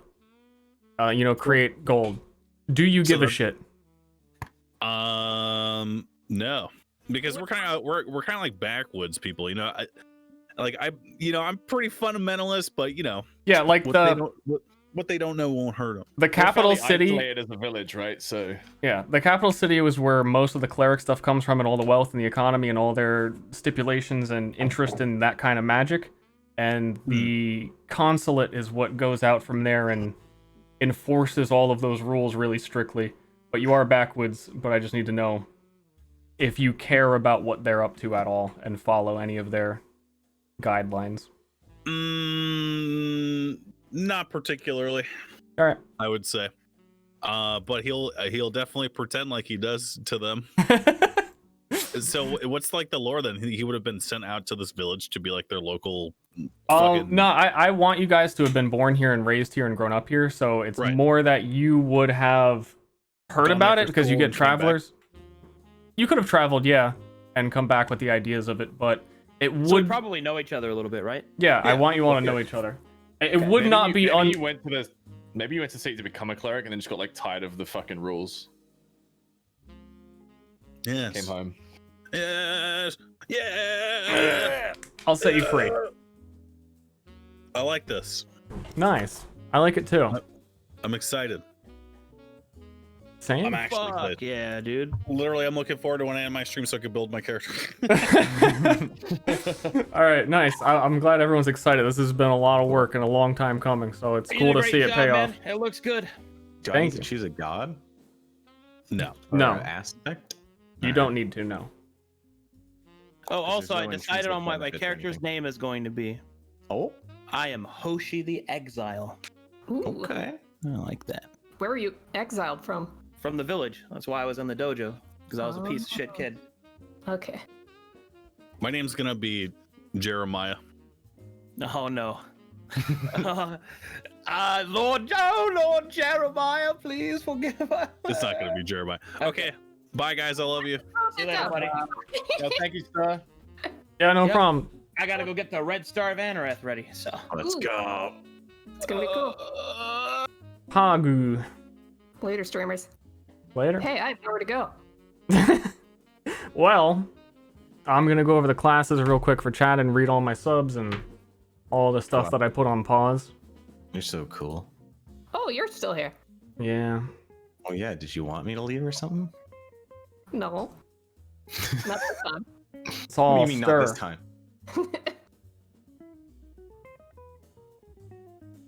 Unpause. Oh, I gotta see how far this. Oh wow, all my subs. Not a lot. There's a few. I don't know where it started. It started right there. Actually, who is this? They're not showing up on screen.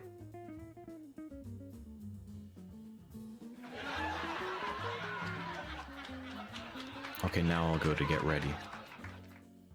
Goodbye. Ah, there we are. Thanks everybody who subbed. There was a lot of people. I will read the ones that actually have messages. Thanks everybody who did, but I don't want to bore everybody with a long list of names. Syracuse, distractions incoming. That's quite literally exactly distractions incoming. Paused it for the explanations because I knew everyone was going to try and fuck with me. Elvin00500 bits, he just cheered. He's just happy. Thank you. Arcadum had the big host. Thanks everyone who hosted me. We're going to go over the system a little bit and answer some questions before we're done. This sounds amazing. I would pay to play this. Well, you can't. Thank you.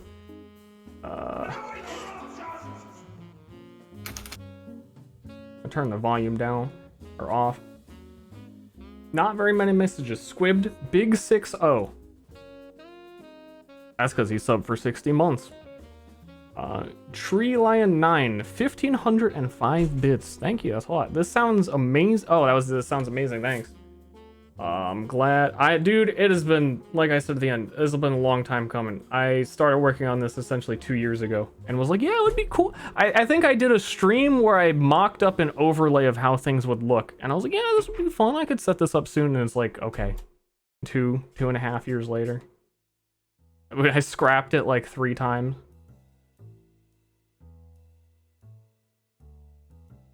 Cheese eating Brit, $3.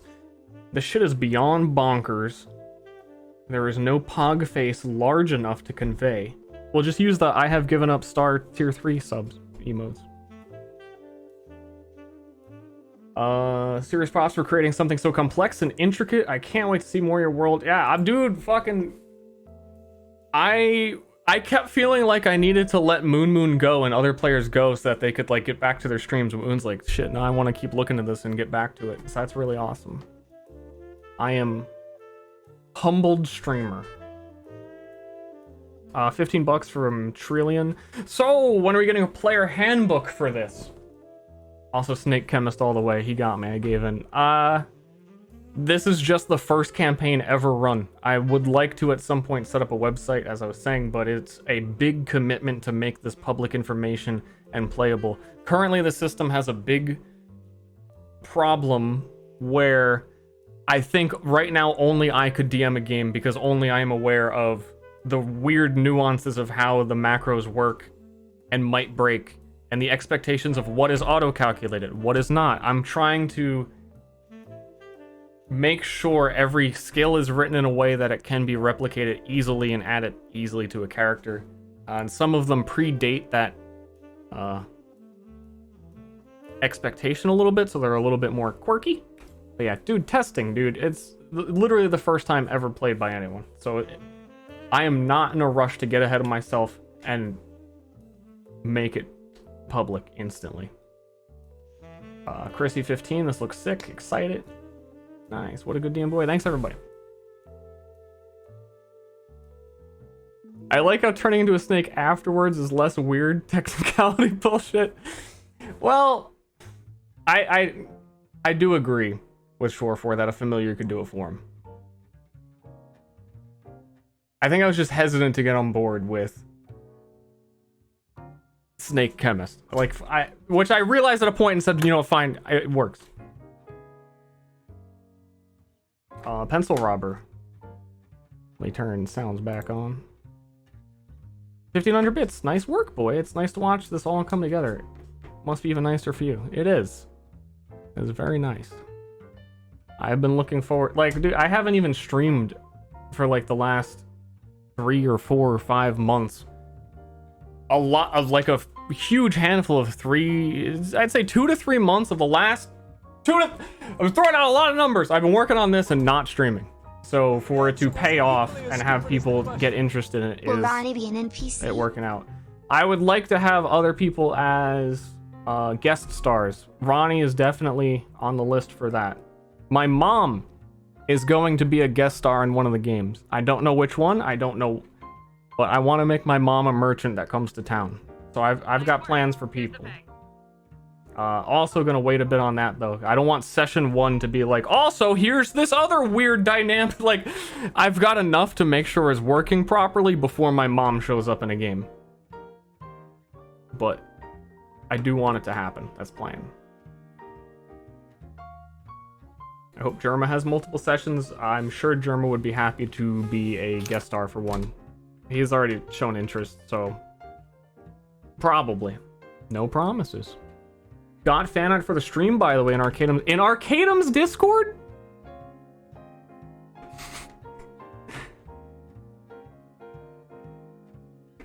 Everyone sign up to Arcadum's Myriad Discord.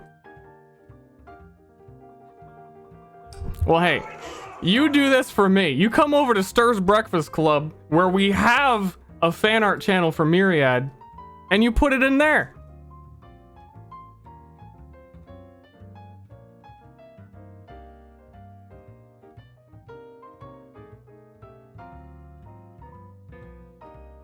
Hold up.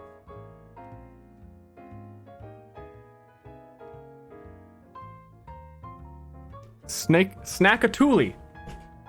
Hey, toss this. Dude, if they really do it, that's gonna be such a weird character. The snake chemist wielded by the gourd flailer. What Discord? That Discord that Ashley just linked. That's the one. Around the Ster channel, we're not used to people being interested in us. So we forget that they don't have the link to the do I even have it below the stream?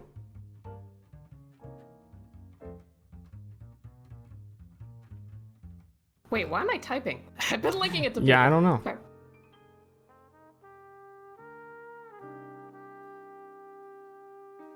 That was so specific. He like went and looked into the sun and imagined this gourd. Dude, he's got a coat. Sick. Oh shit, Demi drew some stuff. Demi? Yeah. That guy has horny eyes. Is that what they imagine when Arcadum like? Yeah, I'm thinking this like, wait, who described themselves with eyes?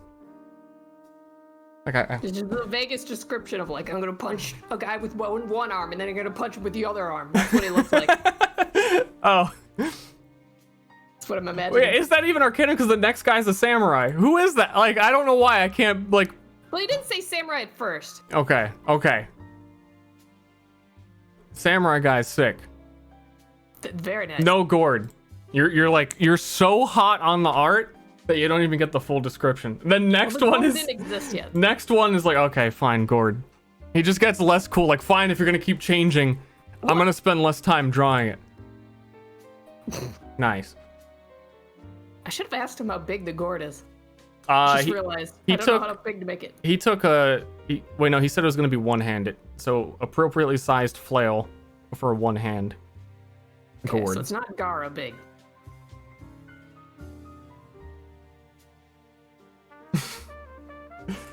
Nice, I guess this is Moon's character. Madness is pretty cringe, bro. Dude, that was perfect when he said, why don't you learn some real magic, kid? That's the shit I'm looking for. And actually, I really love the backstory that Shore4 gave. With the symbol on it. From your planets. Everything is kind of a little bit satirical and on the edge of parody, so Shore4's description of his character actually felt perfect to me. Yeah, he knew. He just knew right away. He knows, man. Always knows. That's his character art. That's perfect. You don't need to draw him, Ashley. He just has his coat taped on. You let him do the ooze in the stomach. Thanks for that. Well, I mean, largely because he's also taken the Disgust class that straight up vomits like blood clots at people. Sure. Well, I know. did let me play as a clump of children once, so we owe him. Yeah, well, I know that sometimes as a DM, I like to try and make sure people aren't going too crazy and stay within the lanes, at least at the start of the character creation, but also I know that I can be the not fun grandpa fun killer. Good, you need to be. I know, you need to be, but the more and more I've made the system, I embraced the chaos of what could potentially exist a lot more and more. This used to be a very low fantasy setting. The more I worked on it, was like, got wild. Because wild is fun. Ouija! Thanks for the Prime sub. Appreciate it. QWERTY as well.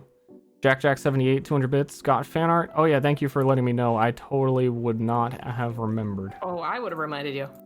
Flim Flam, he asked if Ronnie was going to be an NPC, and yeah, probably at some point. Oh, artificially drew that. Artificially, you're awesome. Hey, thanks. Okay, sorry. So excited, it went so well. Oh my god. Steve. Yeah.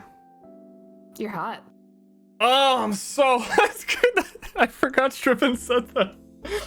Oh my god, I didn't know Ster was hot. When did Myriad work start? It's really hard to say because like I started like 2 years ago, but scrapped a thing, then scrapped a thing, and I'm using bits and pieces from a lot of systems.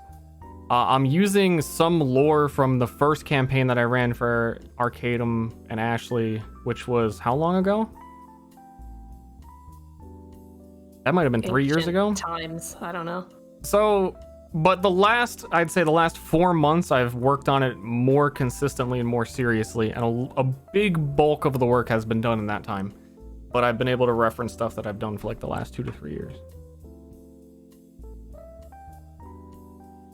4 years, Arcada mentioned, was it? It was around the same time that we played Glaeus, so it really was a long time ago. So yeah, It's at the very beginning, tell.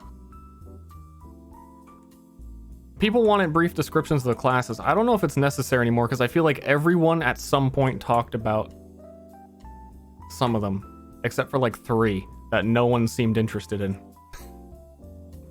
The duds. What one was that?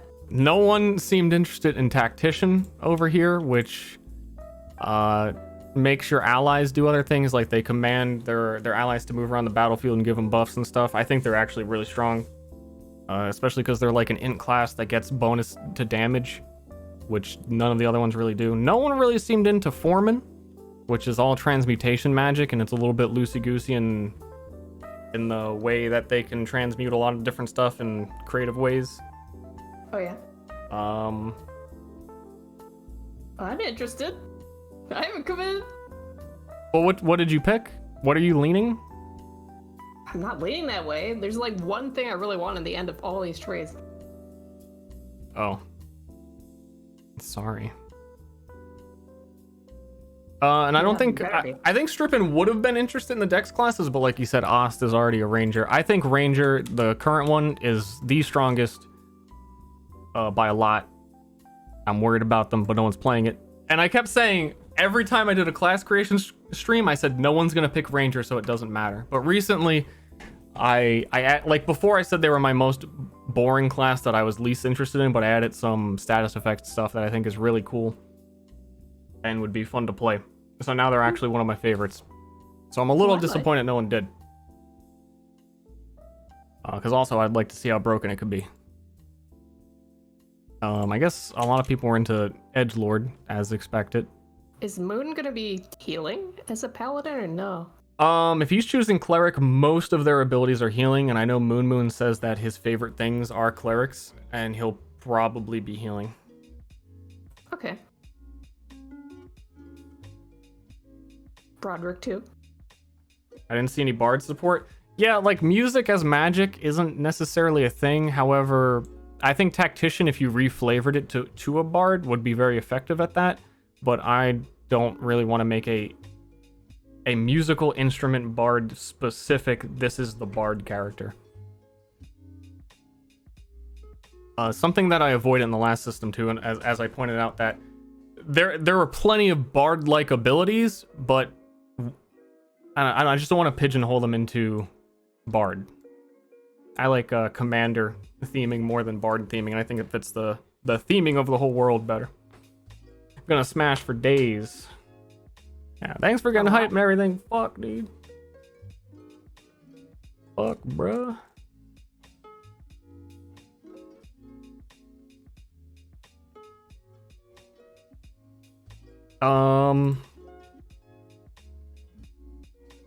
Subtlety is just stealth. A lot of cool stealth stuff. No one seemed that into it either, though.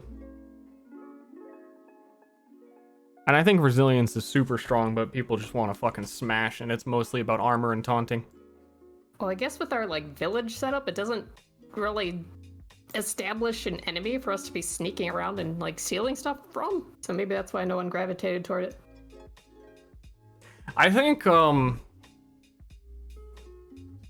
leading with how the Cosmos image and talking about it definitely skews anybody to want to get into madness, because they're the ones that get to deal with that fun stuff. Also, it's, you know, madness world. Why wouldn't you want to be madness? Yeah, that's the thing. It's so fun. Yeah. You made it too fun. So it's your fault. I mean, that's what I was saying from the beginning. I expected everyone to go kind of edgelord, high madness. I expected Arcadum to do Maelstrom. I think it's cool that Strippin's leaning into the Maelstrom as well, so I can really delve into that. And the location on the map already has a little bit of a tie-in that I thought about.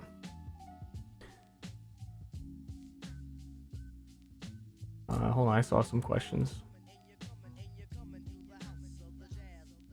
Did anyone talk about that Madness class that had a skeleton image? Skeleton? This one? Shore4 was the most interested in this for a while because it has Madness summoning abilities where you make people see hallucinations that fight them. And Shore4 really wanted to play a summoner. But he went with talk to rats and create ooze jars instead. And that's in the Blight. Yeah, that's tree, in kind of. Progenitor and Alchemist. Yeah. I think Arcanum said some stuff about the gourd if you didn't miss it. Two-handed Said he looking. wanted two-handed and the size of a keg on his back. And full of scorpions. Okay. He wants to bust through walls with it. Did you? I finished a lot of the Cosmos. We went over that and discussed a little bit about what they each symbolize. Yeah, I don't. Something might be cut off. Yeah, the bottom ones are. The hallucinations can damage people physically because, like, madness and magic is kind of synonymous, right? Yeah. I made a few of them this morning. Nostalgia I made this morning. I like how that one turned out. I updated a few of the names, made Acquiescence this morning, Gnosis last night. The mind dimensions? Yeah. They're cool. not as accessible. See, so I added originally you could enter anyone's mind because the world was low fantasy and I needed a place where fantasy could exist.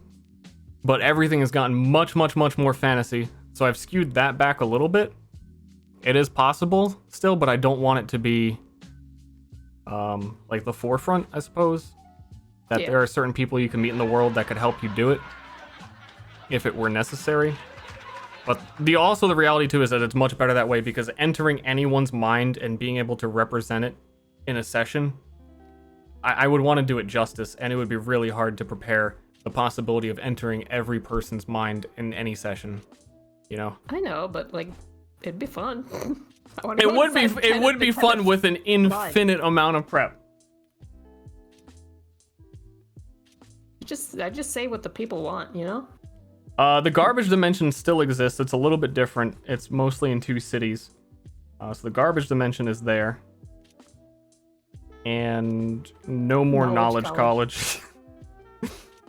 Maybe I could like put a knowledge college place named in the capital, but it's not quite what it was. That was last setting. Rest in peace, knowledge college. Your town, your settlement might get a traveling salesman coming to your town to set up the garbage dimension in your village. What? Fuck that. Well, I'm just saying. Just bring everyone's dumps to our village. I guess we could dig through it for loot. Well, opening up a portal to it so you can just throw all your stuff in it. Oh, I thought you meant like people would throw trash on our village. Never mind. No. To open up a portal in your village to throw your trash into the garbage dimension. And people we don't like. Yeah, and people you don't like. Perfect. Better than murder. Because they still get to suffer. Are Opia worship like a cult thing? Yes. Like, pretty much worship of any kind is a cult. Because the gods aren't good things. There's no one's helping people. People don't like them. Oh, that's the other thing I was going to ask. Like, my character is down with death, but like, how much would we know about the other gods that exist?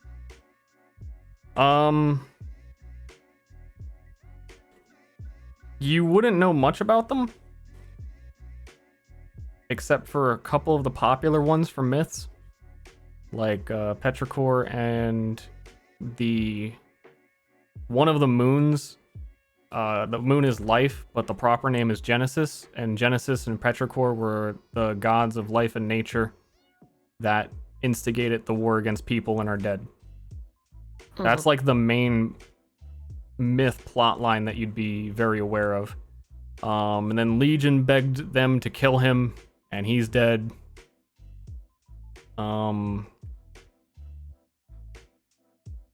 Maelstrom's dead. So I are think they there's one more. still identified in the world the same way as they were in the other campaign? Chad won't know what I mean, but you will.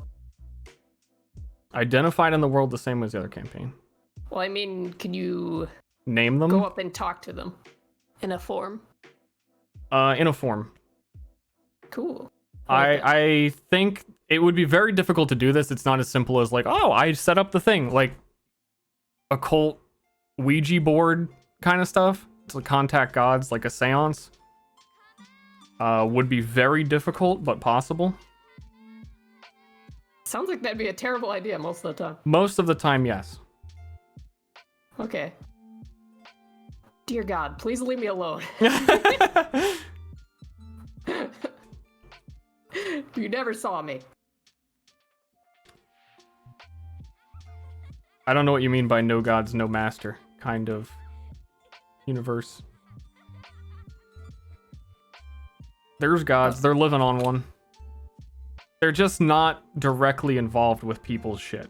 And they are not in public view almost ever, to the point that most people don't concern themselves with them.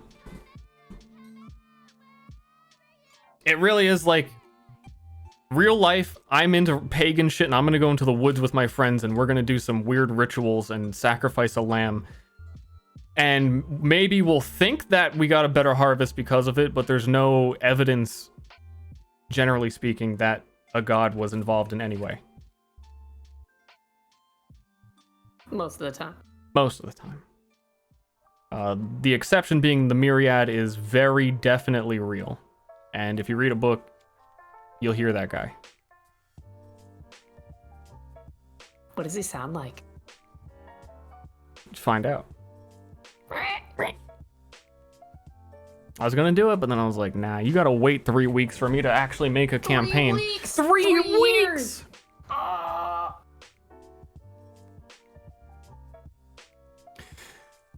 Just read the info on Discord. If there are no horses, how are goods transported over large distances? Let me get this Ashley drawing. What? For one. You drew the super metal horse. Oh, I did. Oh, Strippin', let me know when you're done streaming. I got questions. Fuck yeah. He needs me.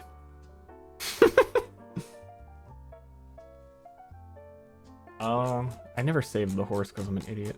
Yeah, he messaged me to pay me for the commission that I offered him for free. Oh, cool guy. I was gonna say, you asked that question. I don't want to implicate your free work. Well, this is different, dude. This is you. I'm your employee. Remember? We're gonna write this off on our taxes. Oh, true. Keep it all documented. Here's your metal hardcore horse alternative that Ashley drew. They're not easy to train. There aren't as many of them. You're not breeding them. Some people have them. They could help transport things, but they're a rare exception. Transporting goods over large distances is primarily done by boats, which is why the wharf is super significant, which is to the left of where the starting town is. So any town being near a river is a must. The further north you get inland, things get shittier because it's hard to transport stuff all the way up there. But the trade routes that lead to the capital are the main thing that is their like number one priority. And that is also a bit why they're super focused on wealth.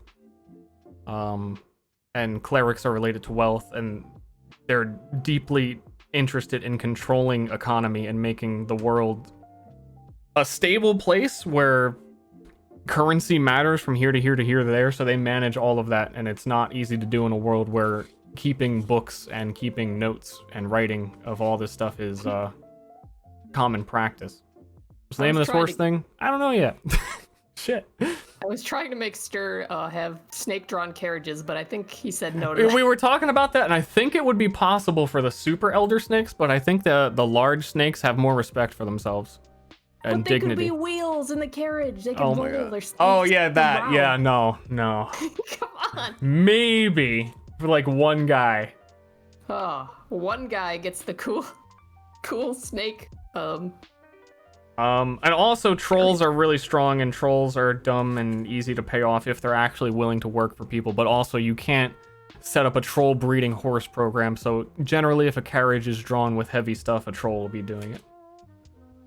So they are not reliable sources either of horse replacements. Death murder horses. Death murder horse. I mean, probably something like that. Would slaves pulling carriages be common? That too, probably, but... Slaves? We get slaves? Do you want them? Yes. No one brought up slaves. Bro. What? It's your town. Now. I want to be a slave driver.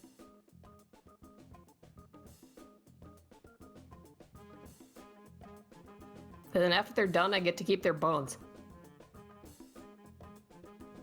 How big do grown-up snakes get? Large size in D&D, which is, 4 tiles.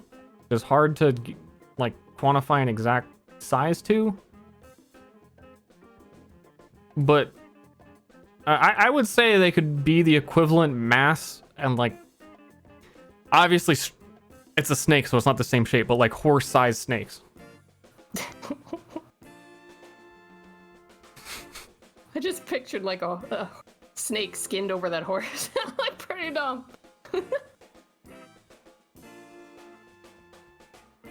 An average like medium growth snake would be... There's a few pictures of it that I have from fantasy stuff. Probably won't get slaves because we actually, have a paladin in the party. The picture here. This is like average serpent that isn't like a newborn small boy wrapped up on a person. And that's also art by Ashley. But I looked at a picture by Justin Chan. Oh, true. I did, yeah. I was a little nervous when I saw that pop up. Like, so wasn't sure where you're gonna post. I don't know. Oh, fuck, all my shit fell. I don't know what a rickshaw driver is. That's the cart that you pull behind you as you run. Oh, yeah, well, it's basically like that. That's an old picture.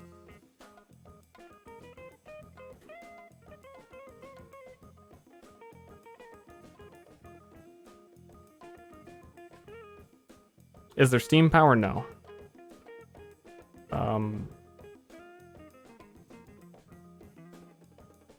Sparingly is not common.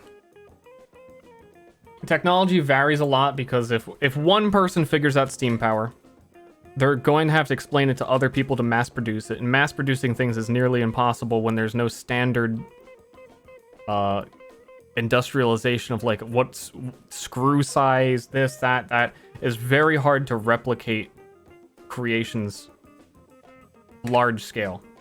So most things that are hired in tech are like craftsmen, single-handed.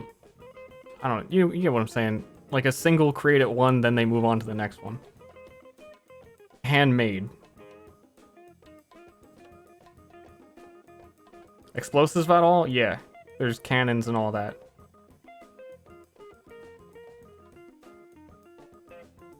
Someone figured out a loophole to reading. If you do Morse code or anything, the sound of Morse code as it becomes as you're understanding how Morse code works and interpreting it as information, it will cause you to go mad.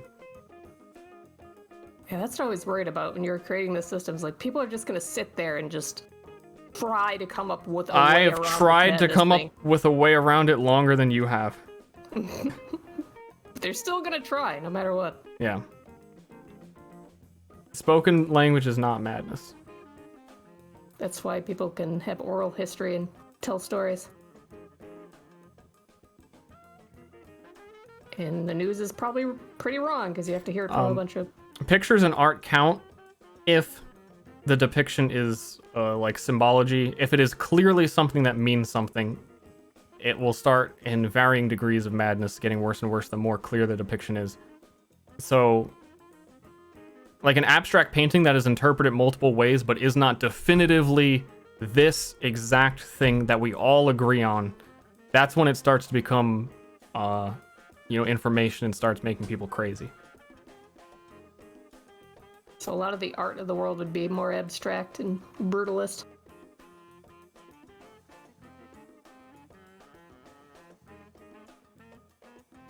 Wait, but oral spoken history stories is pretty much the same as written history, except one of them is written down and it's magic. There is an explanation for it. I'm not about to tell you, but trust me, this is how it works.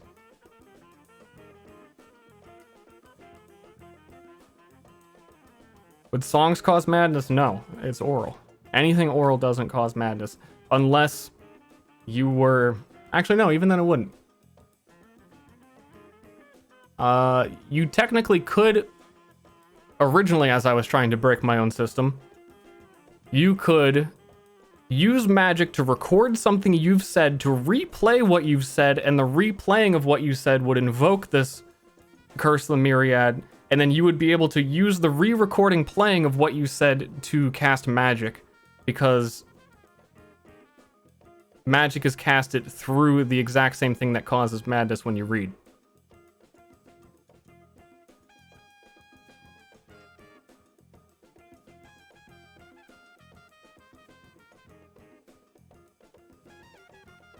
Reading a book to someone does not make the second person go mad. But if the text is super ancient, like, okay. This really is the infinite discussion, but I guess no problem with it. You have an ancient book. You bust it open. Dust flies everywhere. I read the words. And I'm going to describe to my friend word for word what I'm reading. Okay, I look in the book. The letters blur. Everything twists. I'm seeing like 4 pages of words twisting together. The Myriad speaks to me and says like, what?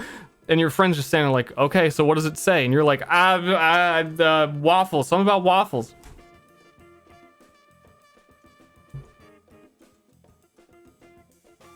Depending on how old the book was and other factors.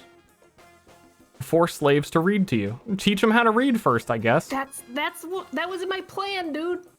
I would have infinite book reading ability if I just had an infinite amount of people I could drive mad. The primary way that the consulate does it, which is what manages all the economy through the capital city, is they have a race of people called chroniclers that remember everything word for word, exactly everything, forever, always. Their memory is completely infallible, and they work on like a trust system of training them from birth to remember deals and important things and being present for meetings.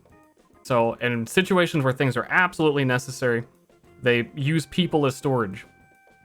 They also have a gigantic library of knowledge, so things are written down, but then they're stored away to one day where they might be needed. And it's a gigantic mess. And a librarian is a well-respected job due to that, and they manage all of that and are a little bit more resistant to madness, and as they like train to get better at it, at reading and that sort of thing. What about Braille? That's information written. Mentat from Dune. What would your character be in your campaign? I would want to play a Twin Soul, and now that all the classes are finalized, I would play a Twin Soul Ranger. I think Twin Soul would be fun to RP, and I am deeply curious how absolutely broken Twin Soul Ranger currently is. Everybody stir. I actually toned it down by like half before this stream, and I still think I don't know. Chet, did you know that reading and writing take 2 different parts of your brain to do? Weird. Yeah, you can get a stroke or you can lose the ability to read what you just wrote down. Fun, right? Ranger's abilities, the cool ones are they have they coincide with a lot of status effects. So there's True Strike, which for one shot doubles your accuracy, and accuracy is tied to crit. So if you double your accuracy, it's very likely that you will crit. And then there's Precision, which doubles or adds 50% to your crit multiplier for your next crit. And then they have abilities, a few of them consistently that are like gain precision at the start of combat. Whenever you crit someone and kill them with precision, re-add precision to yourself. So they condition, chain, and restack and try and maintain keeping their status effects throughout combat. And I believe one of the other ones gives them True Strike. Or what was True Shot, I need to rename that. Cost 3 adrenaline, but you apply True Strike to yourself, which doubles your accuracy, which is for a ranger who builds accuracy and crit, is nearly guaranteed to crit, possibly even Omega Super Crit, which guarantees that they'll probably kill the thing they shoot, which just keeps cycling it back and over over again. And the crit damage being added, having a high crit multiplier, you would just shit out immense damage. And if you were Twin Souls, you would be able to fire 2 arrows per turn and just give yourself even more chances to crit. Dang, dude. Yeah. Yes. What are your favorite multi-class combinations? Hold on, he's editing. Yeah, also True Strike before today doubled your accuracy. It is not double anymore. I realized exactly how potent that was.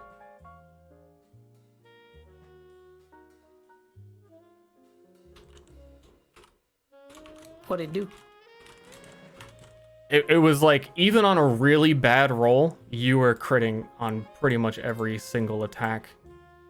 Like, nearly double critting things just way too often. Are all twins Twin Souls? No. Kiss me? No. Twin Souls do share the HP pool, so if one of them gets knocked out, pretty sure the other one does too. Yeah, but if they're rangers, then they can stay far away from combat, and that's also why I think they would probably be best suited for a ranger. That's true. Because if a volcano goes off and both of them burn, they're gonna hurt twice as much. Drill tax? That's weird. We don't do that. If you teach a slave to just spell letters, but don't teach him any further, I knew this would happen. I knew it. would he then be able to spell it orally? So you mean read? You teach someone to read. I'm not reading this. I'm just orally saying, okay, this is a T, this is an H, and this is an E, and I'm orally saying the. Didn't read it. Officer, I'm traveling. I'm not driving. Good job. You undermined the whole setting. The bottom left madness class, please. They are weird. They have a lot of divination and social abilities that are really particular. Their best ability, in my opinion, would be that other allies can use their adrenaline. Yeah, that's what kind of turned me off to that class. I looked at that and I was like, wow, that's the do nothing class, I guess. It kind of is do nothing, but that is also really powerful. And then they have kind of like charm abilities. I was into them too. Thought manipulation stuff.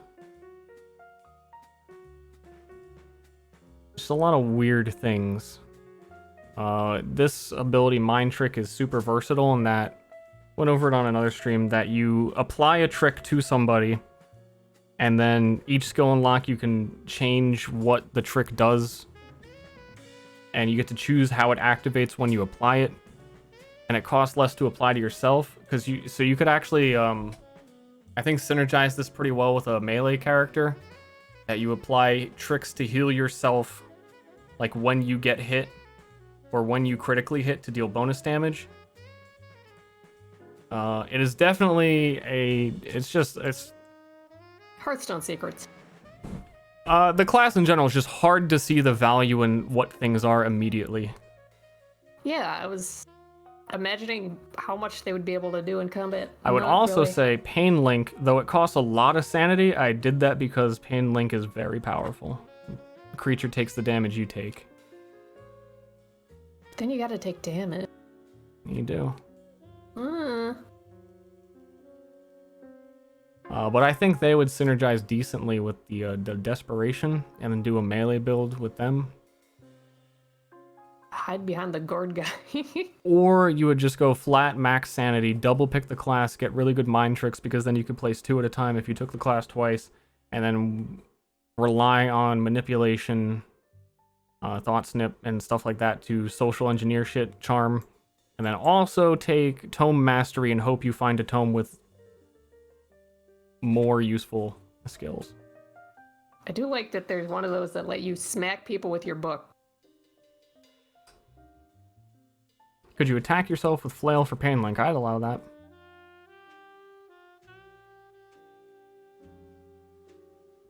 The coolest ability you've made. Like I was saying earlier, I think conditional. It's a passive, but just knowing the infrastructure behind conditional is what makes me really like it. That it makes just every status effect you get better. So trying to build a status effect centric character, I think, could be really cool. Because you could also, you didn't have to technically take this class twice. You take conditional, you get it once for picking that class, and then Ranger has 1 level of it as well, under Precision. And then your Precision would be doing... Like, all the Ranger stuff I explained earlier would just get that much better.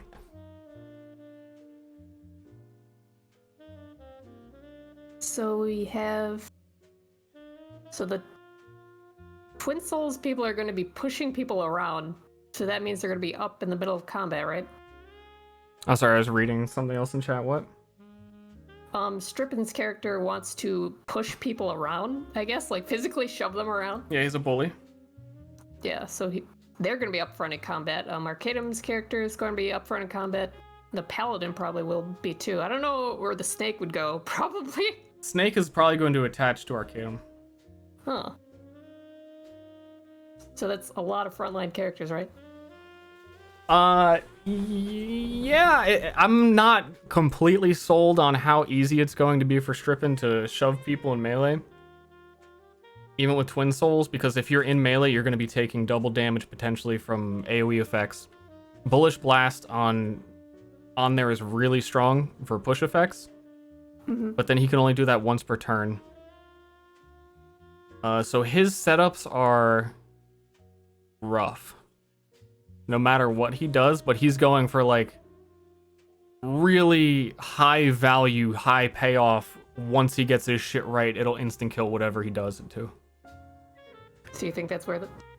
I think I've gone over the skill a few times, like balance wise. I think it's much more balanced than it looks.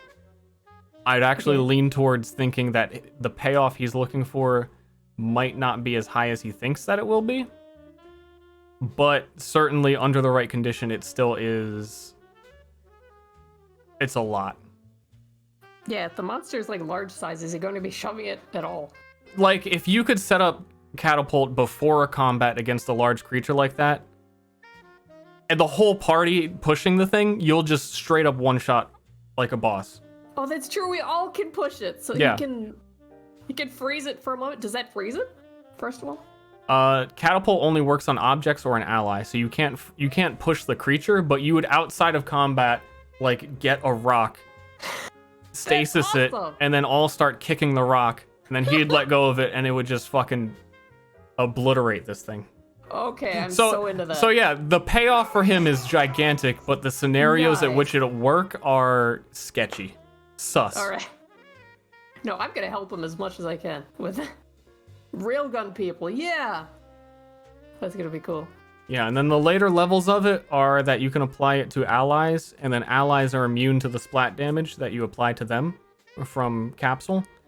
So, like, he could put Time Capsule on Arcadum, just push the shit out of Arcadum, and then unleash it. Arcadum will go flying, hit an enemy, deal damage to it, and he'll be fine. Nice.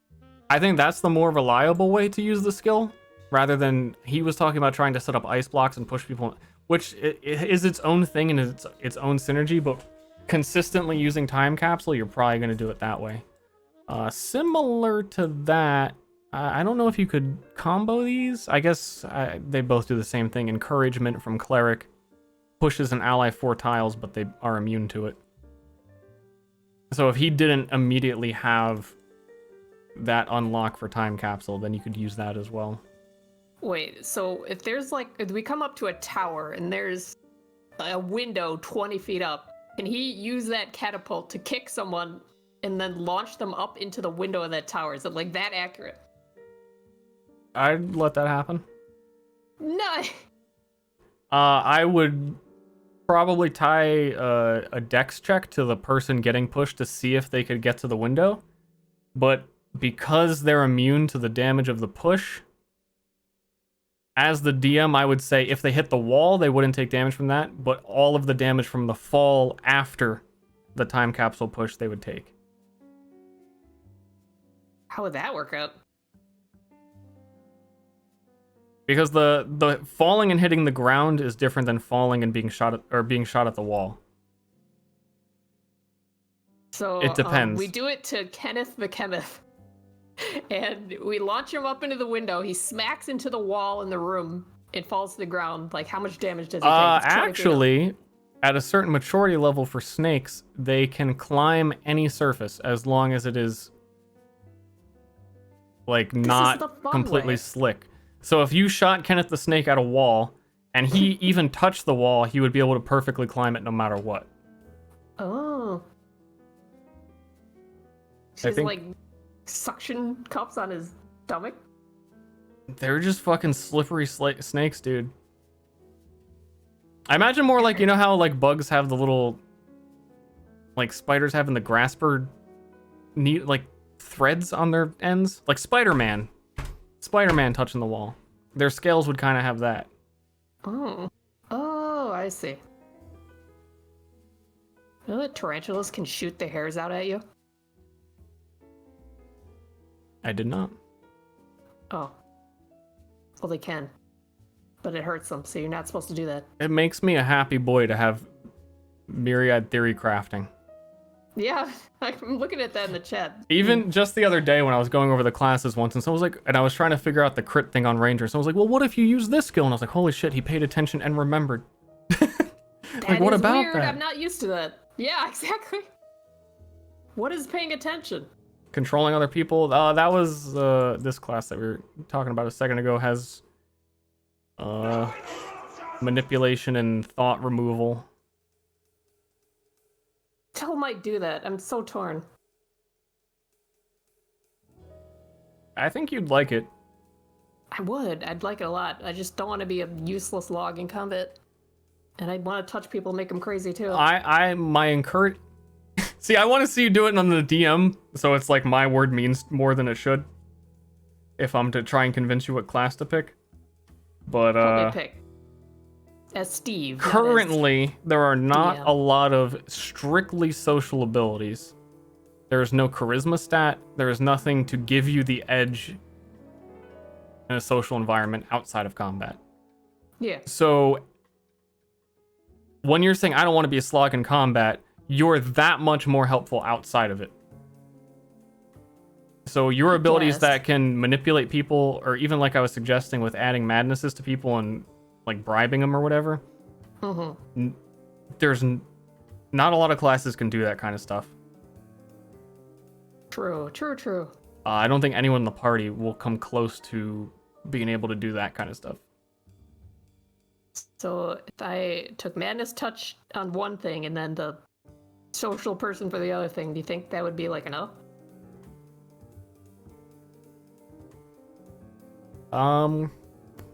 Personally, I think you wouldn't need to double down like that.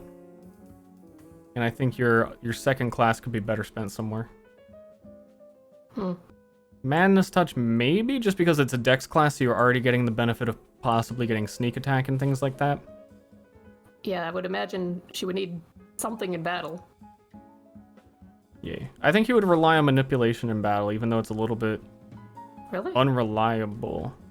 Well, let me reread. If you use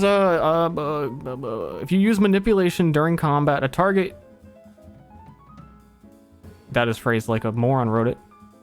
Oh. A target you roll a success against, no, that makes sense, considers one target of your choice to be an enemy for 1d2 rounds. This does not mean they must attack the enemy.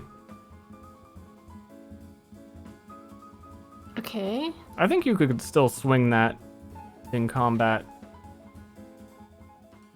Certainly wouldn't work in all of them. Dude, we're in Shattered Crown Season 3. I know a thing or two about not charming anybody. Yeah, that's the other thing, because I've been watching that in sadness the entire time. Sneak attack proc work? Let me double check. I believe there is flanking for sneak attack only. And if they haven't acted or it's a surprise round. Flanking being on the opposite sides of the enemy while with an ally threatening them. No, allies don't take damage from the splat caused by time capsule. They don't not take damage. No one's gonna suck guys' toes, ever. It's not gonna happen. A blind vision restricting skill that you could use in conjunction with the only... there's a lot of blind stuff. Dirty Trick can blind. A lot of things can blind here and there.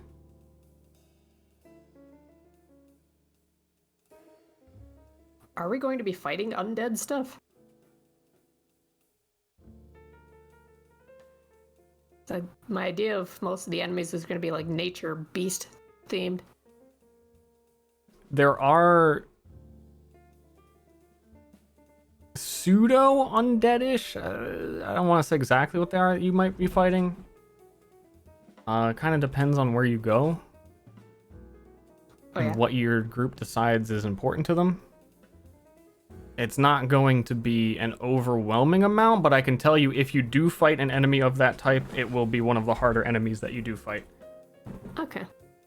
That's good. I always hated it. Level 1 skeleton is always the first enemy you encounter. Like, holy shit, that's a skeleton walking around. That is the craziest fucking thing, and it's the first thing you see. Like, what is up with that?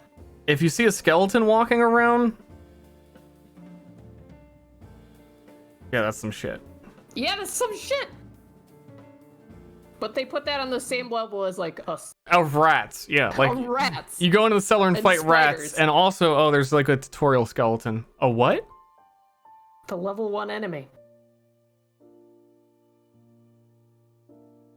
Yeah, no one ever just has the meat. Why is that? Without the bones in it. There would be like a pile on the ground. No, I guess it's a slime, yeah. Could you use slaves to count as wealth? Let me think.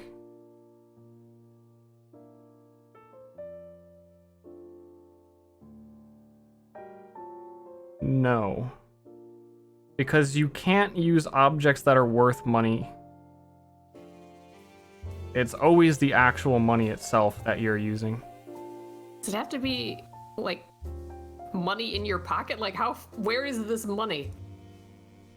It would usually be, most likely be salt, because salt is valuable and used as currency. And it's easy to carry and use in rituals and draw stuff with it. Or it would be a single coin or gem. One coin? Something that is clear, common, and has determined value. That is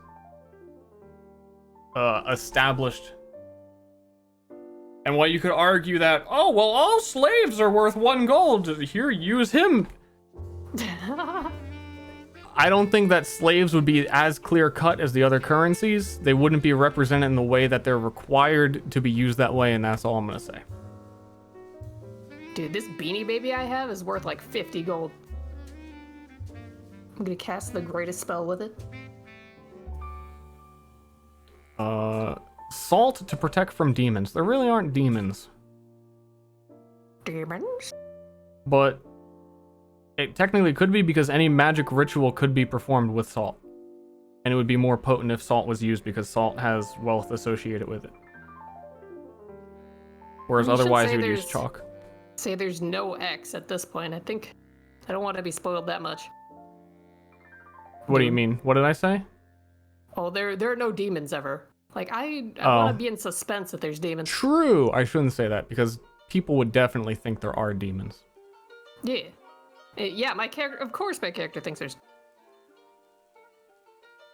I mean, hey, let me take it back. There's things you would interpret as demons.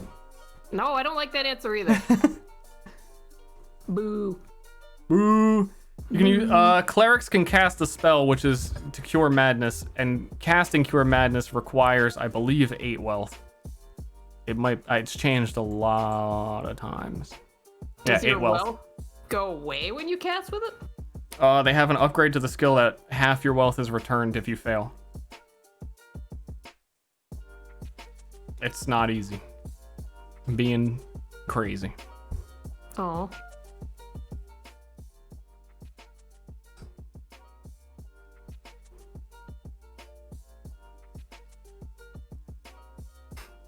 Does looking at artistic drawings cause madness? We're back on the train.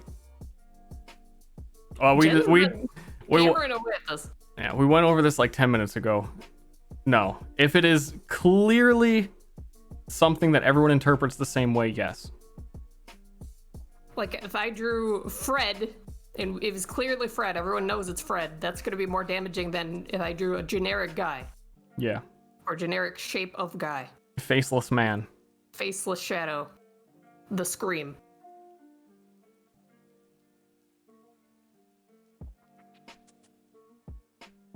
Yeah, I gotta go at some point. I haven't eaten in a while. It's like 9. Strippin wanted to ask me some questions.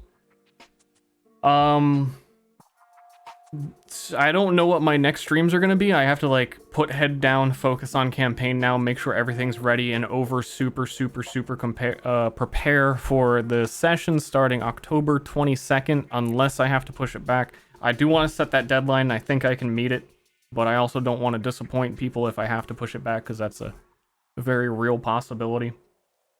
Well, I have a lot of characters to draw now, so maybe I should stream that.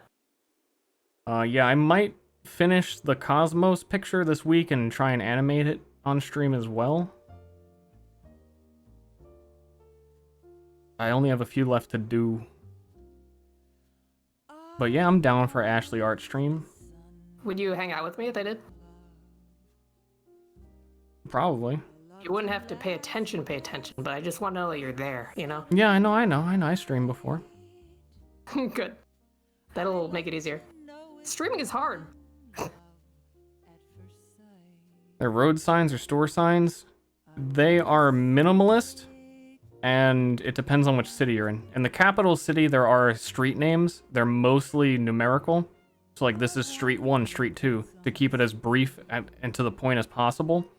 And most people don't know how to read, but they could understand 1, 2, 3, 4, like 1 to 10. That does cause madness. It's as minimized as they can get it. But in a way, it also, to me, and the theme of the world represents, like, people going crazy working in office jobs. And in a way, the trolls are right. The literal trolls of the world. Of, like, you don't want to be involved in all that shit in the towns and just live a free life and work out with me. They're right, because people are slowly, all collectively going a little insane each day. But they would recover that sanity, right? By sleeping. They do a bit, but also you're the main character, so you are more resistant to it than they are. There are certain ways to train your mind too to get better at it. I forget why, but I have this note written somewhere that playing chess helps you train to not lose as much of your mind. What? Why? Like, I have the note written somewhere. I have to go find it and remember what I remember that that's a thing, but I don't remember why it's a thing. Are you sure it isn't checkers against, like, the god of hammers? Yeah, I don't know. Might be. Chad, does anyone watch American Gods? It's a weird ass show.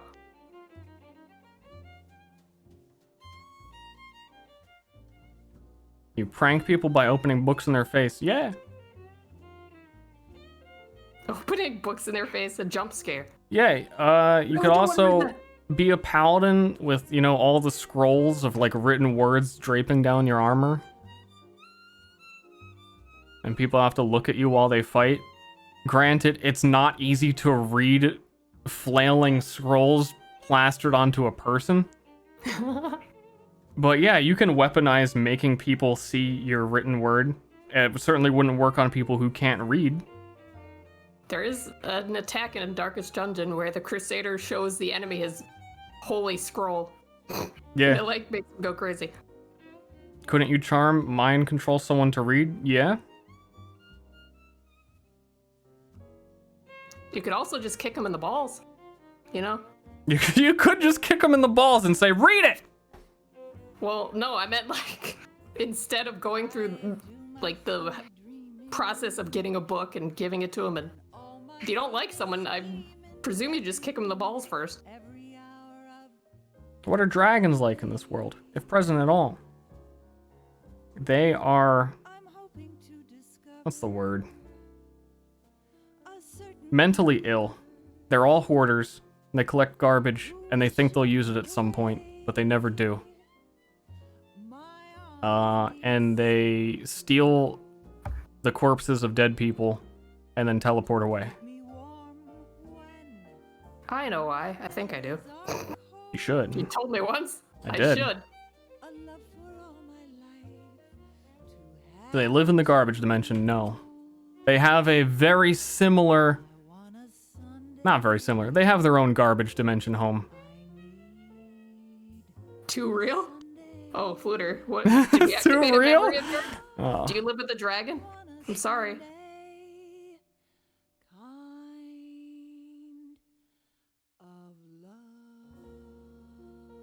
The planet of wealth, also the planet of dragons. No, dragons' hoards are not worth anything. They're garbage. They are... Watch an episode of Hoarders and pretend the person is a dragon. And when they're collecting garbage bags and old food and it's all over their house, and they tell you they don't want to throw it away because they'll use it someday and they want it to go to a good owner, that's a dragon. Pretty much my mom. Yeah, she sold my piano books from when I was 8 the other day. She Also, found someone to buy them. dragon fun fact. Actually, I don't know if you guys deserve the dragon fun fact. No, don't give them any more. No. Yeah, they have enough. Well, I want to enjoy not knowing things. Yeah. I guess I could mute myself. Do you want to tell them? Nah, they'll have to find out. Okay. It may come up.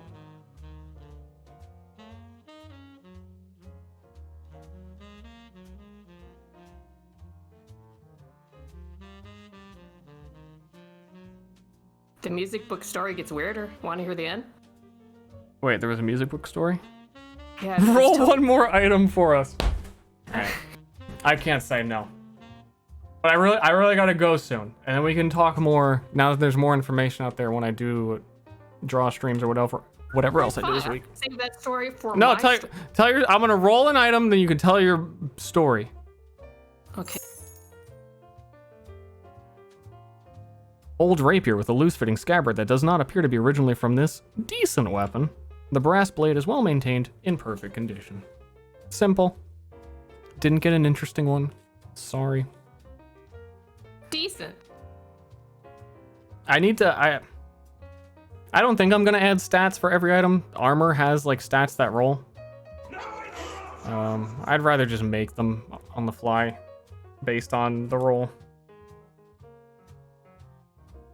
One more. Thanks, Poon City. Ster. Good Ster? message. How does learning to read work? It's hard. You get a teacher. You both go as little crazy as possible each day, spread out over a long period of time. And because the teacher has to risk their mental health to teach you, they don't take on that many students.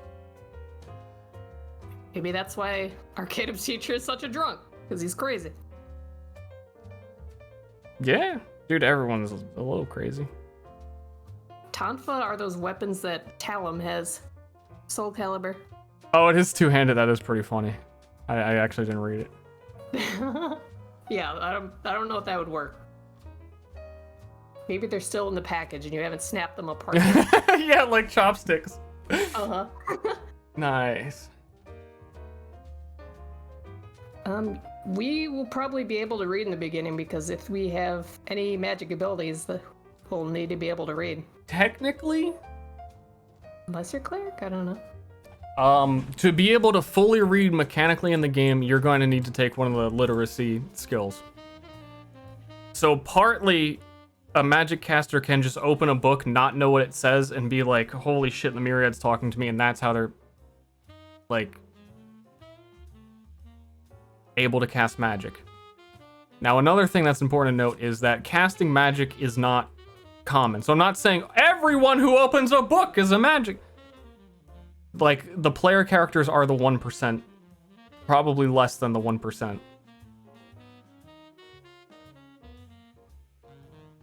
Yeah. Knowing to read a little bit helps, but to perform... some spells are categorized as rituals, which would need to know how to read to properly conduct. And then if you don't take the learn how to read abilities or learn how to read in the game, then you are not going to be able to do them. Magical audiobooks.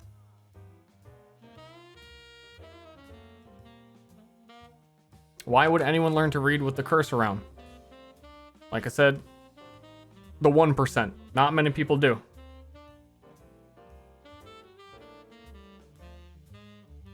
And the government is very heavily invested in reading, despite all the downsides to it, because it helps it maintain order. And order is good, even if you have to sacrifice the individual goodness of your citizens. I gotta go. Politicians do. You can think up more ways to try and cheat the system and ask me next time I stream and probably draw the cosmos a little bit more or work on something. I also at some point really want to stream making the town itself, doing the map for that. Now that I have a good idea of what the characters are. So that's a really good thing I could easily translatable to what I'm doing. And it needs to be done sooner rather than later. I'll see you. It's been a 5-hour stream. Big stuff happening, but I gotta eat my din-din. True. Later, chat. Later.